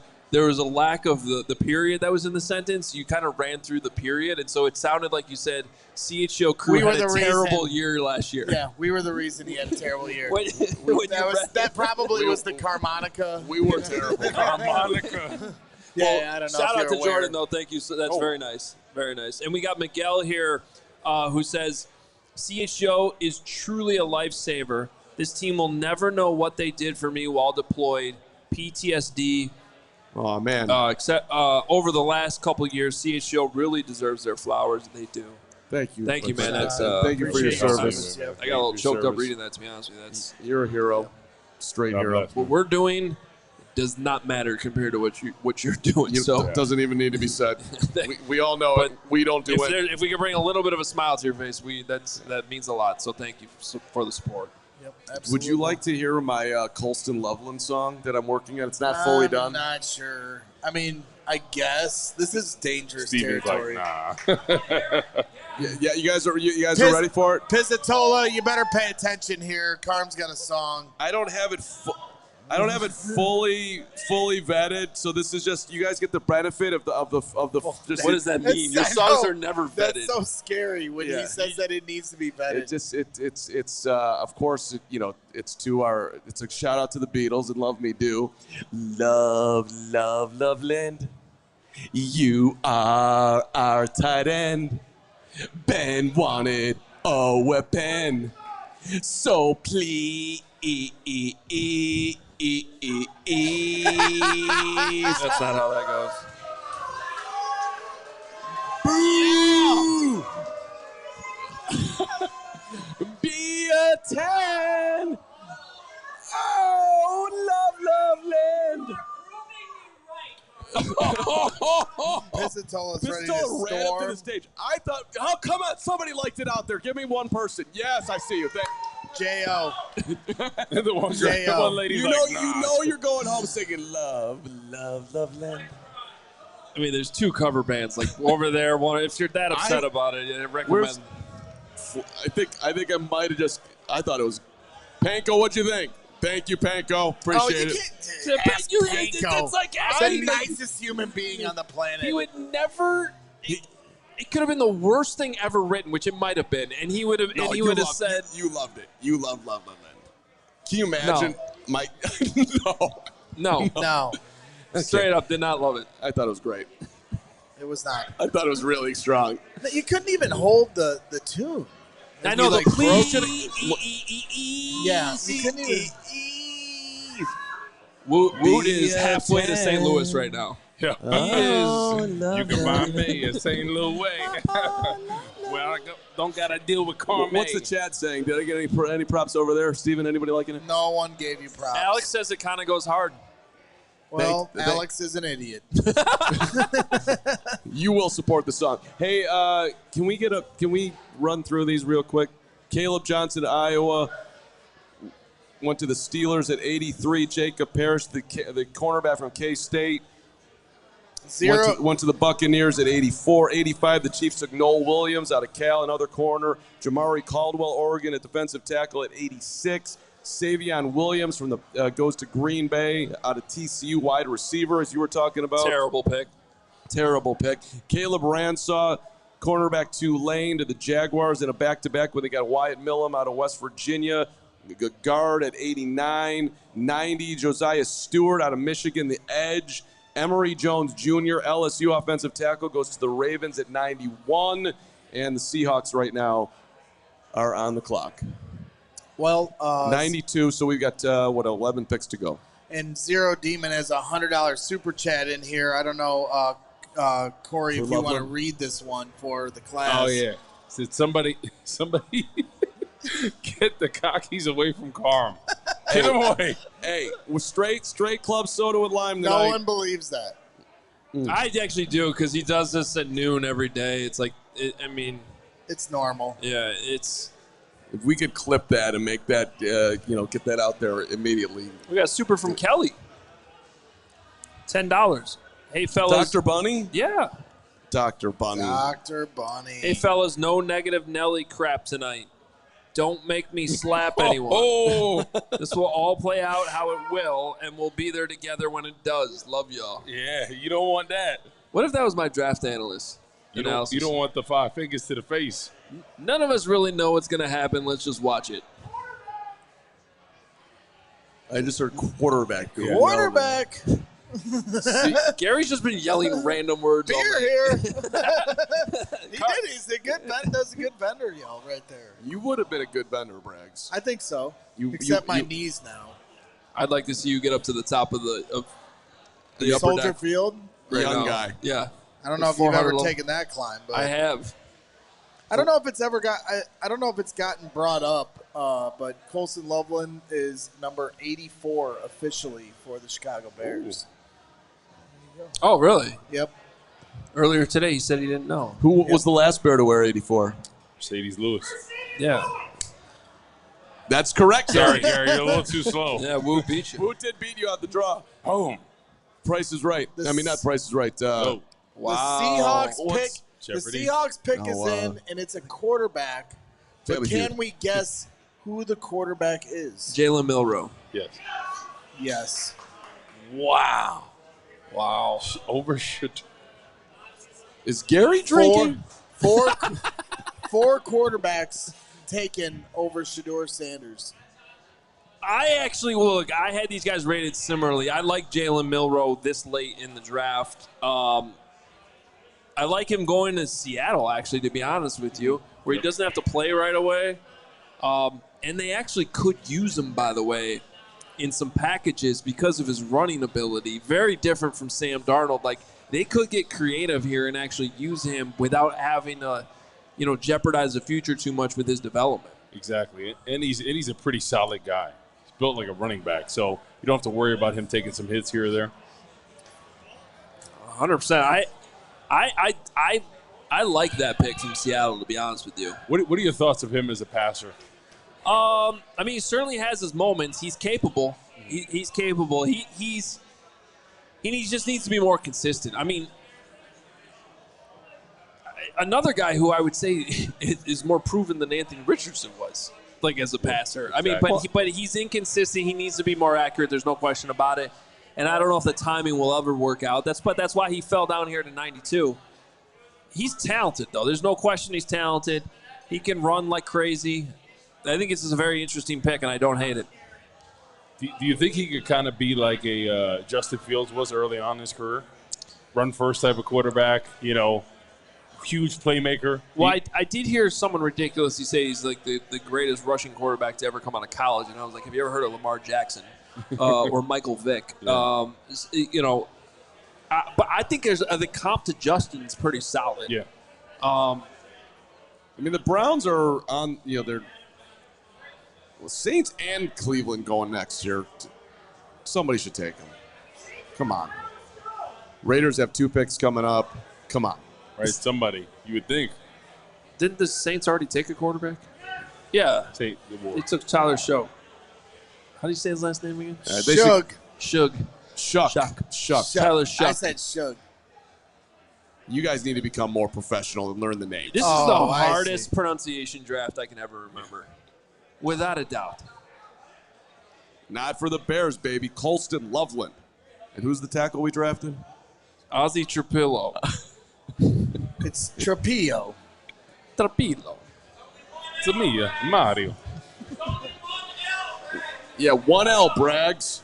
I'm sorry. What does that mean? That means it's not Trapilo. It's Trapilo.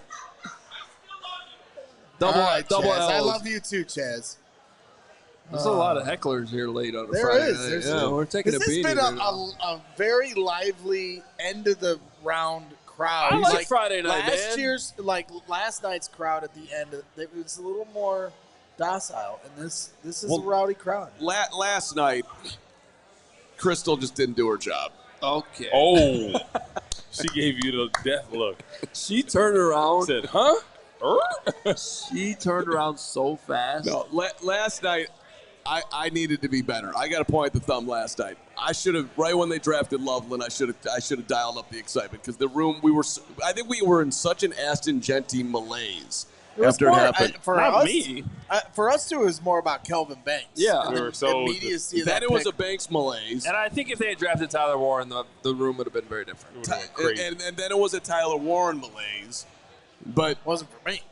Right, you were the only one there where I complimented you for the show. I thought Braggs had some solid, just stability yesterday to the good job. That's what we do. It's what you do. So Steady Eddie over here. But I just thought that we could have gotten the room going a little bit more. But I got stuck in it. You know what? You need to walk over there and give Crystal $20 because she shouldn't have to spend $20 to communicate with you up here on stage right now.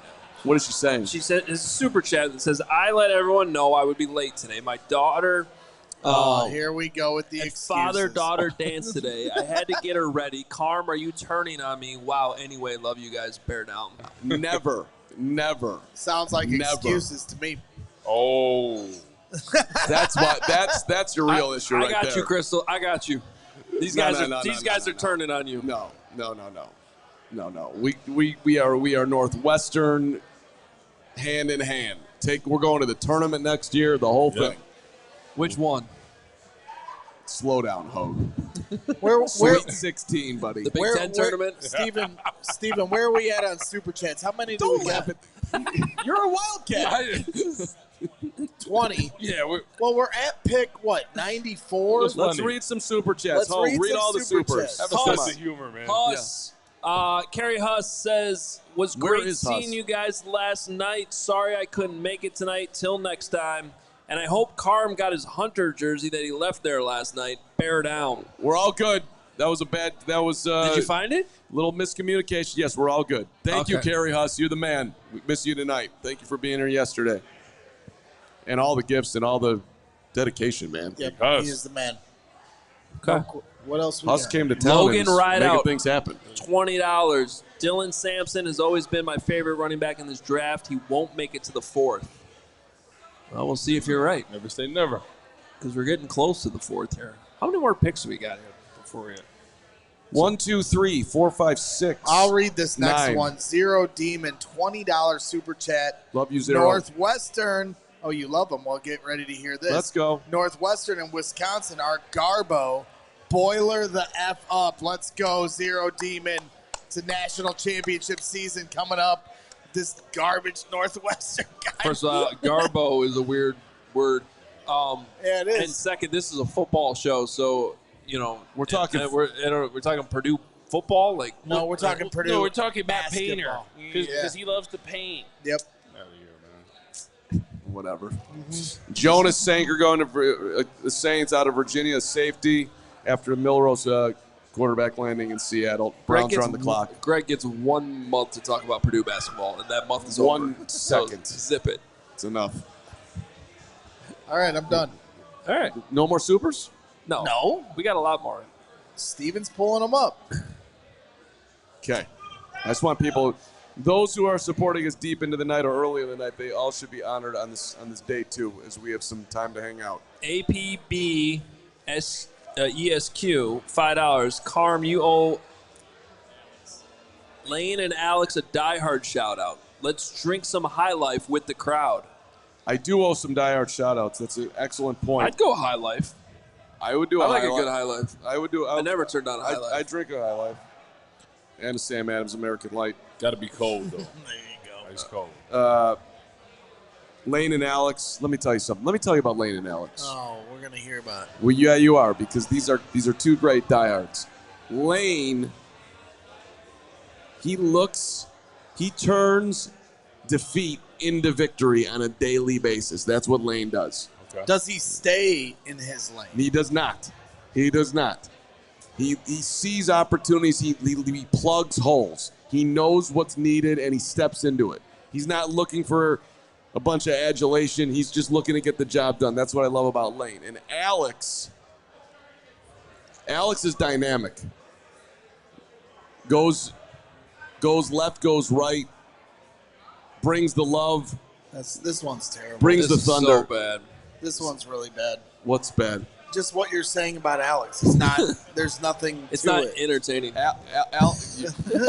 You're both reacting, which is clearly it is. Yeah, we're reacting to how terrible first of all, it is. If I'm Alex, I'm like, listen here. Well, Alex should know that my middle name is Alex, and so Alex and I are officially family.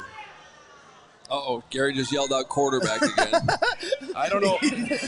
Are we sure that it's still not like a convulsion from earlier? He's like, Is it going to be Dylan Gabriel? he's got the yips. Gary has to be drinking. Quarterback. I think it's Dylan Gabriel. Quarterback. Dylan Gabriel? The Browns on the clock, and it's a quarterback? It's got to be Shador.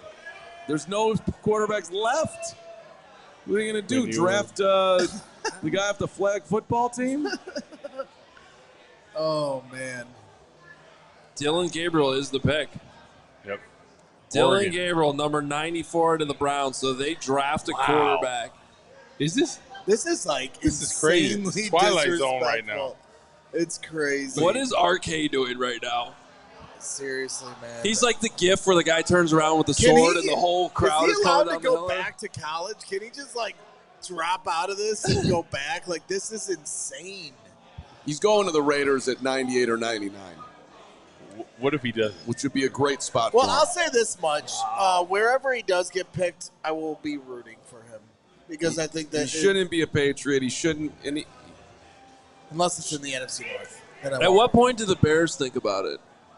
At no point Now. do the Bears think about it. I'm trying to troll Card mostly on Tyson Bagent there, Yeah, but that's true. But he's the one who said now. He was Yeah. in on it. Well, I mean, I think it's at least worth thinking about. Right. You're talking. I mean, I wouldn't do it because we do have We're still in the third round, guys. Page and God. Yeah, but That's crazy. Dylan Gabriel, though. at some point you got to look at the board and like this is ridiculous.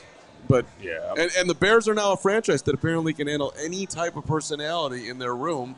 They're going all over the board. Look, we didn't list any quarterbacks in our Bears 100, but had I put the quarterbacks in there, because we just knew they weren't going to take one, obviously. If they did, it would be way later. They said they weren't taking one Yeah. also. So Xavier Watts is our best player available. Shador Sanders would actually be the next one after that, and then Jack Sawyer would be, if I were to include the quarterback. Yes. I like Jack Sawyer. Jack Sawyer from Ohio State, still there. That dude's always around the ball. Give me a Jack Sawyer. Well, I Which mean, would be a very Patriots level pick, we're by the way. essentially 1.5 picks away. You know, I don't know if we're getting to a final thoughts kind of moment of this broadcast. We But can. Go ahead. I already asked Woot and Hoge for their final thoughts. 1.5 Really? picks. What?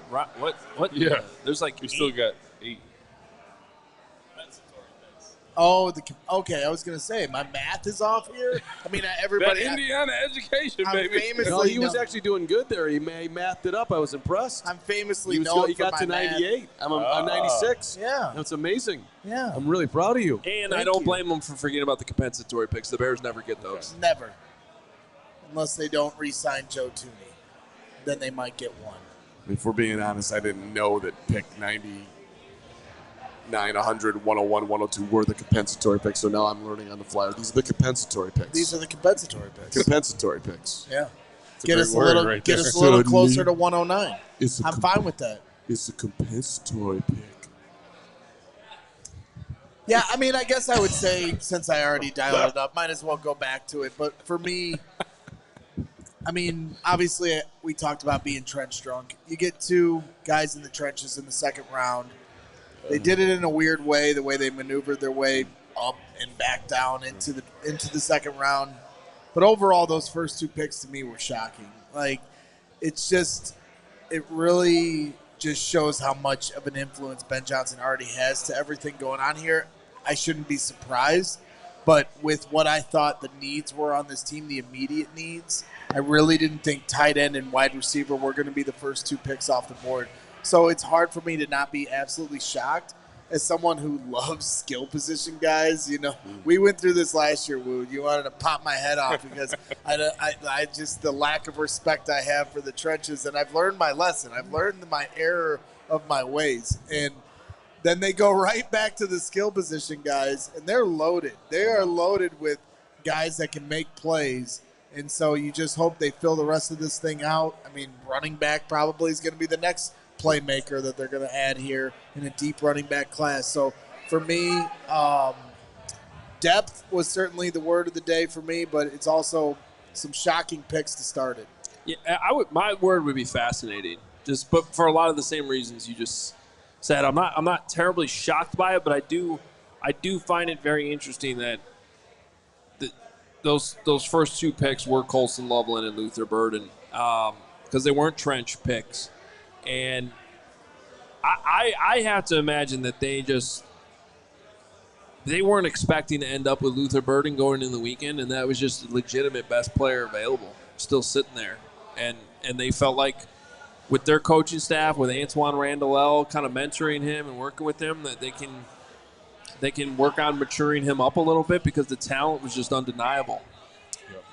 Yeah. You have to wonder if they. Can I just, let me just, I'm sorry. Just, Luther Burden tonight in his Q&A. Any receivers you've tried to put into your game? And this is paraphrasing. No, can you repeat the question? Second answer. Pretty much the top guys in the league. Like, just a little standoffish. Yeah. The reason why I'm bringing it up is that, and it's all fine. Who cares?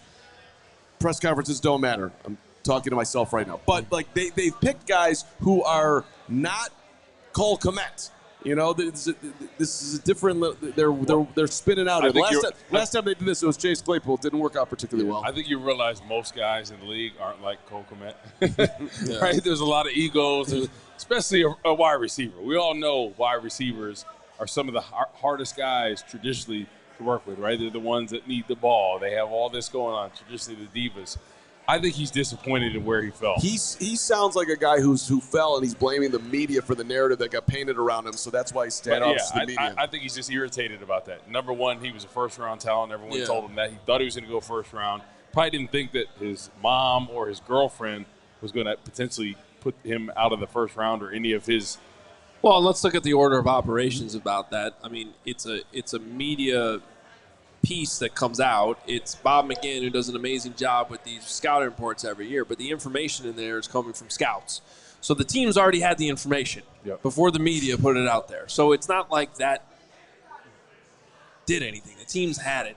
Right. And we don't know if that's the case. I don't know anything about Luther Burden beyond what I've watched for football and what I've read. I've never interviewed him. I've never met him. There's guys that just don't like talking to the media. That might be part of it too. And that can work. I will say this: usually when those guys come across that are drafted, they still do a pretty good job the night they're drafted because they're so excited. Yeah. And then you find out later, actually, this guy is not comfortable talking to the media or doesn't really want to do it. It's very rare to have one of these situations happen, which apparently happened. I wasn't there. I wasn't in it, so I don't really know. It seems like he's probably frustrated, irritated that he didn't go in the first round. Which is fair. Greg, you're being summoned. Later, Ray. You take it easy. Ray, thanks for coming. Throw that Sox hat in the garbage. I got you, Ray. Don't listen to him. Ray, don't listen to him. He's a complete buffoon that we love. Love you, buddy. By the way, Xavier Watts did come off the board a couple picks ago. Xavier Watts to the Atlanta Falcons, 96 overall. Jalen Smith, cornerback USC to the Texans, 97 overall. The Raiders now on the clock, back-to-back, 98 and 99. Niners, Eagles, Vikings, wrap it up. So Carm, did you give your final thoughts or your word of the day? Well, it wasn't really final thoughts. We just kind of assessed what the Bears did and graded it out. I give them high grades just for taking big swings. Luther Burden hits. He'll be your beast of burden. This could be a big-time deal. So the Bears, they're kind of out of their comfort zone here, so I'm giving them props for that. But my overall, I've come around on Loveland, and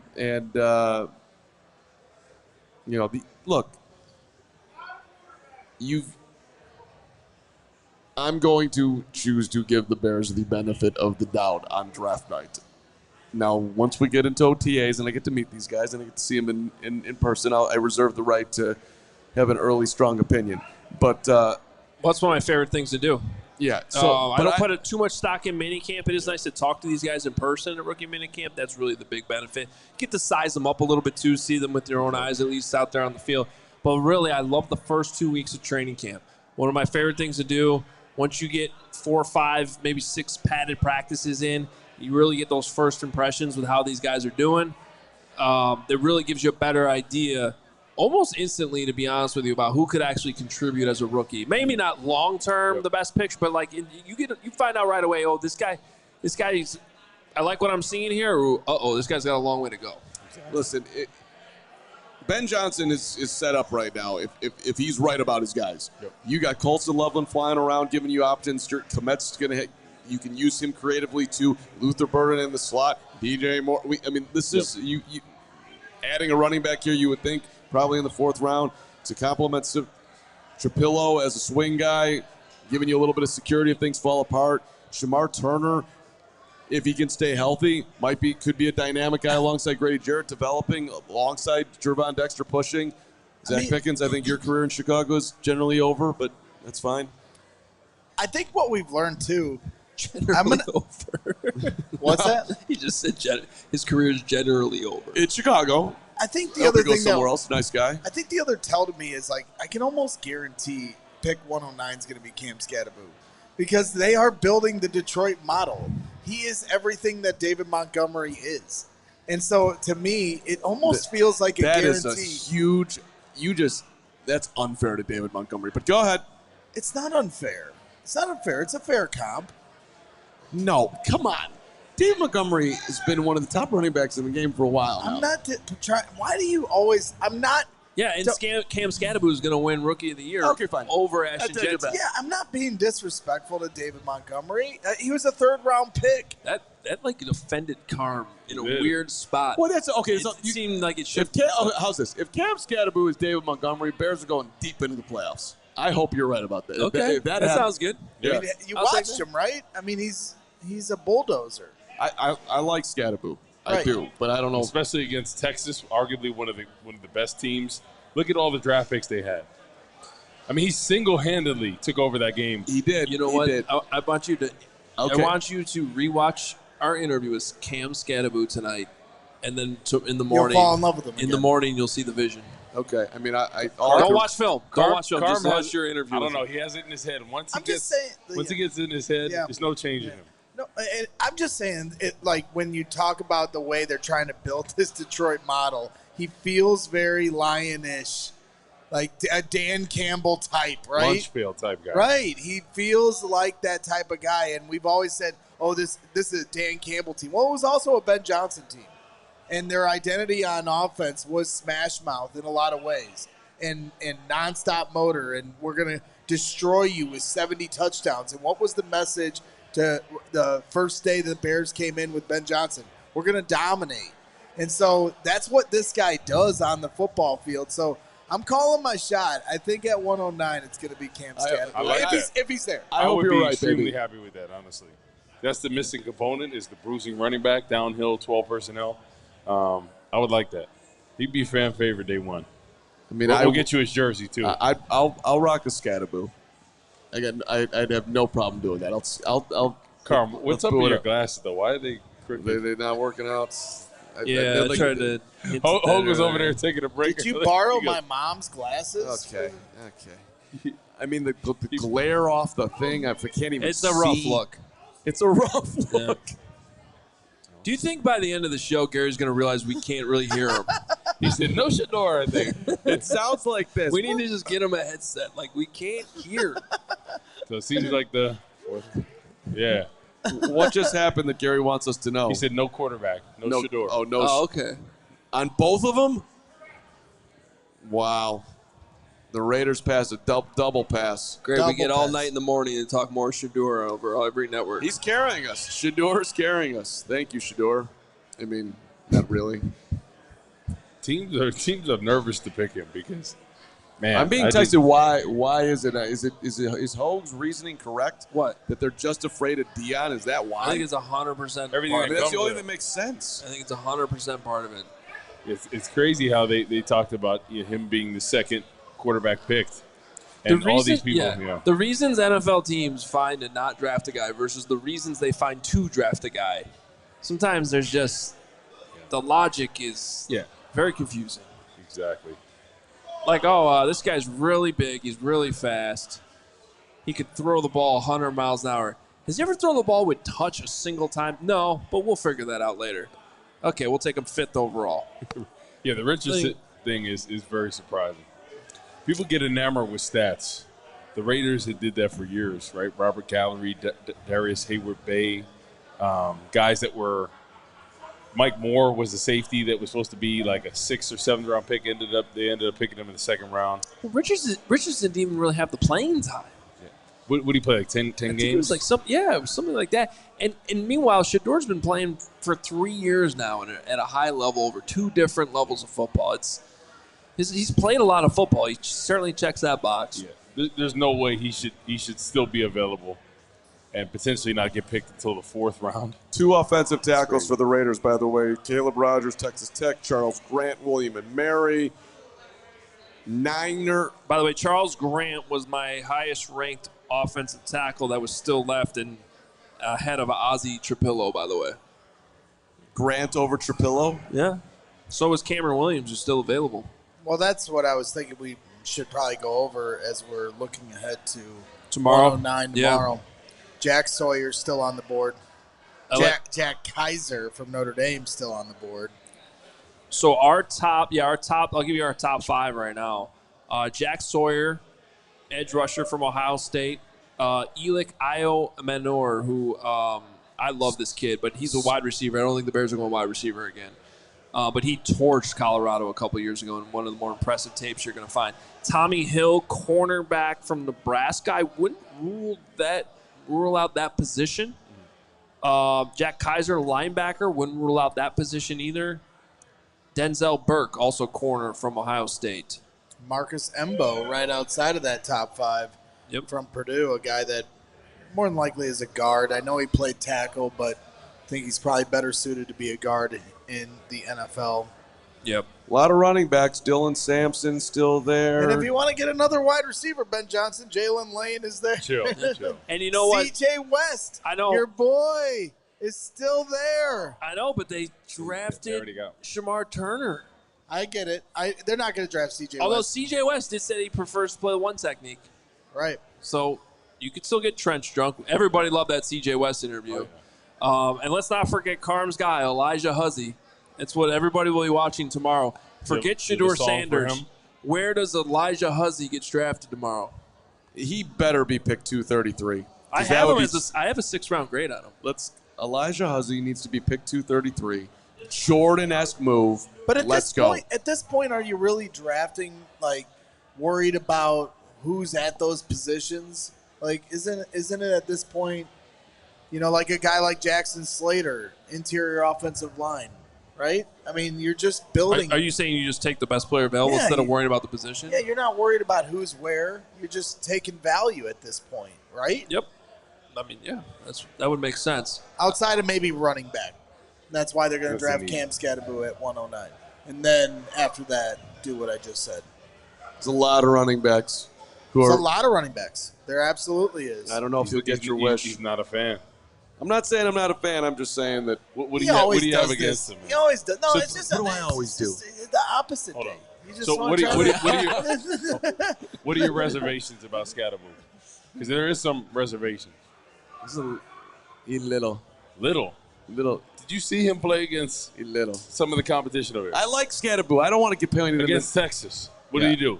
Against arguably some of the best competition all year. One of the greatest games I've ever seen in college football history. Yep. I'm down. So what are you concerned with? Is just the size? Not super By the way, fast. he's not little. His legs, you sat next to him. His legs were the most impressive legs bigger I've than ever your seen. whole body. Greatest legs in the history of football. He's a little short. Also short, Ashton Genty.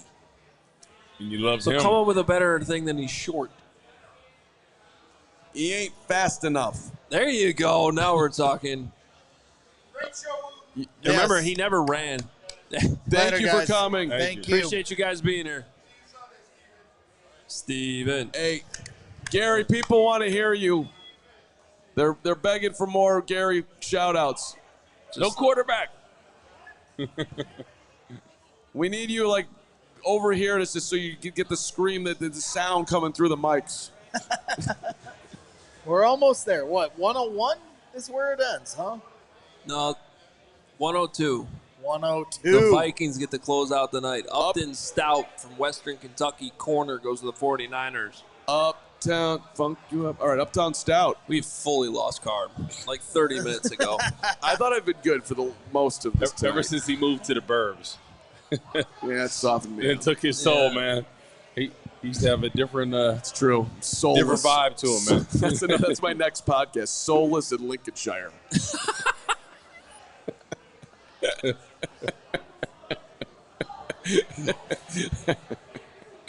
He's like Severance, man. You turn on and Call Ward Supers.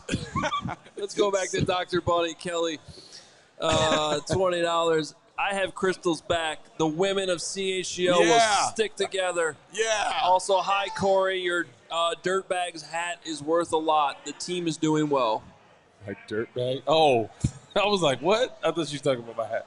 The one she gave me in Arizona. Okay. I thought she was talking about the hat I'm wearing right now. I'm like, dang. Jonathan Otten, who's in the crowd, $5. The draft party did not disappoint. Had a great time. Bear down. Now play that Carmonica. Get the Carmonica out of that bag over there, please. I'll pay you $20 not to listen to him. Get What the bag? It's a black bag. It looks like a backpack. It's got It's straps. not over there. We gave it to you. We'll give you the backpack. You idiot. We're getting down to the... Mike, $10. Had prior commitment tonight, so just tuning in at 11 Eastern. What in the absolute hell is happening? I still trust Ben, but Jesus effing blank, how is not paying attention to the trenches happening? Hoge, help. No car. They helped. You got Trapilo. Let's see the Carmonica. Trapilo. Let's go, Trapilo. Yes. We're at. I think we should stay. Before you go crazy with the wants to stay all Carmonica. night? No, before you go crazy with the Carmonica, Yeah. Let's give a shout out to all the people that have helped us put this together. Yes. Shout out to Lance Briggs over there. We appreciate you always. Shout out to Steven. Our guy Steven has dominated these last few days. Katie, thank you for all your help. The crew over here, Kevin Kadig, killing it with the draft database. Been a ton of help. Jake, our fearless leader. He hates when I call him that, but bartending, he is the bartenders tonight. The bartenders here at 115 Carman. Bourbon Street. Make sure you tip your bartenders. Sarah, thank you to Sarah. Thank you to Emma Clark playing hurt. We appreciate you. Thank you to Corey. This lug, get over here. Yeah. You almost got put in the Braggs headlight. No, don't do it to me. Don't do it to me. Most importantly, during the regular season. Everybody who came out tonight. Thank you to Emma. Killing it at the draft at Lambeau. And then she comes back here. She kills it here. She kills it everywhere. Our Slay Queen. Did we get Emma Clark too? We got Emma Clark. Triple Clark. She got a toot. She tooted. Oh. Excuse me, that was terrible. I tooted. She gets an extra toot. Thank you. It's been a long night. The way he's playing the harmonica, I've never seen somebody do that. He's like, what's the chant? Can we get a good chant? Can we get a Let's Go Bears on the way out? What about a Let's Go Bears? Lead us into a Let's Go Bears, Braggs. Let's go Bears! Let's go Bears! Let's go Bears! Let's go Bears! Let's go Bears! Let's go! I hope they know out at Hell's Hall how much people, I guess they do, but they need to know how much people care. I think they know. They raised ticket prices again. We got Blues Traveler over here. That's right. Little Blues Traveler, little the Allman Brothers. Where's my guy Bob Dylan? Shout out Bobby Dylan. Great movie. Felton closes us out. Wide receiver from Maryland goes to the Minnesota Vikings. Loser. Yeah. That guy looks great.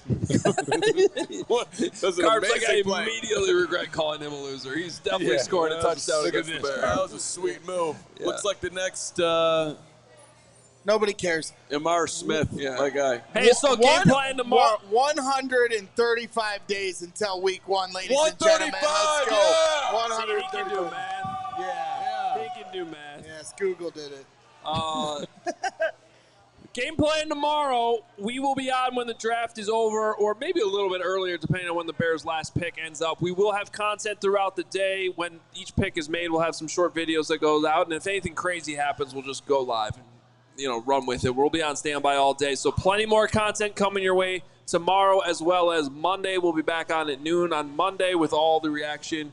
Carm will tell you about every little thing you can do in whatever town in Idaho that we wouldn't let him talk about tonight. I'll be in some weird town in Iowa tomorrow, so there'll be something going on there too. Hey, just one more time, thank you everybody for coming out tonight. You guys we greatly appreciate it. All of you. Pizzy, we're on a new level, Pizzy. Great show. You too, Crystal. You too, Gary. And one more shout out for this crew here as well. They did a great job. Yes. Appreciate everybody at 115 Bourbon Street. Circa for having us out here. Circa. All of our sponsors.